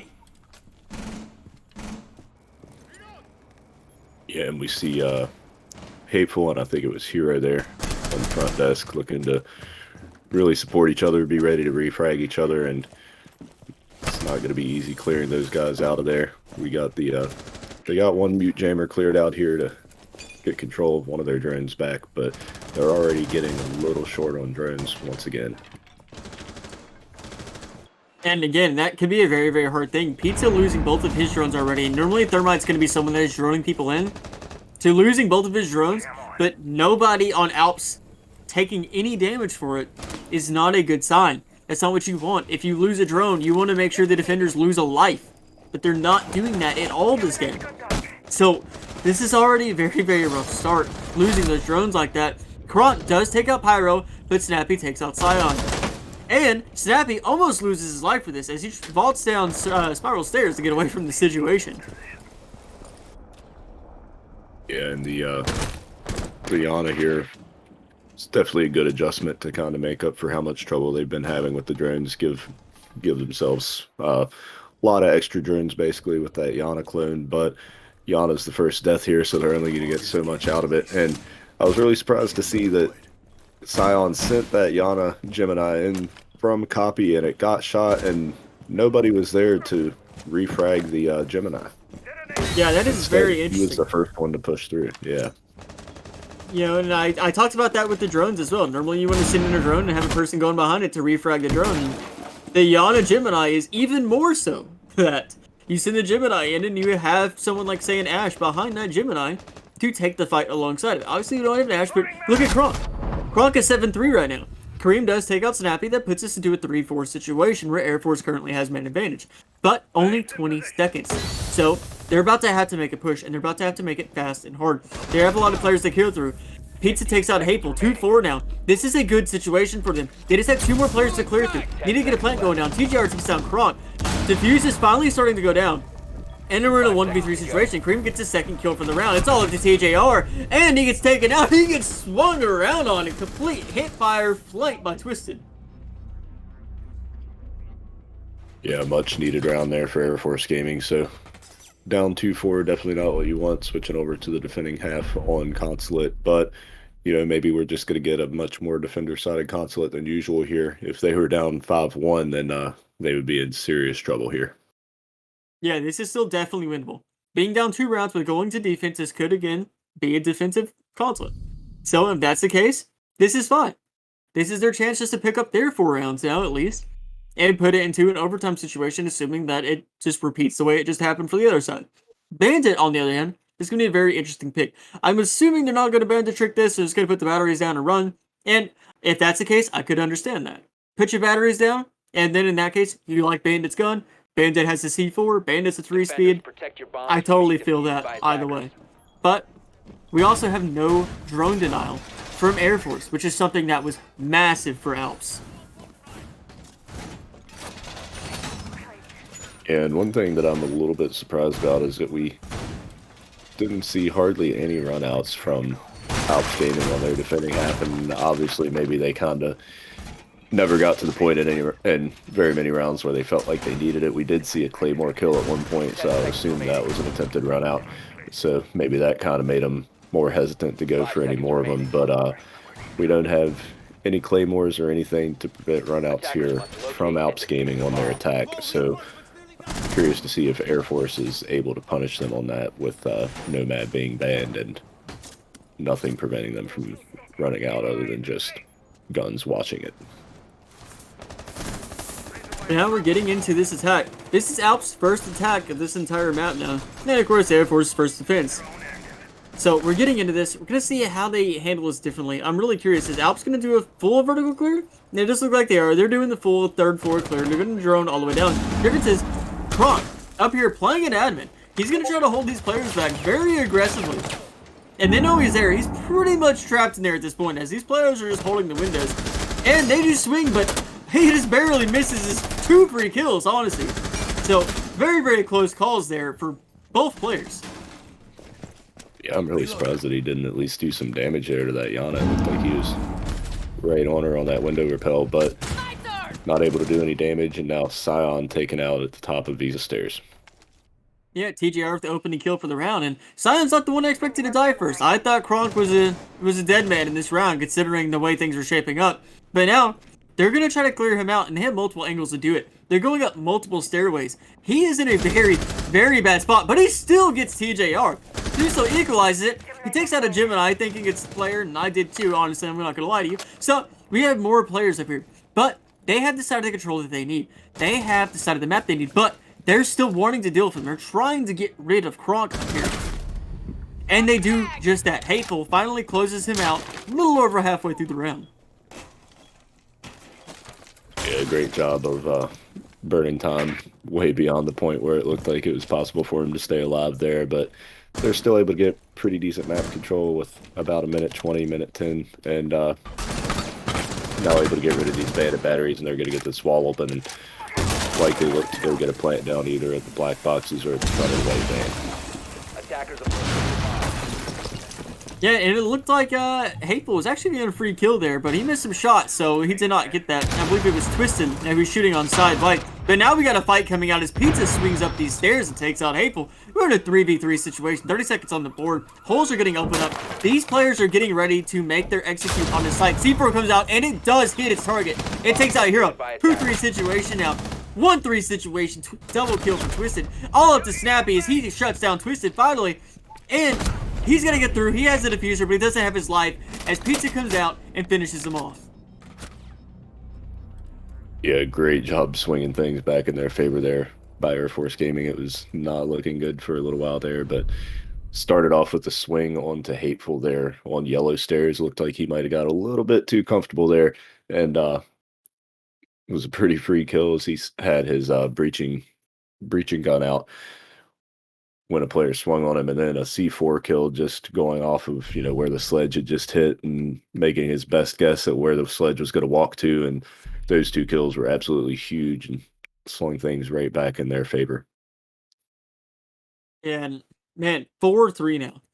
4-3. We do see an IQ 6 pick, which is a little interesting to me. When Valkyrie is banned. But either way, IQ 6 pick coming out, and I feel that maybe it was for the Pulse that ended up getting a 6 picked as well. Now, these players are actually going to a first floor hold. I'm wondering if that Pulse was a 6 pick more to Attackers have located a bomb. trick the attackers into thinking they're going to split. Just didn't know if there's a Pulse on the board, that's where you're going. And if that's the case, then I bet it worked. Until at least they get their first drones in here, obviously, and they make their adjustments. But either way, we'll see what happens. Fortified. 10 seconds left. And before insertion. obviously, we're seeing a lot of top floor presence 5 here. seconds to go. Reinforcement going up on that middle connector wall to keep them from getting a long line of sight all the way into meeting from CEO. And some rotates being opened up from meeting to long desk, and Mozzie Pest going up to slow down the drone game and looking to take that top control. So Attackers bomb diffuser very has typical been setup dropped. here from Air Force Gaming. Very, very standard setup, which means it could favor Alps in a way. You know, a very standard setup is something you can predict, you can understand. It's all a matter of, is Alps going to be ready to change this out? We see a Jackal's pick come out, this time actually from Alps. We saw that a lot from Air Force Gaming. I believe it was Kronk that was playing him. But Attackers dropped. Snappy goes off the board, loses his life to a C4. So, we're already in a 4-5 situation now, favoring Air Force Gaming. Either way, that Jackal coming back on the board now, that could be useful for trying to peg down some of these roamers, sorry. And we still have the Yana as well. This could be a very good aggressive push for them. They definitely want to take somebody out quickly. Attackers have dropped the bomb diffuser. And a great job of Swapping mags. shooting at Gemini and dropping back before anybody could look to act on that information there by Kronk, and he's just really hanging around and being a thorn in their sides up there, and now getting a kill to cut it down to a 5v3. Yeah, again, looking like a great round for Air Force. To put us at a 4-4 scoreline, really equalize this and put this again into the closest game of the entire season. This is an insanely close game. TJR now going down. So that puts us now in a 1-5 situation, and TJR is still down. It's all up to Hero. Hero can maybe get TJR up. I'm not too sure where they are at this point. But this is not looking good for Alps at all. Hero, he's getting TJR up. 2-5 now, potentially winnable, but Attackers it's have not recovered their not very likely at all. They do have the diffuser. Gonna have to go through a lot of fights here. None of these fights are gonna be very easy. Hero taking a lot of damage. Hero taking a lot of his life away because Kronk gets another kill for this round, and Scion gets another kill as well. Flawless round for Air Force Gaming. And it looks like we have Alps calling their timeout here. And yeah, just a great job by Air Force Gaming on the top hold there. Obviously, Alps had the right idea on looking to take the top control, but just never able to make very much progress on it. Yeah, so they do get a 3-minute timeout. You're gonna see what they do to plan to use it, and this is the first one in the game. Now, I agree with that. I think that's a wise pick to use their timeout now. They're losing. They just lost 2 rounds, and that last one being very bad. I mean, it was a flawless round. They lost that in a very, very rough manner. So this is a good time for a timeout. Even if you don't feel like you need to talk about anything, a timeout can be good just for catching your breath and trying to hurt any momentum the other team may have. Try to get in their head a little bit. Even if it doesn't feel like that's what you're doing, that is still just a potential thing. It's just a little game of mental chess. Yeah, and obviously Alps got off to a great start here, and we were talking about how Air Force Gaming has to really hope it's going to be a much more defender-sided consulate than usual, and now they've already evened it up, winning their first 2 defending rounds, so definitely could feel the momentum building here for Air Force Gaming, and gotta agree with the decision for Alps to take their time out and try to kill that momentum and swing things back their way. Yeah, and this has been a very, very interesting game. Looking back at the kill records for everything, there is no consistent opening death. There is no consistent opening kill. Multiple people have multiple times where they're the opening kill or opening death, but there's no consistency there. And that's in a way good, and that's in a way bad, depending on how you look at it. Either way, though, these teams are so insanely neck to neck. It's they take one, they lose one, they lose one, they take one, they lose two, they take two, they lose a round, they pick up a round. It's great seeing this. Map 5, and it's been like this all day. I think the biggest round difference we've had was, I believe, a 7-3 on, what was it? It was on Villa. Alps won with a 7-3 win, and that was the biggest round difference we've had. But it's still going like this so aggressively. Now, it looks like this player's ready. Timeout is called to be ended prematurely. So we're going to get back into this now. We're going to go to a second floor hold, and it looks like we actually have an Oryx, unless it's getting 6-picked. It looks like it's getting stuck. Yeah, so that's really interesting to see. A lot of times, second floor attacks, honestly, you could do it without ever really setting foot inside the site, and you could do a whole lot of damage just with window repel play. But some teams will look to take admin control and push across from there. So if that's what they go for, then the Oryx could be useful for maybe coming up that admin hatch late and getting a late flank. But maybe he could pop up the meeting hatch and take somebody by surprise. But yeah, definitely 10 seconds to go. strange to see an Oryx pick, and curious to see how they're going to use him. 5 seconds left before insertion. Also, Alps banned Nomad, which could be the thing that comes out to bite them this round. Going that second floor, this is the one floor where that Nomad is incredibly strong. Because this is the one floor where runouts are incredibly strong. So, that Nomad ban that Alps did is now in a situation where it could potentially hurt them very, very bad. If the players of Air Force get a little aggressive here, which I could see happening, especially considering they have an Oryx on the board, this could be a good chance for them to get free kills as Alps try to repel on these windows. Yeah, and they do have one Claymore, so I'm curious to see where that's going to go. It might go on the yellow stairs door, but pizza time with the opening kill through a hole there, and Attackers have recovered their looking like so far that the timeout didn't slow Air Force's momentum at all whatsoever. If anything, it helped their momentum. Twisted taking out Pyro now. 3v5 situation. Sidon taking out Hateful. 2v5 situation. This round is going very, very bad, as it's just a minute in, and TJR and Hero are the only two left alive. This is not a good situation. Jackal and Yana are not the operators you want in this situation, by any means whatsoever. They're good operators, don't get me wrong, but they're in a 2v5 right now. This is very, very bad for them. Yeah, and I'm wondering if they're aware of this Oryx here. It sure seems like Sion isn't aware that they're inside. He's looking to maybe run out on a connector window repel, but both attackers are actually pretty much right next to him, but he realizes it now and gets a kill on one of them and is now looking to pinch the other. And it looks like this last one's going to get taken out very quickly, and yes, he does. That's a second flawless round in a row for Air Force Gaming. That Air Force is waking up in a very, very big way, as we actually saw the Oryx using his dash to try to knock out that last remaining player. I believe it was the Yana.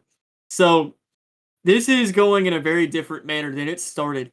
At first, I really thought this was going to be a very decisive Alps map, but now Air Force is coming alive. Yeah, and we saw both teams now go 3-0 on their initial site rotation, so Air Force will now go back to the basement, and we'll see if they can keep this momentum rolling, or if Alps is able to bounce back the way that Air Force did on their attack and take a round here.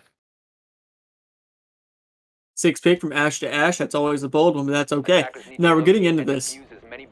I mentioned earlier that we need to see Sion, you know. He seemed like he fell asleep, and now he's coming back alive. Now that he goes to defense. Maybe he's just a defensive animal. Who knows? But he did great that last round. Can he keep it up? They have a lot of great gunners going on right now. Twisted and Kronk, both double kills playing these GSG9 boys. 12 and 10 between the two of them. That is really, really solid. 3.0 KD for Twisted, 2.0 right now for Kronk. These guys are going alive, and you're just taking fights. Now, these players are Alps. This is your chance to make their adjustments. Yeah, and on Air Force Gaming side, they have the exact same lineup that they ran the first time around defending the basement. So obviously when the lineup is the same, you expect that there probably aren't going to be a whole lot of changes to the setup either. So definitely a good opportunity for Alps to make some adjustments and hopefully bounce back here. Definitely a really, really good chance. And as Justin stated, this is around when we started seeing Air Force pick up one of their 2 attacking rounds. And I would expect to say that for Alps as well. I mean, they've already attacked these sites. They've already attacked this. They've already attacked the setup, sorry. So, is there a chance to remember what happened last time and have an effect on that? Change that. So, we're going to see how they make that adjustment here.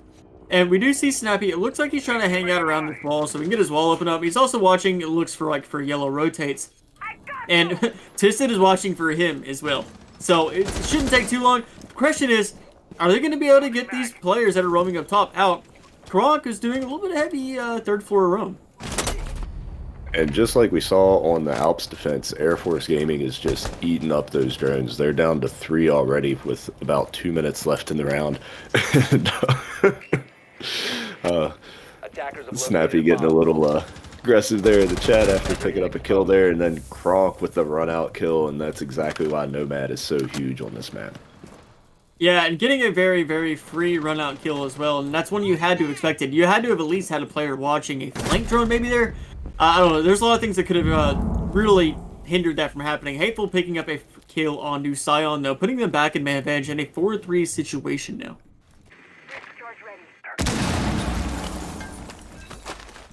Yeah, now we see the breach charges going to work on the floor here. They don't have a sledge or a buck. The sledge was killed on that run out, but they do still have breach charges for Ash and Zofia, so they're going to be able to do a lot of self-destruction here on the floor and look to deny places where the defenders can play and look to deny the plant.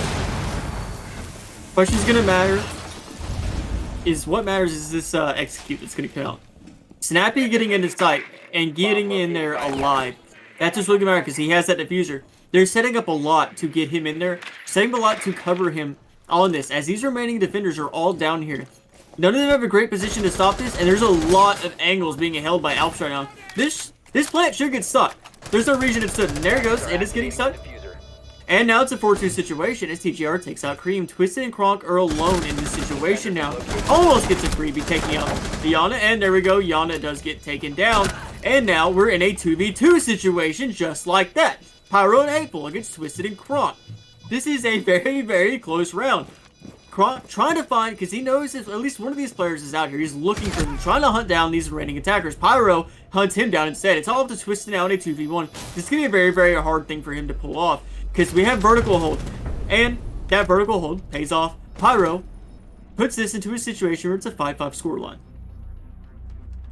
Yeah, it looked like Cream on the smoke wasn't aware that the plant was going down there. He still had all 3 of his gas canisters, but as the plant was going down, we saw him there in kitchen reloading his SMG-11 and getting prepared to go peek. Once again, it looked like, and he died right after the plant went down. But if he would have just sat back and looked to make his toss that I'm sure he has memorized how to line up a toss to deny the front white plant, then he could have denied that plant, and that round might have gone a lot differently. But once that plant is down and you have players above and you have players outside the breach, it's a very, very tall task for the defenders to try to retake that and get the diffuser disabled. Yeah, it's nearly an impossible situation. We actually see an Amaru who gets 6 picked over to Zofia, which that's not too surprising. The Amaru could have been fun, but if we're here in a 5-5 situation like this, you really can't afford to risk any round going away from you. So these players getting in here now, this is neck and neck as close as it gets. I mean, this is really insanely close game. I'm really enjoying watching this. Basement hold again, though. I'm willing to bet Air Force probably feels like they just let a couple things slip away from them. It really does feel that way, especially like the Maestro at the beginning of that round. He pulled up on the stairs when he really had no need to. He could have just held his angle. That round potentially could have gone a very different way had he just played a little more passively. Attackers' objective is the bomb.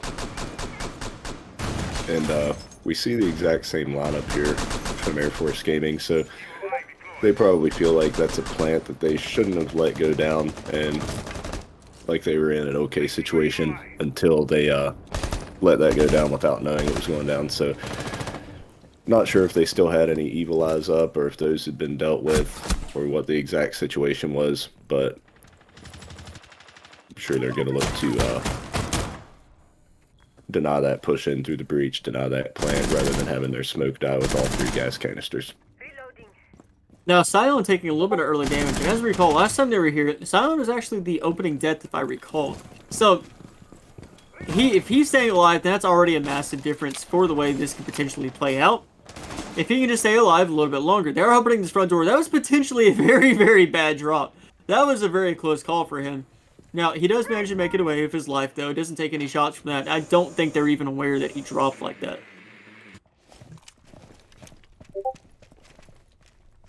Yeah, and we're down to about 1:50.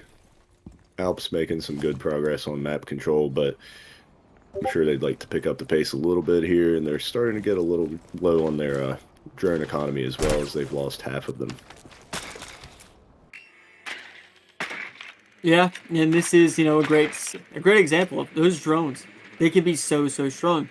The more you lose those drones, the harder it becomes. Obviously, as we saw as Air Force, they lost a lot of drones consistently, and they lost a lot of their attacking rounds.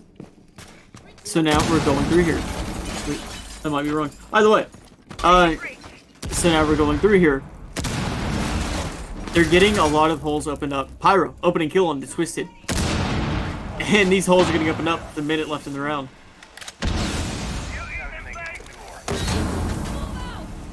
And it's interesting that they're so heavily using the breach charges. Now they get the sledge in there and on the action too. But yeah, I'm a little surprised to see them going with the breach charges first instead of kind of using it as a backup plan if they lose their sledge. But regardless, they're getting the holes open they need. But they aren't aware of Kronk here at the top of Spiral Stairs, and he will get a kill. But the plant is going down, and is Air Force aware this time? They are, and Scion is able to deny that plant. Huge play from Scion. Now it's all up to Hero. In this 1v2 situation, Kronk, Kareem being singled out here. He's got to take this fight alone. And he does. He swings hard with that shotgun and just knocks him out. Great round for the players of Air Force, especially on that flank that they pulled off. That was massive. And especially on Scion. Dropping down and stopping that plant is what saved that round in a really big way. Yeah, and so now we're on to match point. This could be the very last round of HydroCore League Season 2 if Air Force Gaming is able to get a win here on their lobby defense. And if you're Alps Gaming, just this one round will push it to overtime and give you the chance to turn it around and take first place for yourself. So, huge round here.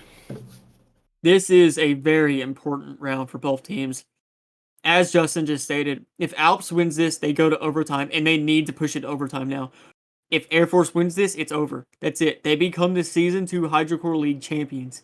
They win the prize pool. They win everything if they win this one round. This is in a very important round. You have to imagine both of these teams are really high energy right now, trying to claw this one out.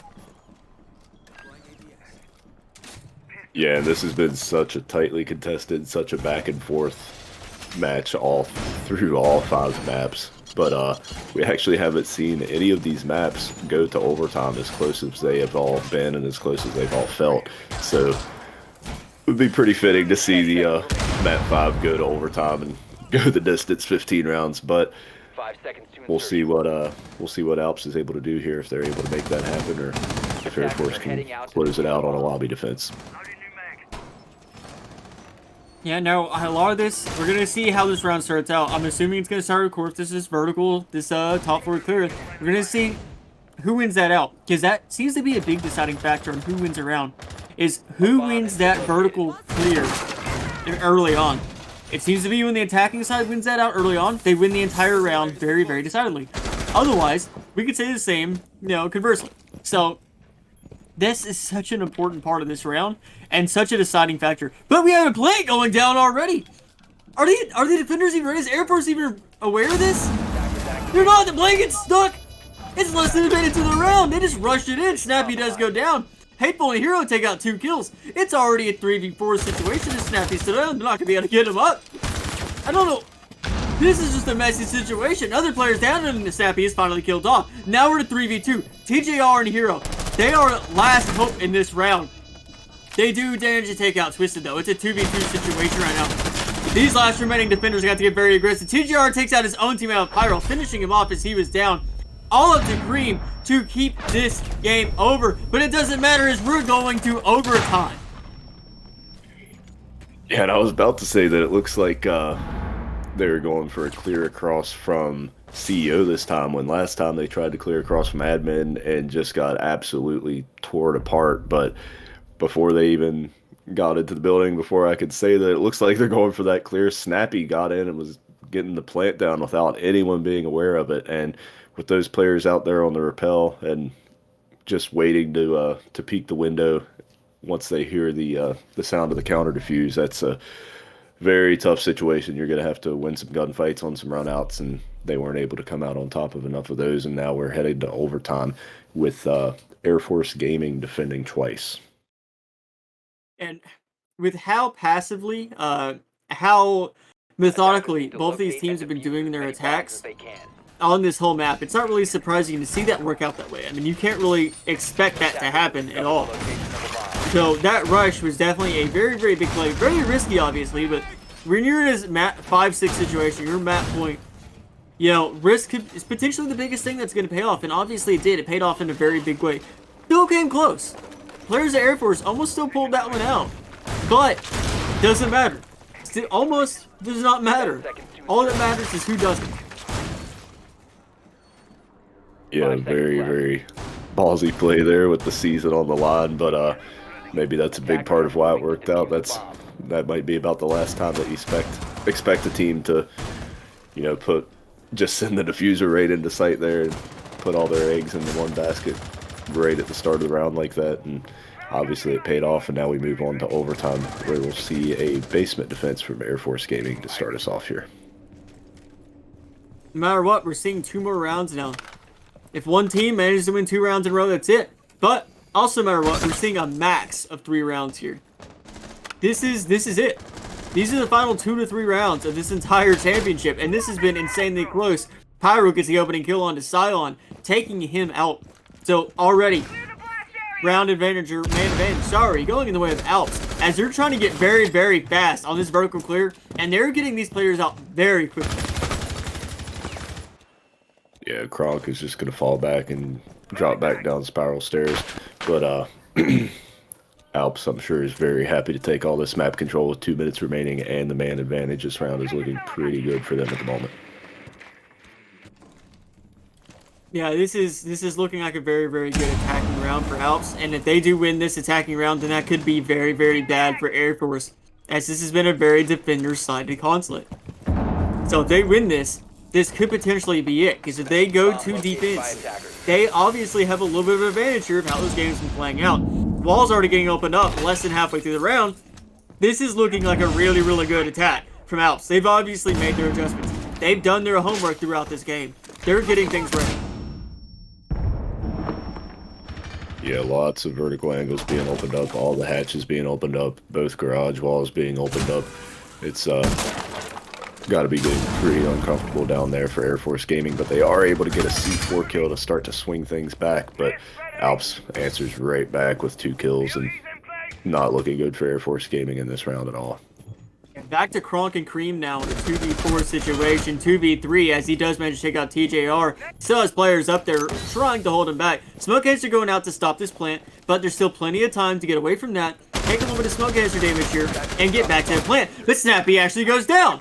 That's a great, great play.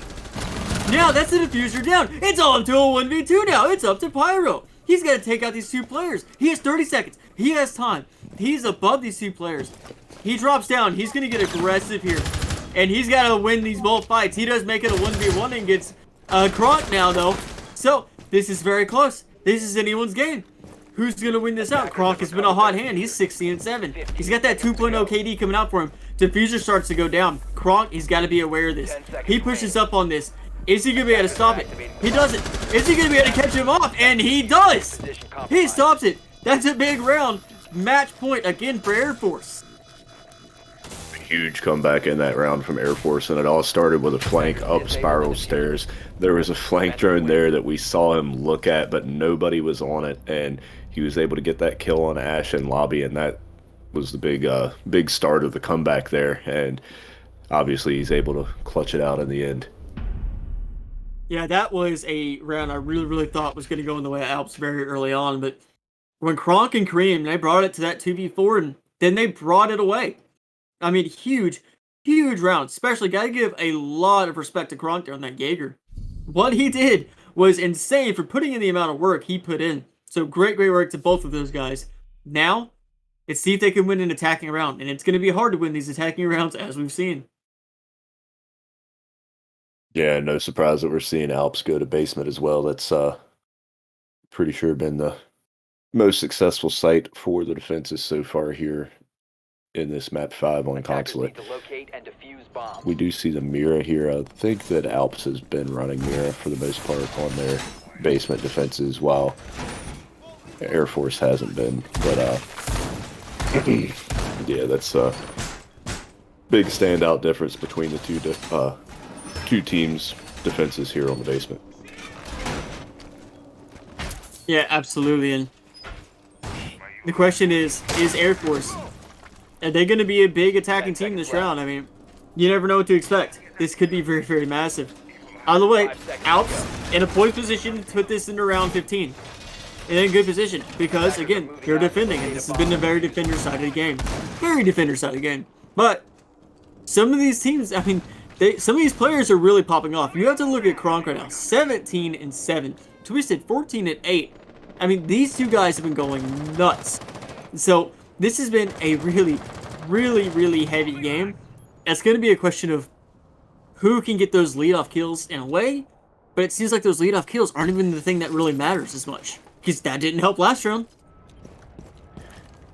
Yeah, these teams have been doing a great job of coming back when the rounds aren't looking good for them. We've definitely had a lot of moments where it feels like a bit of a caster's curse when we say that the round is looking really good for one team and then they end up losing the round. But that's also a sign that these teams are doing a really good job of recognizing when they are kind of losing the round, that they need to get aggressive and try to swing things back in their favor. And so they've done a great job of recognizing that and then taking advantage of it and actually executing on that once they do go for that aggression.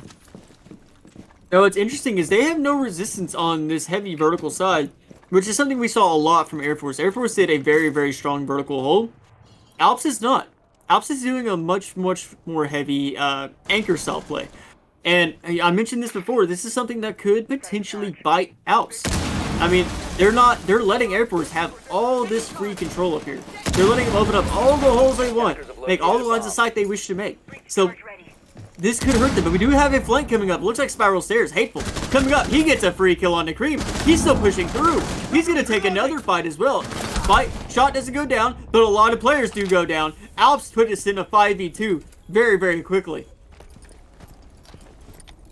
Yeah, and once again, we see a flank just come up absolutely massive, and it kind of makes you wonder if these teams regularly ban Nomad on Consulate, or if they're just really used to having Nomad and having those air jabs set up to cover their flanks, because obviously it doesn't seem like anybody's really watching any flank drones on those Spiral Stairs and Yellow Stairs, and it's really come back to bite both teams at multiple times.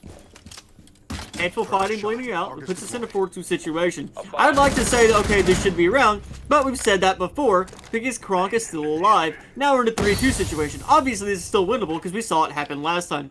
They're having some trouble getting into there as well, though. They could still get the fuser down, but it's going to be very hard, as they still have all three of these players down here to hold them off. Smoke canisters are still going used. So this could be a situation where maybe those smoke canisters get a little poor timed, but either way, this should be an Alps round now. We have these two remaining attackers. They're pushing through. They're going to try to get through. They're going to try to get this plant down. But proximity alarm going off, and Kronk goes down. Pizza takes out one for his time, but it doesn't matter. He's out of time. These players know exactly where he's planting. They're going to finish him out. We're going to round 15. Yeah, a little bit strange to see them go for such a separated push there, but I guess they were hoping that one would get all the attention their way and the other could just shoot the remaining defenders in the back there. But probably not a whole lot of hope to actually cover that plant if they had pushed together. There's a prox alarm going off. There were no smoke canisters remaining, no C4s remaining, so it would have been up to the guns to deny the plant, but it still would have been a very, very difficult situation to cover that plant. Now, with this being a defender-sided conflict, this is a very heavily favored game going towards Air Force. They have a lot going for them right now, just in the sense that they're on defense for this final round. I want to repeat that. This is the final round. No matter what, who wins this round wins the tournament, wins the Season 2 championship. They win everything in this round. This next 3 minutes are going to be big. Yeah, and it all comes down to this lobby defense here, which is 50-50 right now. Each team has defended it twice. Each team won 1 defense and won 1 attack on it. So this is about as even as it gets, and pretty fitting for as even and tightly contested as this entire match has been all through all 5 maps tonight. Yeah, for this to end, going on to first tour now, we're gonna see how this plays out. This has been insane. I'm gonna give it that. I mean, going to map 5, round 15 of map 5. Kronk getting an open kill, taking out Snappy though, full spawn peak, taking out the hard picture like that. That's gonna be a really, really good opening kill. Already, this round is looking like an Air Force round. This tournament is looking like an Air Force tournament, getting that opening kill.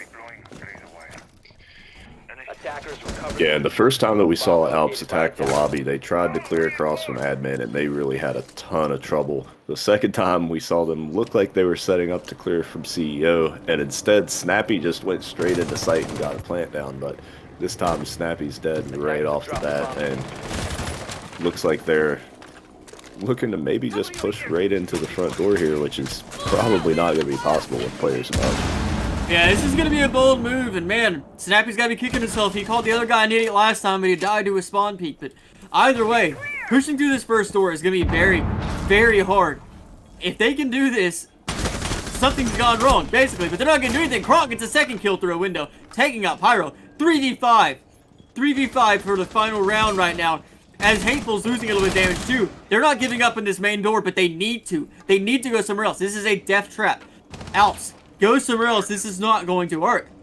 Diffuser's down as well, but they're going to grab it. They're going to rotate. Now we see a run out from Scion, and we're down to a 2v5, and things are looking pretty hopeless here for Alps. You're probably not getting into sight without clearing out that top first, and it's going to be a flawless round here for Air Force Gaming, and they're going to be your champions of Hydrocore League Season 2.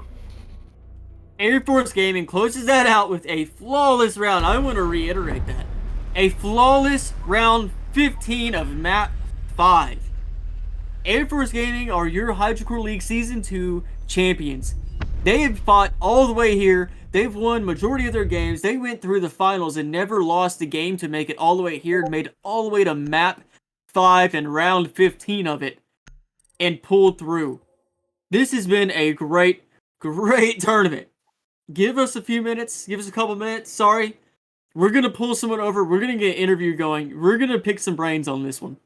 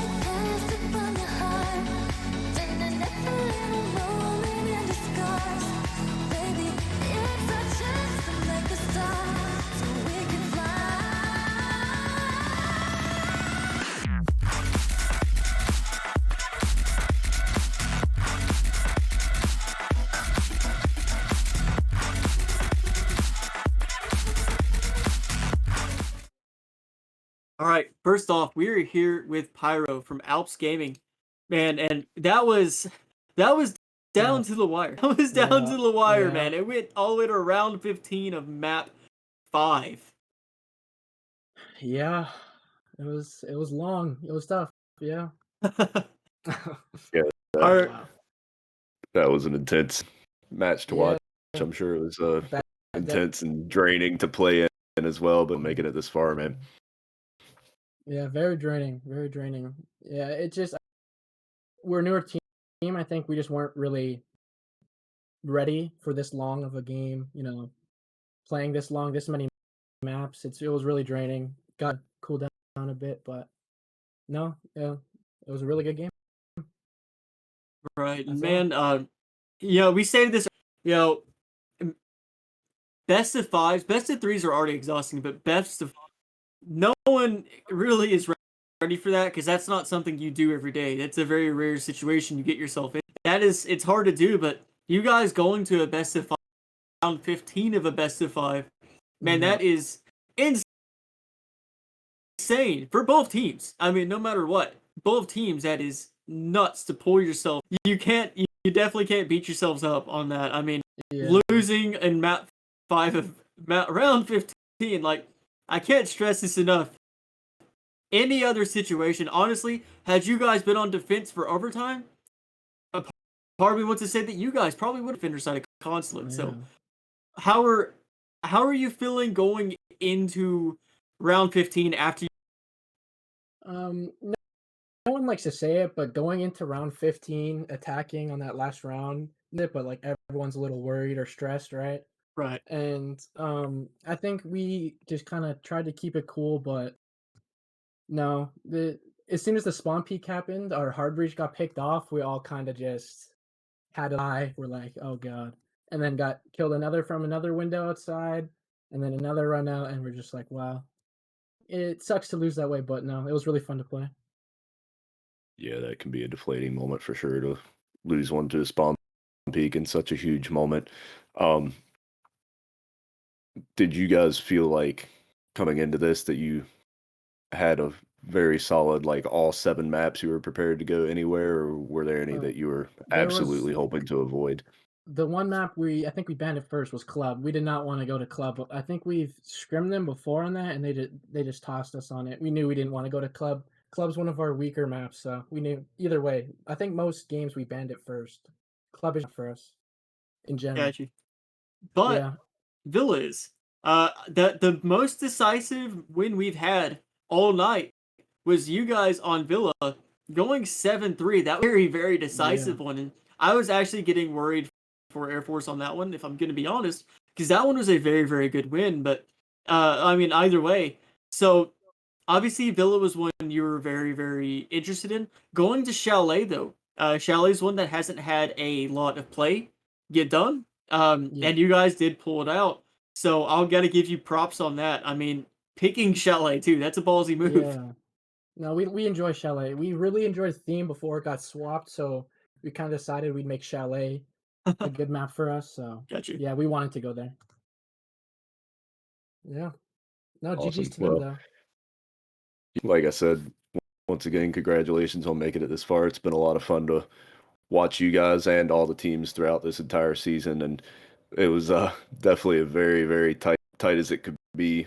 championship game. Definitely, I don't think any of the viewers are disappointed in that one. Or thanks for joining us, man, and Yeah, thank you. congratulations on making it so far. Yeah, thank you guys.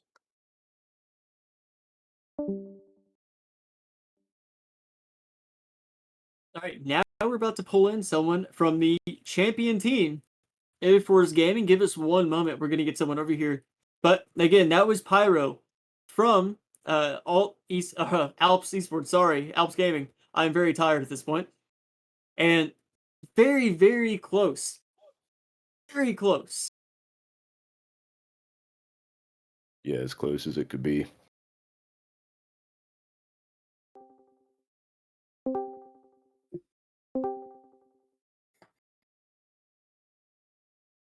Okay, now we are here with Pizza, Scion, and Twisted from Air Force now. Let's go. No, we're feeling hype. Sheesh. Yeah, no surprise there. Congratulations, guys. This is fun to watch, and couldn't have asked for a more tightly contested championship match. Yeah, thank you. Yeah, it was a long one. It was a barn burner for sure, but it was very fun. So my first question is, I asked this to round 15. After you lost round 14, you're going to round 15 on defense. Considering how the rest of that game played out, how did you guys feel going to that final possible round against Alps? Sorry. Go ahead, Stein. Honestly, we had just the round that we lost to go to overtime was on lobby, and that's where we had to go to next. So we were just like, honestly, it was pretty nerve wracking. Like they just rushed. They pretty much just stomped us on that site. So we were kind of ready for another rush again, and then we got the first pick right off the bat, and then it just kind of went on from there. You can tell once we got that first pick, they kind of didn't really know what to do. They definitely slowed down. Their pace wasn't nearly as fast as it had been in the past. So Yeah, snowball effect. Yeah, you definitely could tell that opening kill on the spawn peak there was a very deflating moment for them, and that's exactly what Pyro said in the interview just now. So that was definitely huge for really nipping it in the bud right from the start there. Coming into this being a best of 5, obviously that's pretty unusual situation, and you have to have a pretty deep map pool. Were there any maps that you guys absolutely wanted to avoid, or did you feel prepared to go to any of the 7 competitive maps? We definitely wanted to avoid coastline, so that's the one that we banned. But yeah, playing that chalet game is something that we were not prepared for, but we just played it, tried our best on it. That's fair. And I mean, you guys didn't do bad there at all. I mean, going back to the Shallow game, it was a 7-4. So you did lose it, but you turned around and you won every map you picked. They won every map they picked, which is fair. And it coming down to a best of 5, I mean, this was nuts. We were a little worried for you guys at the beginning of the way Consulate started. But then once you guys swapped over to defense and we realized, oh, it's just going to be a defensive sided Consulate, things changed really, really quick. Going into Consulate, what was the energy level? How tired were you guys? I guess. Oh, I was 100% ready to go. Yep, ready to go. Yeah, we've been doing extra long scrims. A lot of our players, do 5-6 hour rank sessions, so we were totally prepared for the duration of all 5 maps.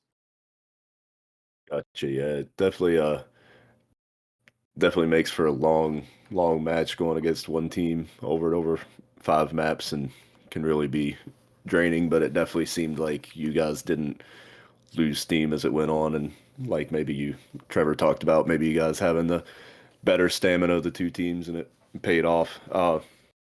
Overall, what do you feel like you guys did differently than Alps Gaming that led you to this win? What do you think, Sion? Honestly, I don't know. I think it was super close to like both teams just on attack had troubles watching flanks. Like I think that's really what it came down to is who got defense.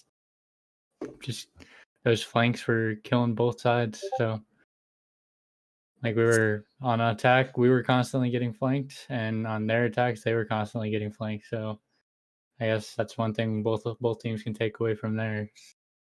Learn to watch flank. So something I do want to point out as well, and this is going back to Oregon. The only ace we saw all night was from Kronk, Oregon. He got 4 kills very early on, and then the final remaining player, I believe it was an Ash, actually decided to take it outside, and Kronk instead ran out there and just went for them. And of course, that was kind of a no-risk situation. It was a flawless round, but I mean, he's got to be kind of feeling himself once that happens. So this isn't more of a question. This is more of that was kind of messed up. Sometimes he just does what he wants to do. So Yeah. we try to keep the reins in, but I mean, he went 20 and 6 that game. Yeah, yeah. Yep. He's a beast. Yeah, I got to be honest. When I saw him crouching out there, saw the Ash crouching out there, kind of taking a timeout, I was like, "Oh, come on, go chase the ace." Yeah, yeah. He wanted it. He was hungry. Yeah. And I mean, he got 40 kills on those last two maps. Yeah. That's insane.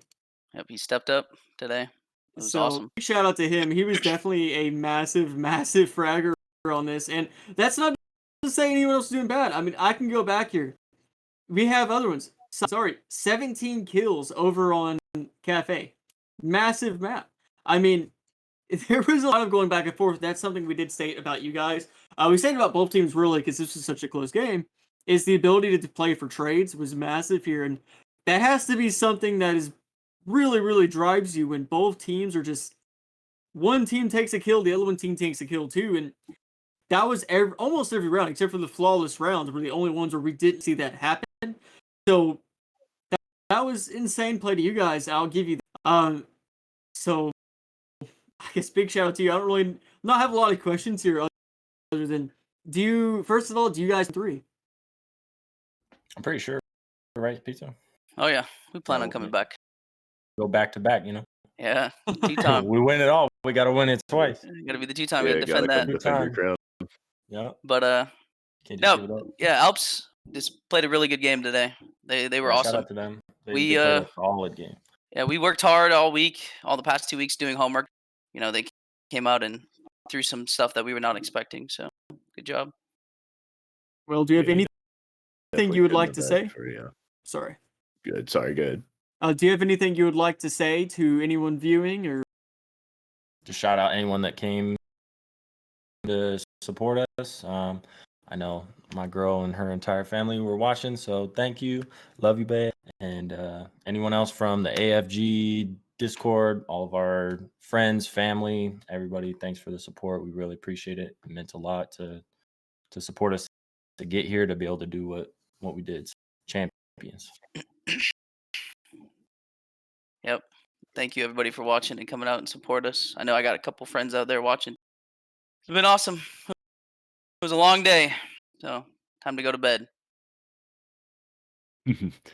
Awesome. Well, congratulations, guys, and thank you for joining us. It was a lot of fun. Asked for a more tightly contested, better championship match. Thank you. Thank you for hosting Absolutely. Thanks for having us, and we'll see you next season. it. Yeah. Thank you.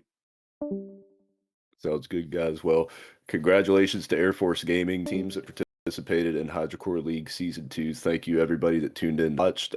Thank you to everybody that and played. Big shout out to Z Kiwi on the spectating and everything that he does for running this league. Flurnix on keeping us updated with lots of stats that we can refer back to. Makes it a lot easier on us as casters. Yeah, absolutely. This has been a crazy, crazy season. Actually, I think this is a great way to end it. As someone who played within Hydrocore League Season 1 for Team Milk, if anyone familiar with Watch, this coming in and being a caster now in Season 2, this has been an insane change. A lot of improvements. Seeing this is really, really nuts. And seeing behind the scenes is really fun too, to kind of an idea of what's coming. So keep an eye out on Twitter and our Discord for registration information on Season 3. Should be released within about 3 days. So if you're interested in getting in on this, it's great time to do it. We have spots ready to go. We have different divisions that'll be opened up to make sure everyone's not in the same bracket. That way when we get to that opening, we get to that semifinals just as we did recently, it'll be ready. You'll have a lot organized. We have a lot we're really excited to talk about and show you guys, but you gotta wait. So Season 3 is going to be nuts, and I think the way this season just ended proves that. The way this season just ended between Alps Gaming and Air Force Gaming is how I'm anticipating and hoping all of Season 3 is going to go. Yeah, it's been a blast coming in as a caster here for Hydrocore League and seeing all these teams throughout the season, seeing teams get better and better as the season goes on. And then, like I said, we couldn't have asked for a better championship match. So definitely hope to see those teams and all the other teams back next season. And really looking forward to it and looking forward to continuing to find any way to make this even better and more entertaining. That being said, this was the last game of the night. My name is Flaring, And I'm Spillin' Villain. and we will see you guys when we return with Hydra Core League Season 3.